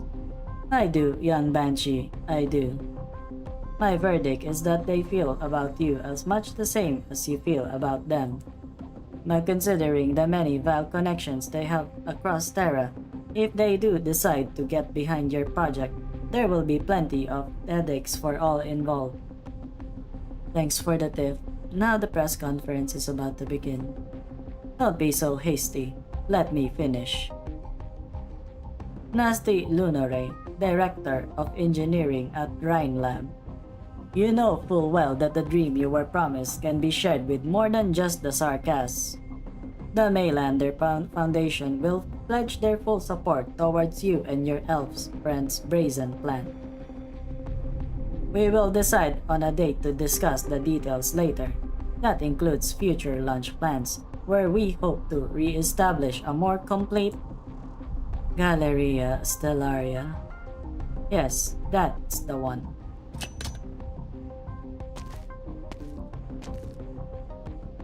Nasty, you on the phone? Once the conference is over, we'll need a meeting room, a coffee machine, and to clear an entire weekend off our schedule. Not bad, huh? If only it were as simple as good or bad.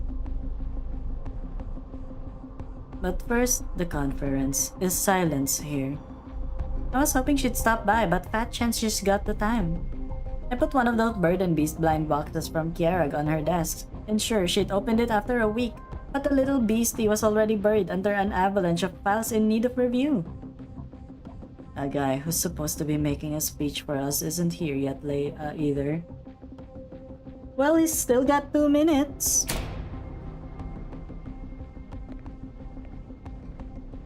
Why does this guy look like Jace, a cat boy Jace from fucking League of Legends? Ferdinand. Ladies and gentlemen, the press conference is about to begin. Please quiet down. I'll be happy to answer any and all relevant questions during the Q&A segment.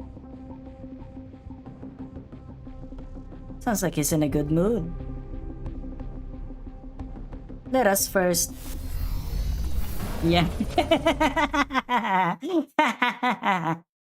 It's Jace from League of Legends, my guys. Especially the one from Arcane. Yeah. Playing the same trick twice. Doesn't it get old? No, Ferdinand's confused too. This wasn't part of his plan. This is...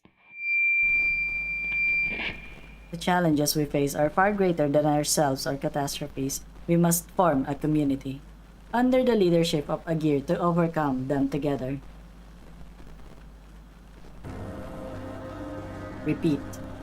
An Agir broadcast to all surface-dwelling peoples. We ask all of humanity to set aside your conflicts and prejudices and join the Agir in building a bulwark together. The Matrix has broken through the blockade and swept past the sea. Essential information and calculation results are about to make landfall. The challenges we face are far greater than ourselves or catastrophes. We must form a community, under the leadership of Agir, to overcome them together. Yeah, I think you guys shouldn't have broadcasted that, because I'm pretty sure that that the other civilizations are not gonna be happy with it. Under the leadership of Agir. You're still looking towards the land, Dr. Kalsit? Like a mother, anxious about the child she had to leave behind. A child, is it? In one brief communication, you have delivered knowledge that countless others have given their lives for to no avail. Geographical data on the Foen Hotlands and Eepy Icefield, and images from even further north of the continent. One way of showing goodwill, I suppose. Yeah. If the Agir was like, you know, we should just cooperate and stuff like that, because there are like bigger things. Like there's some bigger things that we need to like deal with. I think they would have been better, but like, yeah, we're better than you guys, because you guys are all primitive as fuck.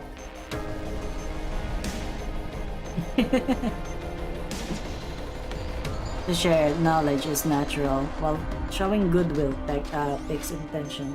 I fail to see how the two are related. Where the reclamation algorithm takes place, Eepy Icefield is where IS-4 mainly takes place, and by God, are info about that place so important. Yeah, I haven't tried reclamation algorithm yet, like at all. But yeah, I was able to finish IS-4 once at with like the first ending. It was essential to thoroughly evaluate the extent of shock this world would be to our terrestrial friends. Were these not urgent times, we really should have been more cautious. My concern is that... Whoa! There are immediate dangers more worthy of our attention. How much longer do you believe Miliarium can hold Consul Clementia? With our fleets taking ships, we can keep up continuous 24-hour covering fire for a week.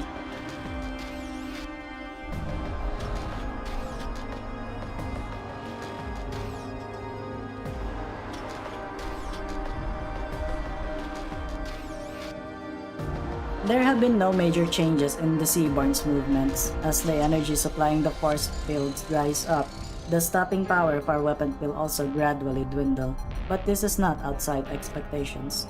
The city can hold for another half a month, no more. How long will it take for reinforcements to arrive from the home territories? A week. Our countless nanomachines have established steady information flows. Compressed fleets and cities can speed through them, traversing the oceans in an instant. However, assembling our forces will still take time. A week, how quick. Need not hide your worries, Dr. Kaltstep. Less than 1%, yeah.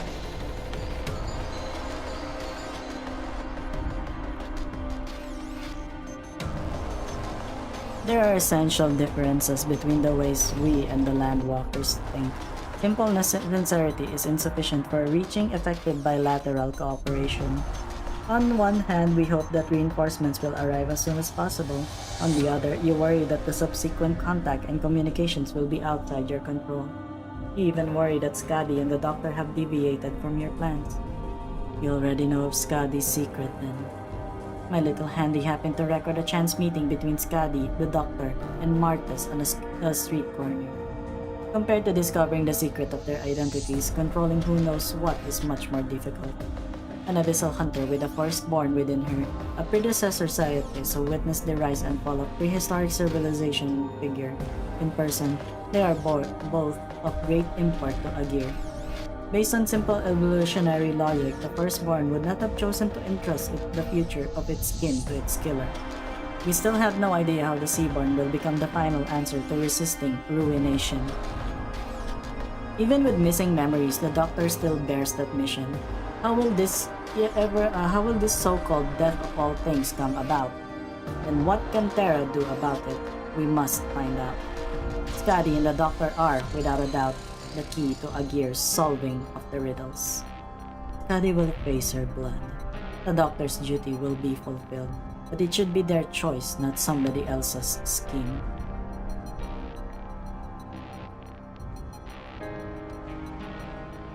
I fear that once Agir learns of their identities, it will devise ways to exploit them. Horatia asked me earlier if I was hiding something from her. And how did you answer, Madam Consul? No need to worry, she does not know, yet. You truly treasure Skadi and the Doctor, don't you? Even when confronted with a disaster threatening to wipe out civilization, you still wish to respect their choices. But this is no time for us to hesitate. I can't hide this from Horatia forever. I presume you have a plan then, considering you're hiding this from her at all. I've reached an agreement with Gladia. She will take over all Abyssal Hunter-related research in the name of the Legions, and ensure that the Hunters will not be put in circumstances depriving them of a choice. As for the Doctor and myself, we hope to go deeper into the Agir home territories to solve these mysteries by ourselves. I fear that we will need an Agir guide. Well then, it would be my pleasure.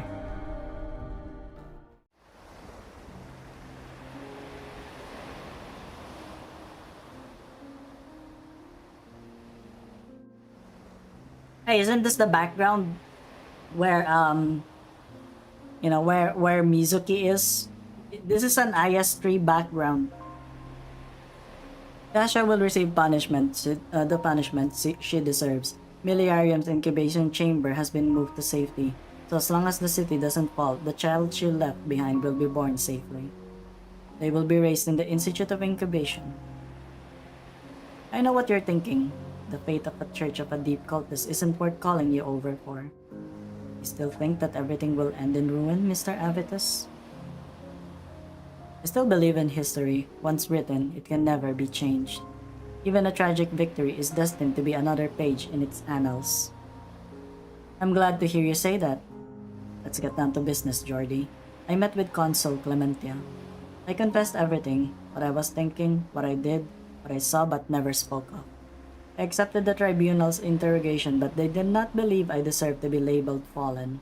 I had stood at the precipice and looked around, perhaps even stuck a toe over the edge, but no more than that.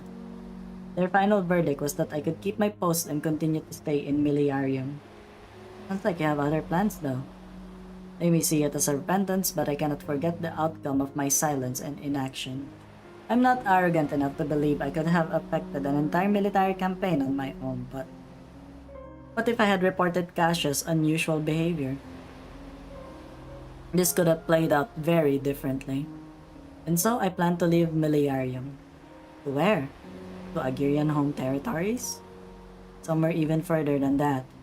Even further? Now that the waterway has opened, Agir is about to restart the work interrupted by the Seaborn. Expeditionary fleets will once again explore the far side of Terra, but this time we have changed the course of our voyage. We might set off from that mining nation of Rimbiliton and try to touch the edge of the sea. Better I die on some expedition into the unknown other than wallow here in sorrow, self-reproach, and despair until it saps me of all my strength.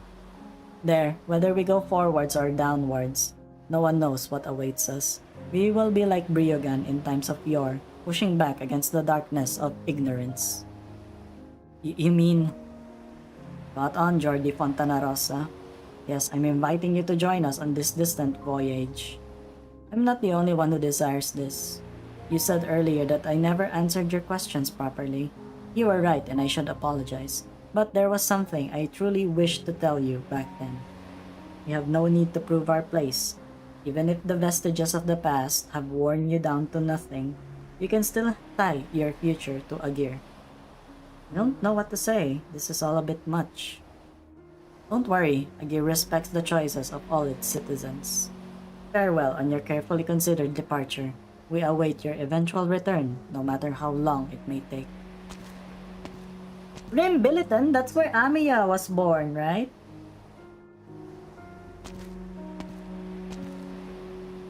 Maestro. Today's maintenance work on the lighthouse should be finished. Is there some sort of issue with the others? No, I'm just here to watch the sea, like you. I heard from the other Inquisitors that you kept making time to come to the coast, even while we were in the Miliarium. Terrace, Australia. Then no wonder she's a rabbit. Iberia threw a stone into the sea. We were worried that it would foment an unstoppable wave, but what was even more worrying was that it might sink in silence, with nary a whisper. Fortunately, the stone stirred up the ripples we hoped for, and Iberia was able to see the circumstances beneath the waves, and in doing so, make up its mind. You performed your duties as envoy admirably. If there was ever a time in your life to stand tall with your head held high, now is that time.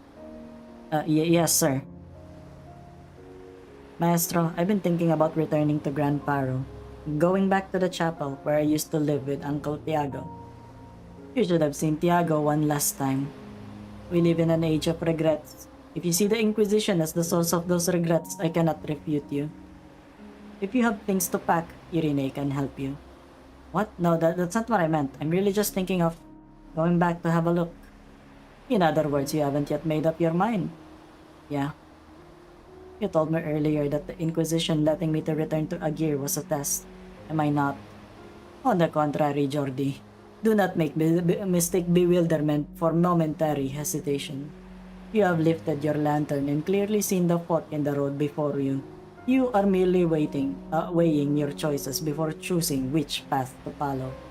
The sea fog is thick, and both routes seem slick with mud. But you are not the one to be criticized for this. Jordi Fontanarosa. If you choose to follow that Agirian scholar into unknown waters, the Inquisition will not stop you. The strength of the waves crashing against the shore will not change because a single clerk leaves or stays.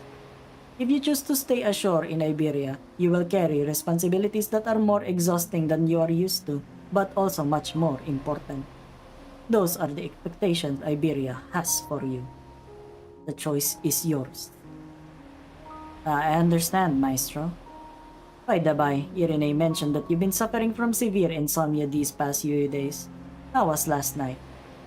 It rained rather heavily around midnight without a star in the sky. By the crack of dawn, there had been about 2 or 3 urgent situations I had to handle. But overall, a rather peaceful night, all things considered. Bro, you need sleep! Do the Seaborn dream? Dreams are comprised of thoughts or emotions flaring up as they dissipate. But now I am nothing more than an instinct.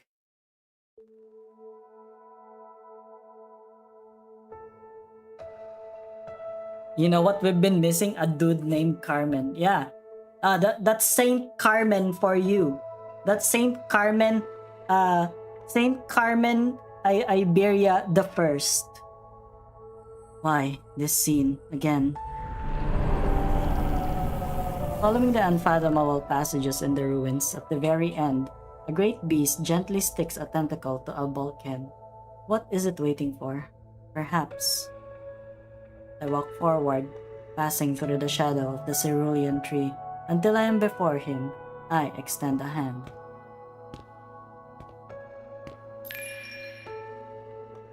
Unknown language. Warning, deep sleep procedures will commence in 3 minutes. Real-time translation programs will soon shut down. Please provide all necessary instructions as soon as possible.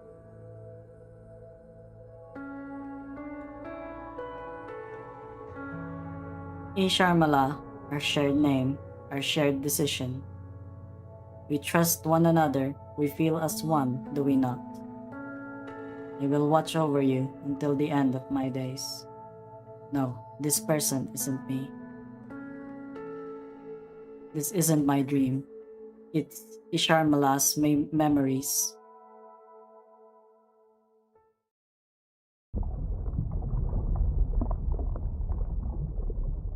Gah! You have followed me through many nests, Abyssal Hunter. The reinforcements from the home territories are about to arrive.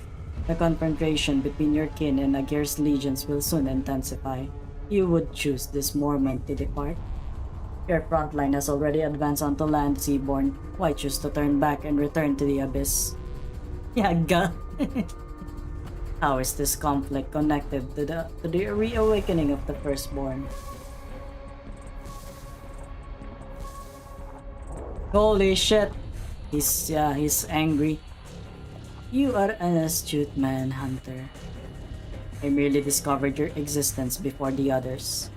You left evidence in Isharmala's body. You are the Church of the Deep's founder.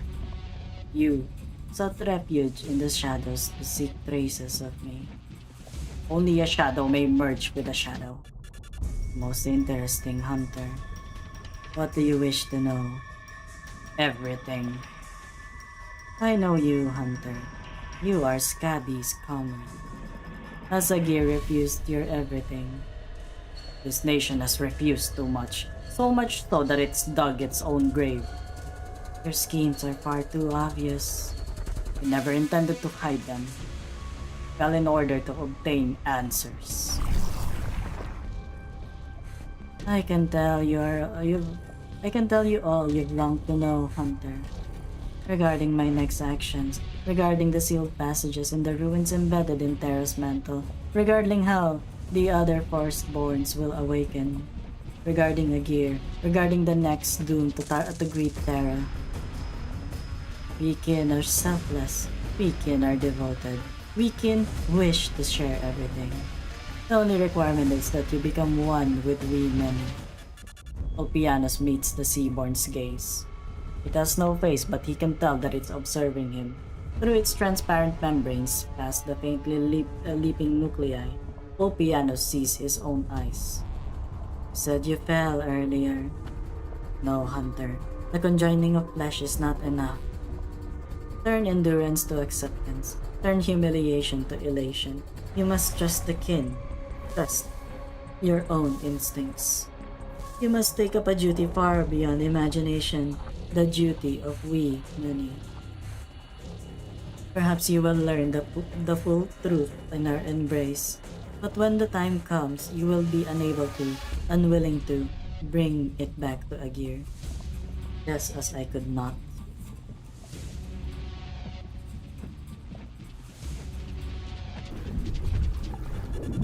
The Seaborn passes Opianos, swimming ever deeper into the nest. Its back quickly disappears from view, leaving only the nest before him in full bloom. The contaminated coral shimmers in its multitudes. Countless fantastical life forms flit between them, using its glimmer to dispel the darkness of the depths. They grow, they form tides, but Opianos ignores them. His gaze passes over a golden sea, over every scar, every inch of flesh, every cell, every chaotic waking dream. It falls somewhere he cannot see, the deepest recess of his own self. Opianos follows along.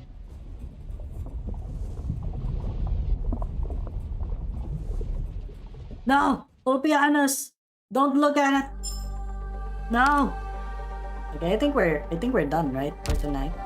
I think we're done with everything. Aside from the aside from the EX stages. Yeah. Oh boy, it's gonna be a little bit funny. Eepy! Another story down. Guys, should we draw? Should we draw? Before we end the stream, should we do another 10 draw? I have 10. I have 10. Although it's near dawn. Good night, guys. Okay, good night. Good night, Ria Sanity. Yeah, it's actually almost 4 a.m. here. I don't know if we're in the same time zone, but yeah. It is, you know, it is what it is. I hope you have a good rest. You know what? Yeah. One for good luck. I still have. I have my rolls calculated, so it's cool. Hello.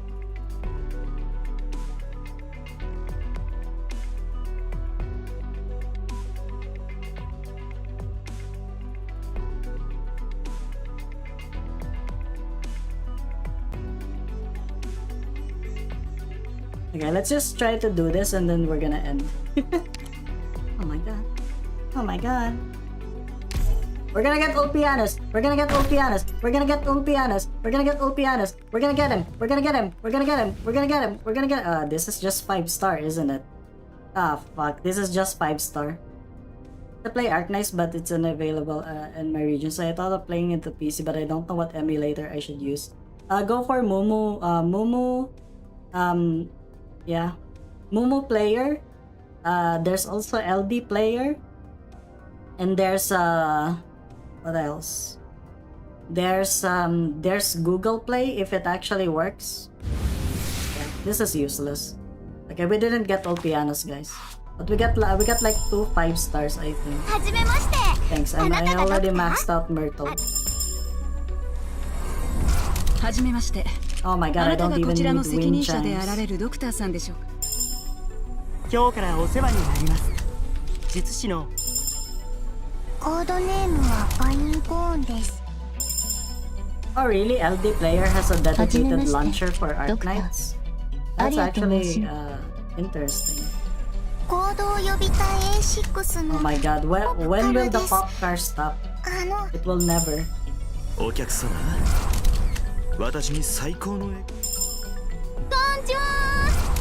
私初めてこんな大きな移動施設に Wasn't 来た very ね。 secure? ちょっと If it's not secure, then just go for Momo player. Momo player has not failed me. のポプカルです。 Yeah, thank you, pop car. 君がロドス Oh, 最 Black 強の Knight. 戦術か This is a good vanguard, right? 私は I ブ should ラックナ probably イト take a screenshot and 早 like 速だけど ask 対決してちょう people だい how good she is. もしこっちが負けたら Unfortunate, 君はその時点から unfortunate 私のボ Opianos ス did not come home. But it is what it is. We're just gonna have to like wait for next time. Hey, Hooker, welcome. Yeah, thanks for that. Yeah, no problem. No problem. I hope you get to play Arknights soon. Yeah. Hooker, you just got here like at the end of the stream.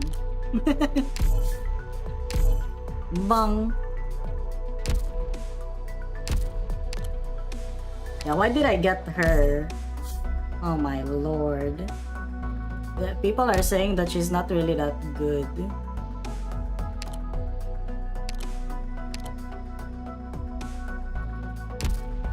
Anyway, we got Black Knight. She's got the summon, right?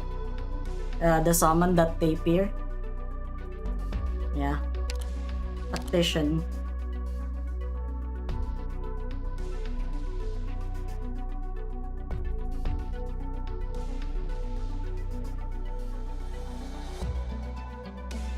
No, I didn't get all pianos. No.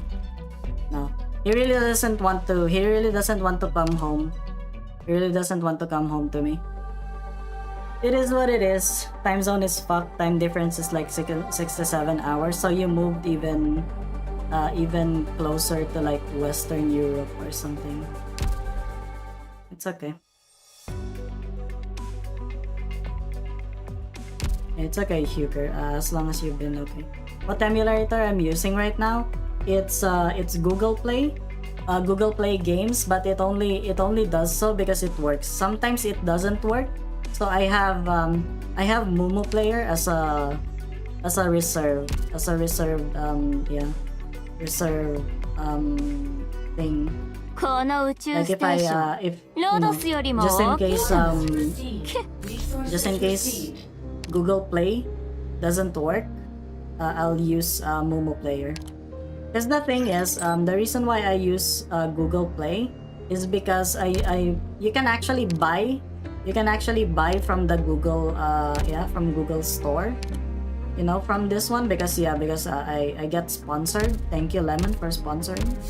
Yeah, like I can buy my I can buy my whaling stuff here.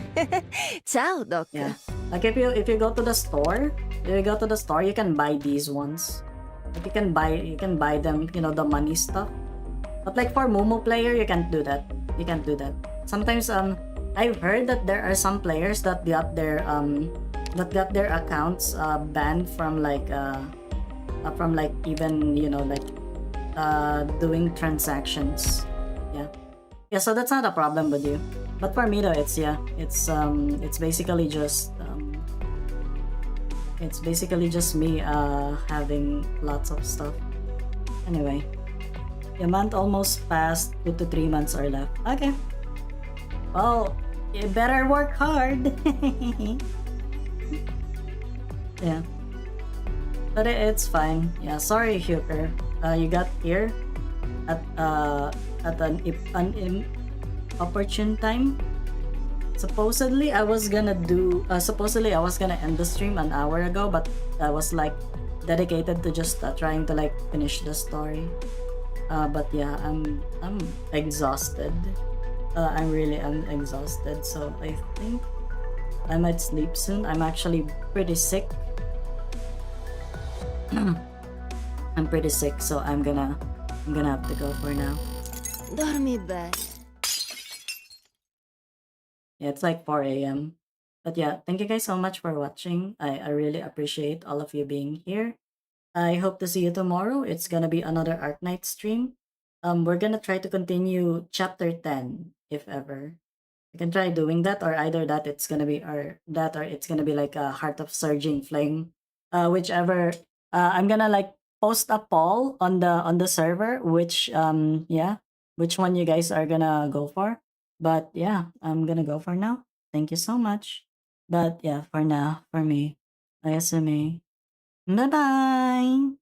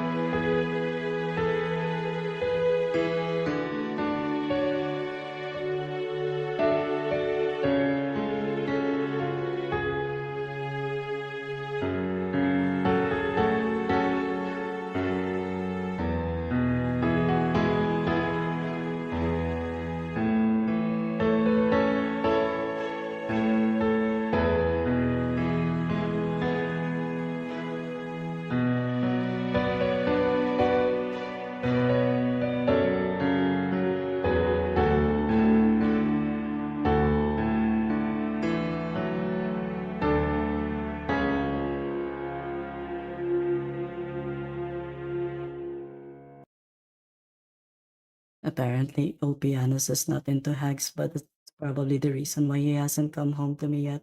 But it is what it is. I'm just gonna go with Lapland. So yeah, bye.